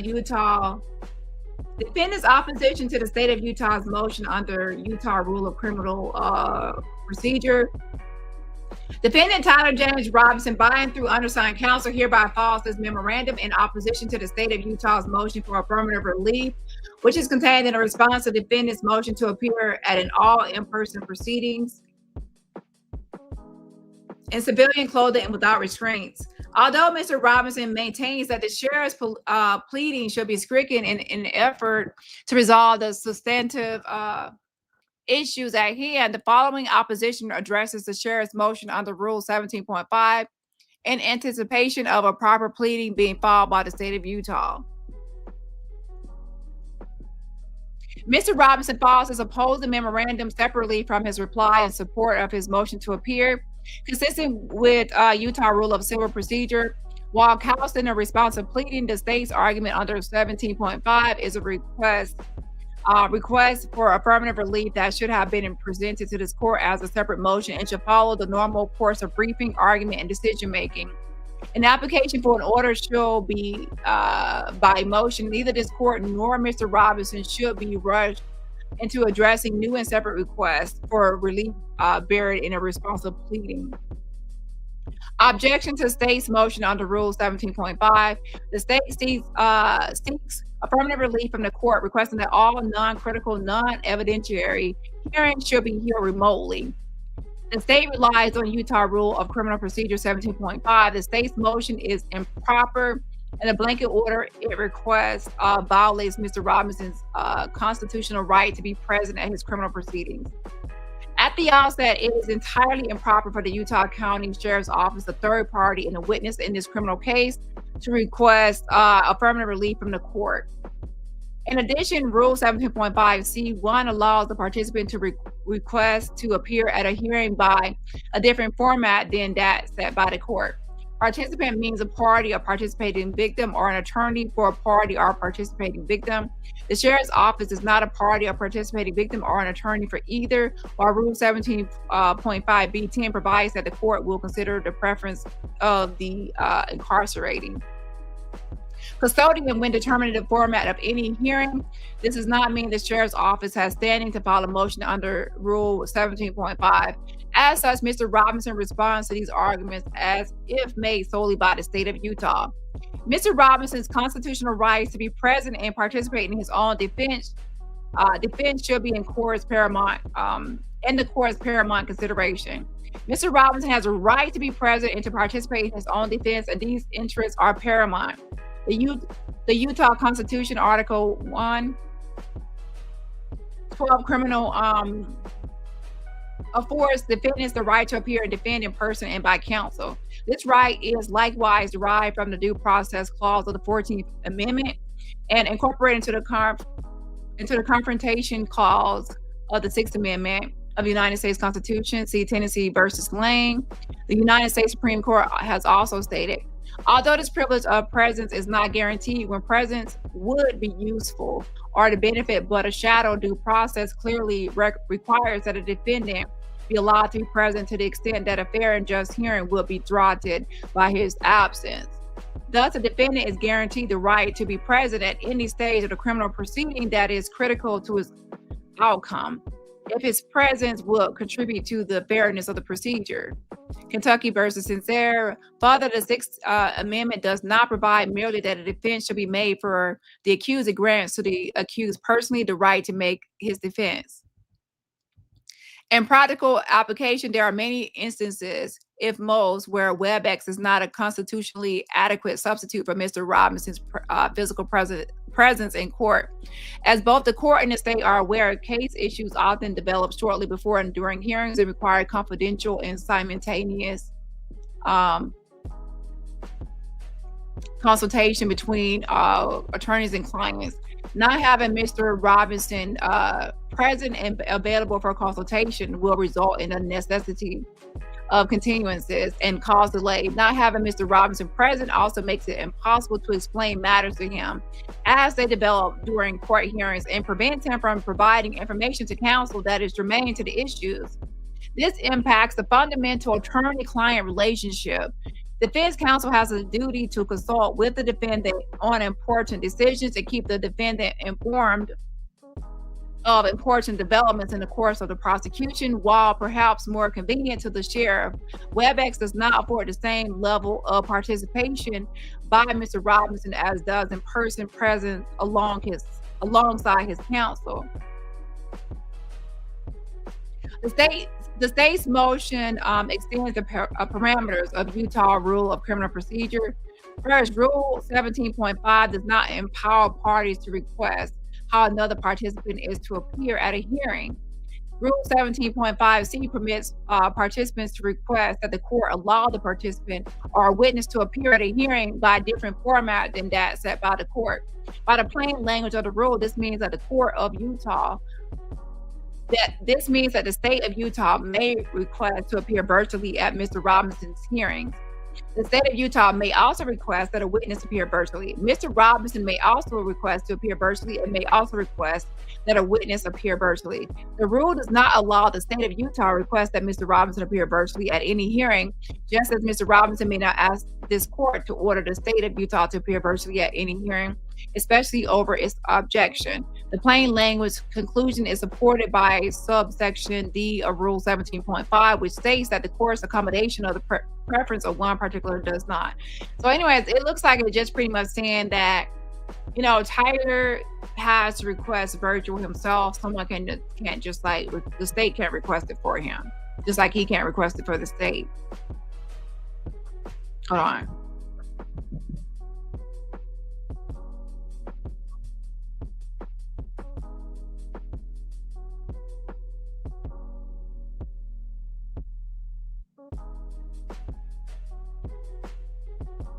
It's pretty much saying, yeah, that it's in violation of his constitutional rights to be present and participate in his own defense.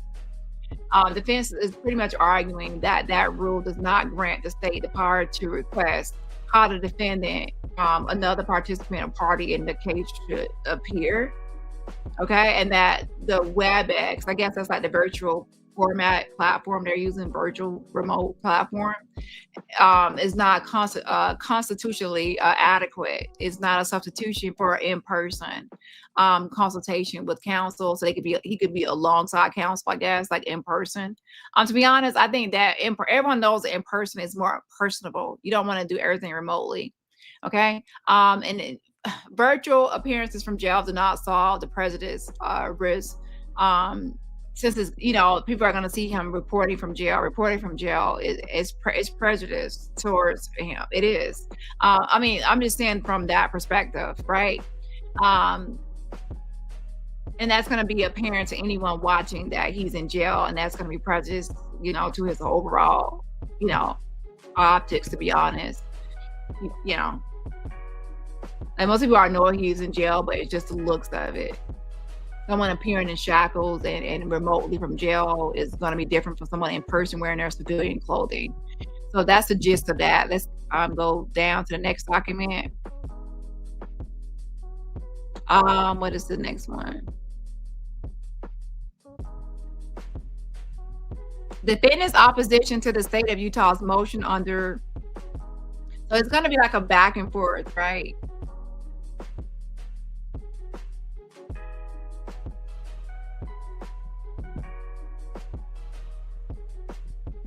Defendant Tyler James Robinson, by and through undersigned counsel, hereby files this memorandum in opposition to the state of Utah's motion for affirmative relief, which is contained in a response to defendant's motion to appear at all in-person proceedings in civilian clothing without restraints. Although Mr. Robinson maintains that the sheriff's pleading should be stricken in an effort to resolve the substantive issues at hand, the following opposition addresses the sheriff's motion. I think this is a duplicate. I think this is a duplicate. Yeah, that's a duplicate. It's already read. I don't know. It's here twice. Let's scroll down.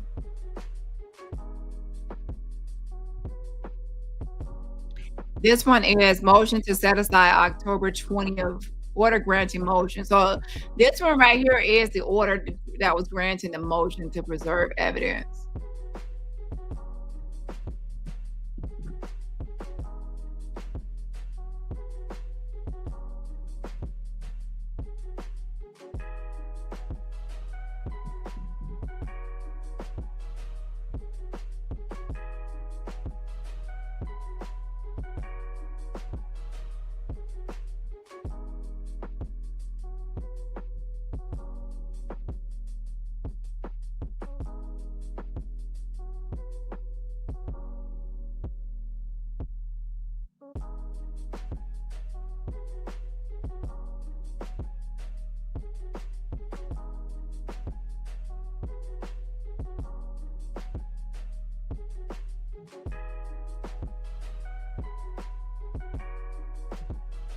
So pretty much, the state is arguing that the order was entered prematurely. because it was signed before the state's deadline to respond had expired and before any party had filed any sort of request to submit the motion for a decision. And that's the required step, it looks like. So they're requesting it, the court to set aside the order and enter a new one after proper consideration. Okay. And let's go to the next document. This is the response to the defendant's motion to preserve evidence. The state hereby responds to the defendant's motion to preserve evidence. While the state agrees that it and its law enforcement agents must generally preserve all material evidence, there should be some mechanism for releasing evidence that is not exculpatory and is no longer necessary to retain. Additionally, the state should not be required to notify the defendant of any potentially destructive forensic testing. Rather, due process requires only that the state refrain from unnecessarily destroying evidence. Although the court has already entered an order granting defendant's motion, that order was entered prematurely before the state's time to respond and had run. The court should therefore set aside its prior order and enter new order that incorporates the edits stated below.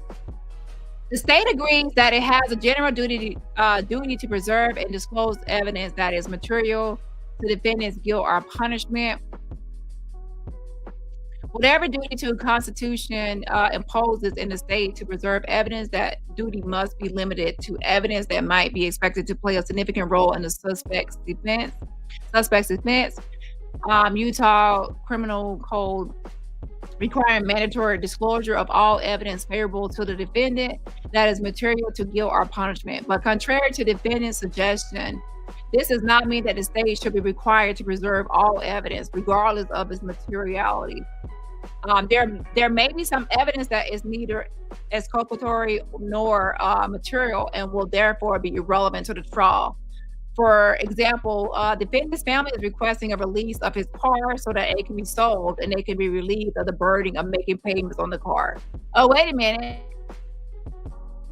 Defendant's family is requesting release of his car so that it can be sold and they can be relieved of the burden of making payments on the car. So he was still making payments on the car, and the family have the obligation of paying for the payment. So they want that car released so they can, give, I guess, relinquish it, or what do you call it when you give your car back or whatever? Not when they not involuntarily, but voluntary or voluntary repossession or something, or sell it. I don't know.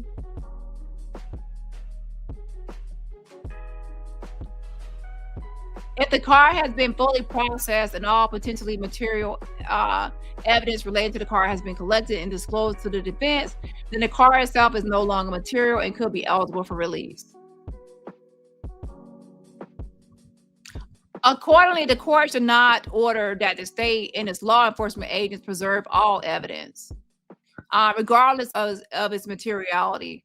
Rather, the court should permit the release of immaterial evidence upon agreement of the parties or court order. The court should therefore amend the first paragraph of its order on a motion to preserve evidence as follows. So that makes more sense, that they said they can preserve all evidence because things like the car, once they get all evidence from it, they need to release that back to the family so they can stop these payments.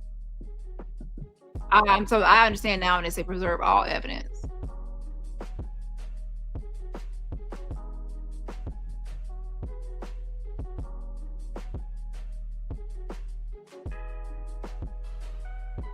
Second, the court should not require the state to notify the defense counsel prior to any potentially destructive testing or examination.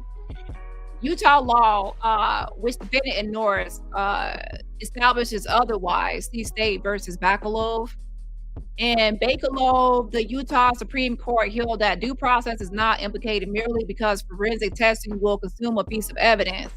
The defendant in Bakalov complained that the trial court denied him due process during his great prosecution because it refused to allow him to test the semen sample collected during the investigation. The Bakalov court affirmed, holding that no due process violation occurred because Bakelov refused to provide a blood sample and thus rendered the semen sample non-critical evidence. There was no way to include or exclude him from the sample. The Bakelov court then recognized that the possibility that the semen sample was consumed in the state's initial dye test and reinforced this holding. The court noted the strictures of due process accommodate the reality that biological evidence, especially when obtained in small quantities, is highly volatile, and limited chemical testing can consume an entire sample, rendering it useless to further analysis. The Bakelov court explained the destructive testing implicates due process only if the criminal defendant can show bad faith on the part of the state. In State versus Tidenham, the Utah Supreme Court modified Youngblood's due process analysis for purposes of the state due process clause. Under Tiedemann, bad faith is only one factor in the state due process analysis, but Tiedemann imposes no requirement on the state to inform a defendant before conducting a forensic test that could destroy a piece of evidence. Rather, when a defendant claims that the loss or destruction of evidence violates due process, Tiedemann merely requires a court to examine, among other things, the reason for the destruction or loss of the evidence. With respect to DNA evidence, Utah's statute allows an evidence collecting or retaining entity to consume an entire piece of biological evidence when necessary for testing. The statute requires an entity that holds evidence to ensure that biological evidence is preserved in an amount and manner sufficient to develop a DNA profile, but requires preservation of an amount sufficient to allow for independent testing of the biological evidence by a defendant only if practicable. Nothing in the statute requires notice to a defendant before potentially destructive testing. Other jurisdictions agree that the prosecution is not required to inform a defendant before conducting potentially destructive forensic tests. When a piece of evidence in the possession of the prosecution is destroyed because the prosecution finds it necessary to consume the evidence in order to test it, there is no due process violation. The prosecution must be allowed to investigate and prosecute crime, and due process is not required that it forego investigation in order to avoid destroying potentially exculpatory evidence. Agreeing with other courts, this case right here, State versus Budo, agreeing with other courts that due process does not require notice to defense to allow observation of DNA testing, independent testing, State versus Pearson. In the absence of fraud or bad faith on the part of the state and its investigative agents, due process does not require the state to invite the accused to participate in or to supervise testing procedures performed in the investigation of a crime, even where the amount of evidence to be tested is so small, sufficient material will not remain to allow the defendant to conduct an independent analysis of the evidence. Rather, a defendant's due process rights are sufficiently protected by the opportunity to challenge the credibility of the state's expert and validity of the testing procedures used through cross-examination or expert testimony. Defendant citations says to Utah Code provide no support for his assertion that the prosecution must notify him before conducting potentially destructive forensic testing. Neither section addresses destructive forensic testing of evidence during a criminal investigation. Rather, Section 77-11C-303 address only the return or disposal of evidence pursuant to the evidence retention schedule established in Section 77-11C. And that's see Utah Code 77, and it says establishes the period for which an agency still retain evidence of a felony case. Emphasis added. Explaining when an agency is not required to retain evidence of a felony offense under Section 77-11C. Emphasis added.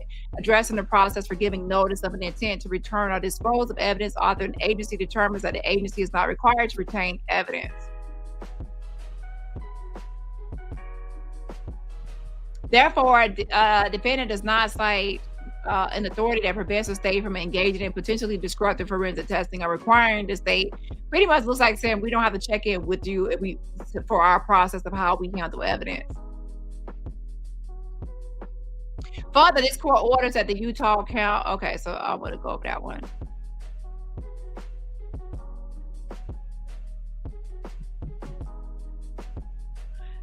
It looks like they're pretty much saying that the court should only order the preservation to preserve material evidence, and then allowing for the release of immaterial evidence like the car and things like that, and which the family wants to sell because they owe payments on it, and that's like causing a burden. And they should not be required to notify the defendant of how they want to handle potentially destructive evidence, well, forensic testing or whatever. I mean, to be honest, it's do we have to notify? We have to carry on and do our job. We don't have to notify you of every little thing we're doing. And they're pretty much arguing law, that the law only requires them from refraining from unnecessary destruction of evidence. And that he has rights later to where he can challenge the state's actions later. I mean, that makes sense. Who believes that someone has, the law enforcement have to check in with him every step of the process of dealing with certain evidence or certain things? So anyways, the next one says, let's see. Opposition to motion to our strike, response to defendant's motion to appear. So they're going back and forth with him being able to, should he be able to appear in civilian, everyday people clothes or jumpsuit with restraints that are not visible, like not noticeably restrained or not. They keep going back and forth. I'm not going to read every single document of them just going back and forth with this argument. Hold on. What is this one right here?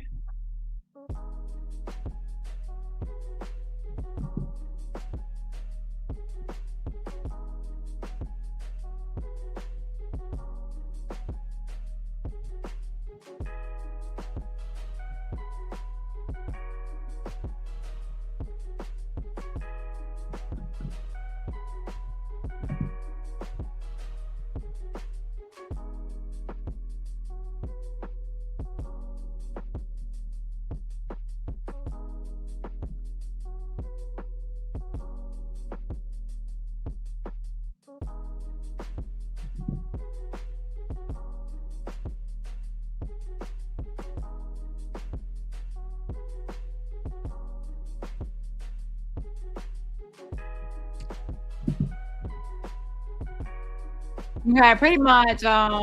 This is similar to the other one. The sheriff has standing because the motion directly involves, or starts to implicate, court security protocols.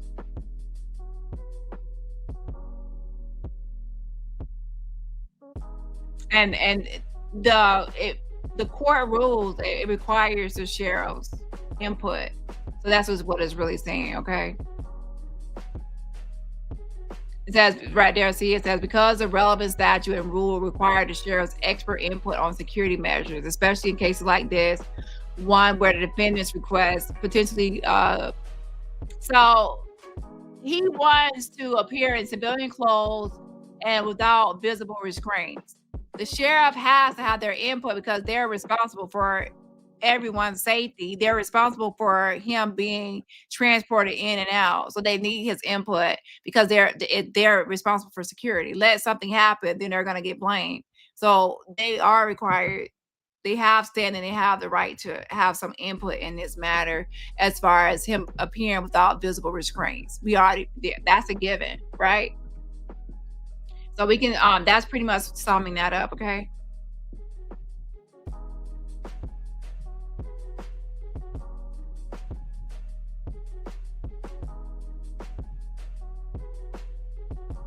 And again, here's another one talking about the clothing. So what I'm gonna do is I'm gonna go to the newest document because I think the judge has ruled on his clothing. So I'm gonna I did download some more before I went live, so give me a second.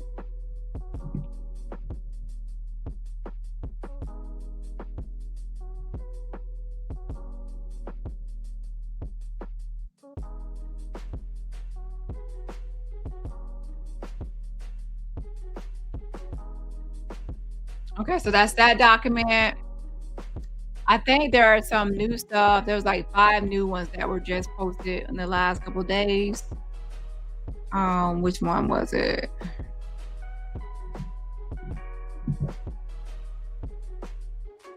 Okay, this one is a new document. So there's, let's see, 1, 2, 3, 4, 5. There's 5 new ones. And then we're pretty much caught up. I gotta open these in my browser.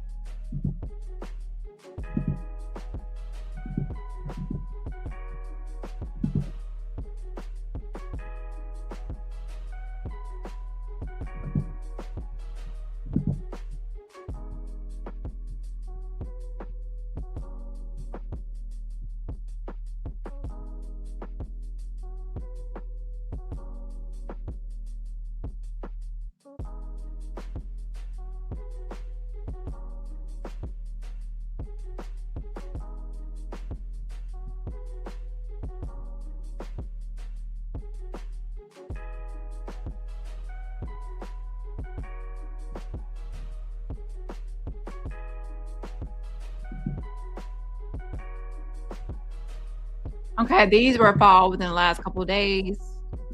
And this one is notice of state's open file policy and invitation to review case file and inspect physical evidence. The state, by and through Chad E. Grunander, and pursuant to the Utah County Attorney's Office open file policy, hereby invites counsel for defendant to review the prosecution's case file with the exception of work product. Further, the state also invites the defense to inspect all physical evidence seized by law enforcement in this matter, as found in the state's discovery letter provided to the defense. So now that they're able to review the case file,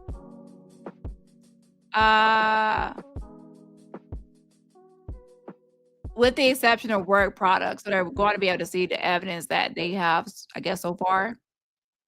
And it says, counsel record made by appointment come to our offices to review a file. And in fact, we urge you to make such an appointment prior to any case going to trial so that we can ensure we have provided you with all available information received by this office. We will ask any evidence custodian to make physical evidence in their custody available appointment for your review and inspection. Inspection, you should, of course, expect the evidence custodian or an officer to remain present during such an inspection to preserve our chain of custody. Obviously, you're going to be able to view it, but they're going to monitor you while you're reviewing it to maintain that chain of custody.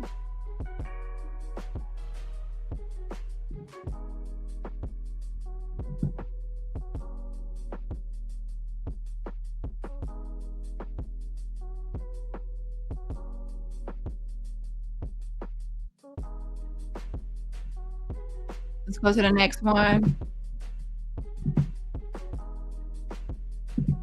Ruling in order granting defendant's motion to strike and granting in part and denying in part defendant's motion to appear in civilian clothing and without restraints. Defendant Tyler James Robinson moves for an order permitting him to appear in civilian clothing without physical restraints at all pretrial hearings. Due to the potential for the disclosure of court security protocols, the court held a closed hearing on October 24, 2025. The parties discussed the following issues. Mr. Robinson's motion to strike the sheriff's response, Mr. Robinson's motion to appear in civilian clothing without physical restraints, the sheriff and Mr. Robinson's request to provide visual recording and photographs in the courtroom, and the state's request to have all non-evidentiary hearings here remotely.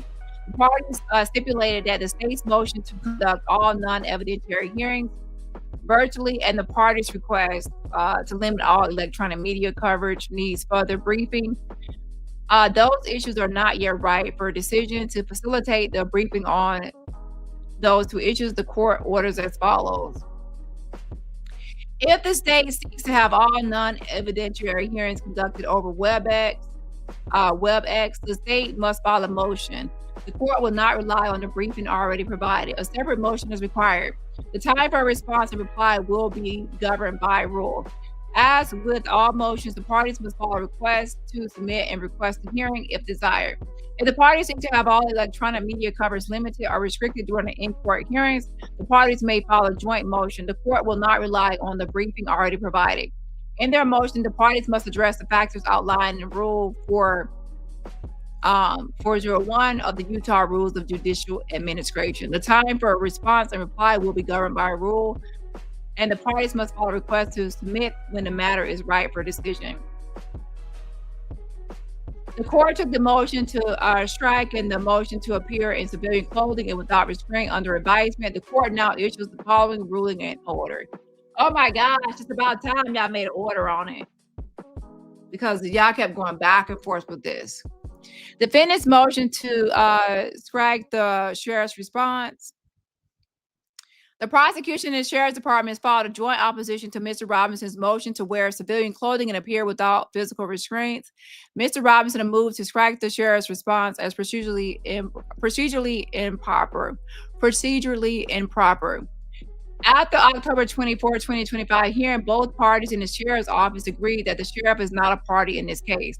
The stated sheriff's department maintained their position that the sheriff has standing to file a memoranda as a non-party, whereas Mr. Robinson argued the sheriff has no authority to file a memoranda, or at the very least should be filing separately from the prosecution. However, Mr. Robinson does not dispute that the court may consider the sheriff's position on courtroom security and not oppose the court's consideration of that position as written in the state's opposing memorandum. The sheriff's department is not a party in this litigation, and its joint memorandum filed with the prosecution is procedurally improper. Therefore, defendant's motion to strike the sheriff's opposing memorandum is granted.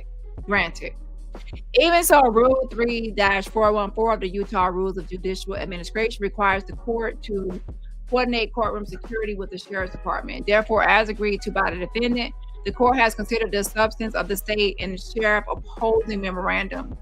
The court also has considered the memorandum drafted by the court security director, which was attached to the state's opposition. If and in the future the parties have a security concern specific to this case, the parties may present evidence from the sheriff's department through affidavits, declarations, exhibits, or witness testimony. This order does not restrict or limit the sheriff's department from communicating and coordinating with the court as allowed by the statute. Now, on to this part. Defendant's motion to appear in civilian clothing without physical restraints. As an initial matter, the parties agree defendant has a right to the accoutrements or something like that. Accoutrements of innocence during a jury trial, including the right to be dressed in civilian clothing and the right to have any physical restraints hidden from a jury's view. Defendant's motion seeks additional relief beyond his trial rights. He moves to appear without restraints and in civilian clothing at all pretrial hearings or proceedings. Both requests are deviations from the general court security plan, and the court has considered each request separately. Defendant's right to the physical, presumption of innocence must be weighed against the essential state policy of providing security in the courtroom. The scope of the parties' arguments and requested relief also impacts the media's right to report the news and the public's interest in government transparency. The appropriate balance of each of these concerns implicates the integrity and dignity of the judicial process, which includes the respectful treatment of defendants. In my opinion, they're going to grant the clothes, but not the restraints. Defendant's request to appear in civilian clothing is granted. Defendant first request that he be allowed to appear in civilian clothing during all pretrial hearings. He cites to the pervasive media coverage of his initial hearing and argues that the repeated and ubiquitous display of Mr. Robinson in jail garb will undoubtedly be viewed by prospective jurors and will inevitably lead to prospective juror perception that he is guilty and deserving of death. In his view, allowing Mr. Robinson to appear in civilian clothing is a minor inconvenience compared to the real danger of tainting the prospective jury pool and depriving him of a fair trial. In response, the state, the sheriff's department, and the court security director agreed, but argue that dressing defendants in jail clothing assists in securing safety and control because it aids court security and easily identify Mr. Robinson in the event of a disruption. In addition, the opposition notes that there is no controlling precedent that requires the court to allow Mr. Robinson to dress in civilian clothing pre-trial. Upon balancing the interests at stake, the court concludes that Mr. Robinson's right to the presumption of innocence and an unbiased jury supersedes the court, the security concerns of dressing in civilian clothing in this case. The media interest in Mr. Robinson's trial is arguably unprecedented in the state of Utah. Photographs and visual recordings of Mr. Robinson in jail clothing will likely be shared and disseminated in various public platforms. There is a likelihood that a substantial number of potential jurors in Utah County will view these images and may associate Mr. Robinson's jail clothing with the presumption of guilt. The danger of prejudice is compounded by technological advancements that allow the images to be manipulated in ways that do not accurately reflect the truth of the court proceedings. Now, I will say that people have been doing that, making memes and stuff. So with AI and memes, people are able to make it like an accurate depiction, right? The court intends to hold all of Mr. Robinson's hearings as special settings unless unforeseen circumstances arise. He will be the only dependent. Y'all, listen. From now on, I need to read the documents first before I get tired, okay? He will be the only defendant in the court holding cell when he appears. There is low likelihood that Mr. Robinson will not be able to be identified or tracked by court security if there is a commotion in the courtroom. Given these mitigating circumstances and the potential for prejudicial pretrial publicity tainting the jury pool, the court orders that Mr. Robinson be dressed in civilian clothing for all pretrial proceedings. Mr. Robinson's attorneys must coordinate with the Utah Sheriff's Department to ensure this order is carried out and must provide his clothing at least 72 hours before the hearing. However, defendant's request to appear without restraints is denied. Mr. Robinson's next request that he appear for all pretrial proceedings without restraints. Mr. Robinson cites Deck versus Missouri United States versus Sanchez Gomez, vacated and remanded, to support his motion. Although he recognizes that Deck's holding is limited to shackling in front of a jury at trial, Mr. Robinson argues the constitutional dangers articulated in Deck extend to pretrial proceedings, particularly in highly publicized cases such as Mr. Robinson's. Mr. Robinson argues visibly restraining him could taint the potential jury pool and undermine the presumption of his innocence. Restraining him without an individualized determination that he is an escape risk or potentially dangerous violates his right to due process and denigrates the dignity of the proceedings, and restraints potentially impacts his ability to effectively participate in the proceedings by inhibiting his ability to take notes and communicate with his counsel. His counsel represents that he has no criminal history and has had no disciplinary incidents while incarcerated at the Utah County Jail. Thus, the need for restraints is currently unjustified. The rules of judicial administration require that all in custody defendants be restrained unless otherwise ordered by the court. The court has balanced Mr. Robinson's right to a fair trial, right to the effective assistance of counsel, and the right to due process with the security concerns apparent in this case.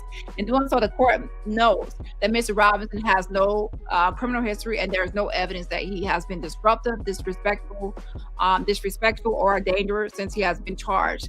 This case has generated an immense amount of pretrial publicity. As with many high-profile cases, public interest may both wax and wane, but is likely to persist. Visual recordings and photographs of Mr. Robinson shackled may give the impression that he is dangerous and may undermine his presumption of innocence. The potential jury pool in Utah County, based on their proximity, is likely to be even more exposed to the images of these proceedings and the messages those images send. On the other hand, the charges against Mr. Robinson are serious. If convicted, he faces potential sentences of life in prison or death. Though these proceedings will focus on legal matters, both Mr. Robinson and court patrons are likely to feel strong emotions. The landscape that lies ahead requires thoughtful and focused work, and the court will not tolerate disruption or commotion that could have been prevented or mitigated by security protocols. The safety of Mr. Robinson, court staff, the attorneys, and patrons is a paramount concern. If a disruption occurs, security personnel will need to quickly secure Mr. Robinson in his place of safety. Restraints will help facilitate their responsibilities and promote controlled and orderly proceedings. Therefore, the court denies Mr. Robinson's request to be unrestrained during pretrial proceedings. The court directs the sheriff to perform an individualized assessment of the risks associated with this case and secure Mr. Robinson in the least restrictive manner available to mitigate those risks. If restraints will impede Mr. Robinson's ability to take notes or consult with counsel, Mr. Robinson may move for the court to assess the level of restraints to ensure he receives the effective assistance of counsel. The court will amend the decorum order to mitigate prejudice. To mitigate pretrial prejudice, the court will amend the standing decorum order to prohibit the media from visually recording or photographing Mr. Robinson's physical restraints. Oh, wow. So the media cannot record or photograph his physical restraints. To facilitate this order, the court will also order that the media is prohibited from visually recording or photographing him while he is entering the courtroom, exiting the courtroom, or standing up in the courtroom. Wow. And making this amendment, the court has considered the factors listed in Rule 4-401. So they cannot show that he's in restraints. So it won't go out here. People can Photoshop an AI him in shackles or restraints. Also, they cannot show him entering or exiting the courtroom while he's showing these shackles. As already discussed, this is a serious case that has garnered national attention. Visual representations of Mr. Robinson in restraints will likely be broadcast over various platforms. Given their proximity to the case, members of Utah County are likely to see images of Mr. Robinson's restraints. Those images may remain in their minds and give an impression that he is dangerous, and an impression that could undermine his presumption of innocence. The court is committed to open and fair proceedings and recognizes the public's interest and newsworthiness of these proceedings. The court sees the benefit in allowing the public to observe the proceeding through electronic media coverage. Allowing the public into the courtroom through electronic means increases confidence in our justice system and serves as both an educational tool and an incentive for the public to increase their civic engagement. Limiting visual recording and photography of Mr. Robinson in restraints will not denigrate the public and media's interest. This ruling promotes a healthy balance between preserving Mr. Robinson's constitutional rights and the media and the public's interest in viewing the proceedings.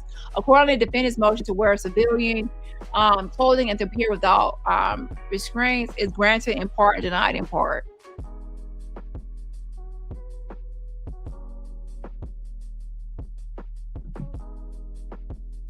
We're almost done, child. And I'm sure there's going to be more documents because guess what? He has court on the 30th. So I bet today there are going to be some for the 29th, and there's going to be some more, documents. There's going to be a lot of documents for this case. Order temporarily granting, so this is actually going backwards. That's the one that was before. Standing decorum order for October 30th, 2025.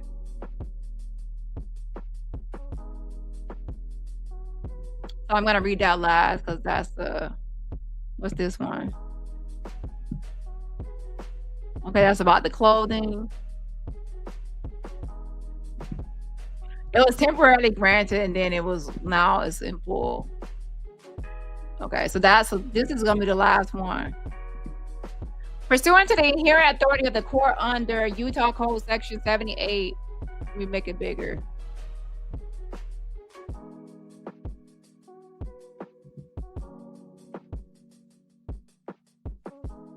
And consistent with the Utah Code of Judicial Administration, the court enters the following standard decorum order to ensure the safety, security, and orderly conduct of judicial proceedings and to establish standards of conduct for those attending the proceedings in this matter.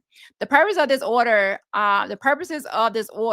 are to protect the parties' right to fair and impartial proceedings, protect against unfair prejudice to the parties, ensure preservation of the court record, ensure orderly and efficient management of court proceedings, permit public access to court proceedings, and allow for electronic media coverage of court proceedings. To achieve these purposes, the court hereby orders as follows. This order and its attachments, which are incorporated herein by reference, shall govern the conduct of all media representatives and members of the public attending the hearing. As used herein, the term spectator and spectators refers to all media representatives and members of the public attending the proceedings, but excludes court personnel, court reporters, counsel of record, and counsel of record support staff. Prohibited and are restricted items. Bags. No bags of any kind, including backpacks, briefcases, purses, or similar items, are permitted inside the courtroom unless expressly authorized by court security and staff. Face coverings. No face coverings, masks, or other items that obscure the identity of an individual are permitted except when medically necessary or expressly authorized by the court. Dangerous items. No weapons, explosives, or other dangerous items are permitted in the courtroom. Now, who in the world is going to bring weapons and explosives to a freaking courtroom? Must that be added? Courtroom seating. Courtroom 4B has limited seating. The number of spectators shall not exceed the courtroom capacity. The defendant, counsel, record, counsel, support staff, and the designated victim representative may sit in the front of the bar at or directly behind counsel tables. All other spectators must sit behind the bar, separating the well from the gallery. The first row on the viewer's left side of the gallery is reserved for family members of the alleged victim. The first row on the viewer's right side of the gallery is reserved for the defendant's family and friends. The remaining rows of the gallery are open to all spectators to the extent courtroom capacity allows. Conduct of spectators. All spectators should follow the instructions of court security staff. All spectators should be quiet, civil, and orderly. Spectators should not engage in any distracting, disruptive, provocative, disrespectful, uncivil, or threatening behavior of any kind. Spectators should not make any audible comments of any kind, should not shake or nod their heads, and should not otherwise make any gestures during the hearing. They can't nod, they can't shake, shall not shake or nod their head, any gestures during the hearing. Jail. What happens if somebody got a bobblehead? Spectators should not wear or display pins, buttons, signs, clothing, or photographs expressing support for or against any party related to this case or the status of this case as a capital offense. Child, this is going to be different from that Diddy trial. Spectators should not be permitted to pass the bar or enter the well of the courtroom without express authorization from court security staff or the judge. Spectators shall enter and exit the courtroom without causing disruption or distraction. If a spectator seeks to enter the courtroom during a hearing, that person will need to remain outside the courtroom until the court takes a recess or until the hearing concludes, whichever occurs earlier. If a spectator exits the courtroom during a hearing, that person will need to remain outside the courtroom until the court takes a recess or until the hearing is concluded, whichever occurs earlier. At the end of each proceeding, all spectators should remain in the courtroom until court security staff give permission to leave. The court security staff may, in their discretion, direct spectators sitting in a certain parts of the gallery to leave before spectators in other parts of the gallery. Spectators should follow the directions of court security staff and court personnel. Use of portable electronic devices. Portable electronic device means any device that can record or transmit data, images, or sound, or access to the internet, including a pager, laptop, notebook, personal computer, handheld PC, PDA, audio or video recorder, wireless device, cellular telephone, or electronic calendar. Spectators shall place all portable electronic devices on silent mode. Any portable electronic device that makes an audible sound during court proceedings may be secured by the court security staff and retained until the end of the hearing, at which time it shall be returned to the owner. Consistent with UCJA Rule 4-401.02, portable electronic devices may be restricted in certain hearings, such as a preliminary hearing and at trial, or as otherwise directed by the court. Court security staff may require that devices be turned off, surrendered, or stored during these proceedings. No audio or video recording, broadcasting, transmitting, or photography is permitted unless specifically authorized by the court under the UCJA Rules 4-401. When operating a portable electronic device, spectators must hold the device below the rail in front of the spectator, so it is clear the device is not being used to record or photograph the proceedings. Use of a portable electronic device in violation of this order may result in the device being secured by the court security staff and the spectator being removed from the courtroom, in addition to other penalties outlined below. Additional orders related to the news reporters and EMC. Media vehicles should be parked along the upper west deck of the parking structure. Media representatives shall identify themselves and produce appropriate identification photo ID. As used herein, the terms electronic media coverage, EMC, and news reporter have the same meaning as in UCJA. Recording or transmitting images or sound of court proceedings without the express permission of the court is prohibited. EMC of court proceedings is permitted if a news reporter submits a timely request as required under UCJA and secures a signed order for electronic media coverage or court proceedings. EMC of court proceedings shall be permitted subject to the terms of this order, and any order for electronic media coverage of court proceedings issued by the court and any subsequent order related to any restricting EMC. News reporters shall comply strictly with this order. Any order for electronic media coverage of court proceedings secured by the news reporter and all provisions of UCJA. Failure to do so may subject the news reporter to contempt sanctions as allowed by law, removal from court proceedings, and termination of EMC unless otherwise approved by the judge or the judge's designee. EMC is limited to one audio recording operator, one video camera and operator, and one still camera and operator. The location of cameras, microphones, and other EMC equipment shall be subject to approval by court personnel, with the judge having the final say.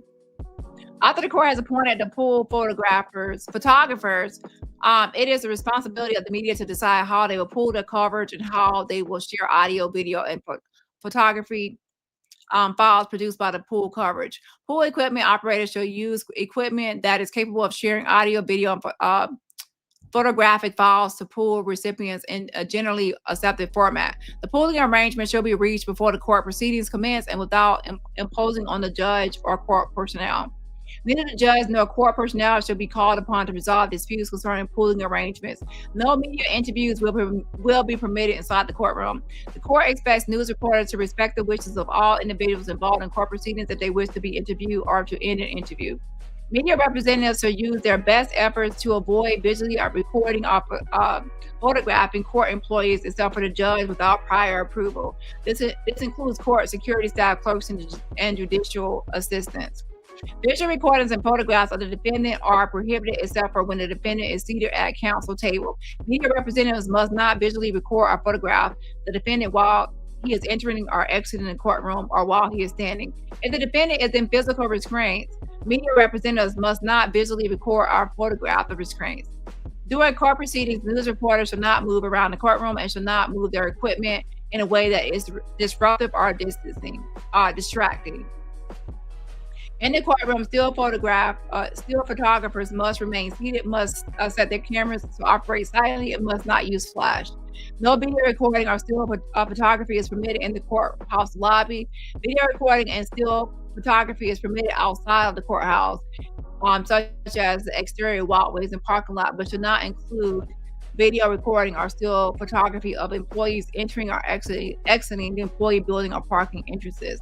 No audio recording is permitted is permitted of conferences involving counsel at the counsel tables or during bench conferences with the judge. No visual recording is permitted of a person's lips so as to be decipherable by a lip reader. Dang, y'all gonna be in there looking like mommies and you know, and the child. It's a lot of rules in there. Can't shake your head, can't do child. You gotta be a man. You gotta do the mannequin challenge. By a lip reader during conferences involving counsel at counsel tables or bench conferences with the judge. Obviously, people can lip read, especially people that can do sign language. No one may zoom in on anything on counsel's tables or the bench to identify any writings. News reporters shall address all complaints and concerns to Tanya Mashburn, Director of Communication, Administrative Office of the Courts. Copies of this order to be posted in red. Copies of this order should be posted outside the courtroom. A copy also may be requested by email at 4:00 a.m. at Utah courts. All spectators shall read and comply with the terms of this order. As needed to ensure compliance, notice of this order may also be given verbally by court security staff and our court personnel. And for violations, enforcement and our penalties for violations. Anyone who violates the terms of this order may be removed from the court proceedings and may lose access to future proceedings. Anyone who willfully violates the terms of this order shall be subject to contempt proceedings or referral to law enforcement. Contempt proceedings may result in sanctions, which may include an order of temporary or permanent exclusion from the courtroom and security areas, an order of temporary or permanent exclusion of the media organization represented by the offender from the courtroom and security areas, contempt of court sanctions punishable by confinement in the Utah County Jail for up to 30 days and a fine not to exceed $1,000 for each offense, and such other sanctions as deemed necessary by the judge to ensure due process in the interest of justice. Exceptions: court personnel, court reporters, court security staff, law enforcement officers, attorney staff, and individuals with prior written authorization from the court are exempt from applicable restrictions as necessitated by their official duties. Are we done? Are we done? Yes, I'm free. Never again will I do documents at the end of the live. It needs to be at the beginning of the live, okay? But yes, we are done. And the next update is gonna be on my backup channel, and then after that, I'm gonna take a break, okay, a couple of days. Yeah. So, I forgot. There's another topic I need to talk about as well. But anyways, make sure y'all sign my petition. I'm gonna share it one more time. Sign my petition. Also, if you have any advice for anyone that could possibly be cut off from SNAP or food stamp benefits, make sure you actually put the resources on my I'm going to update my community tab once I have more information, and then you can also update it as well. So make sure you check back for any updates, okay?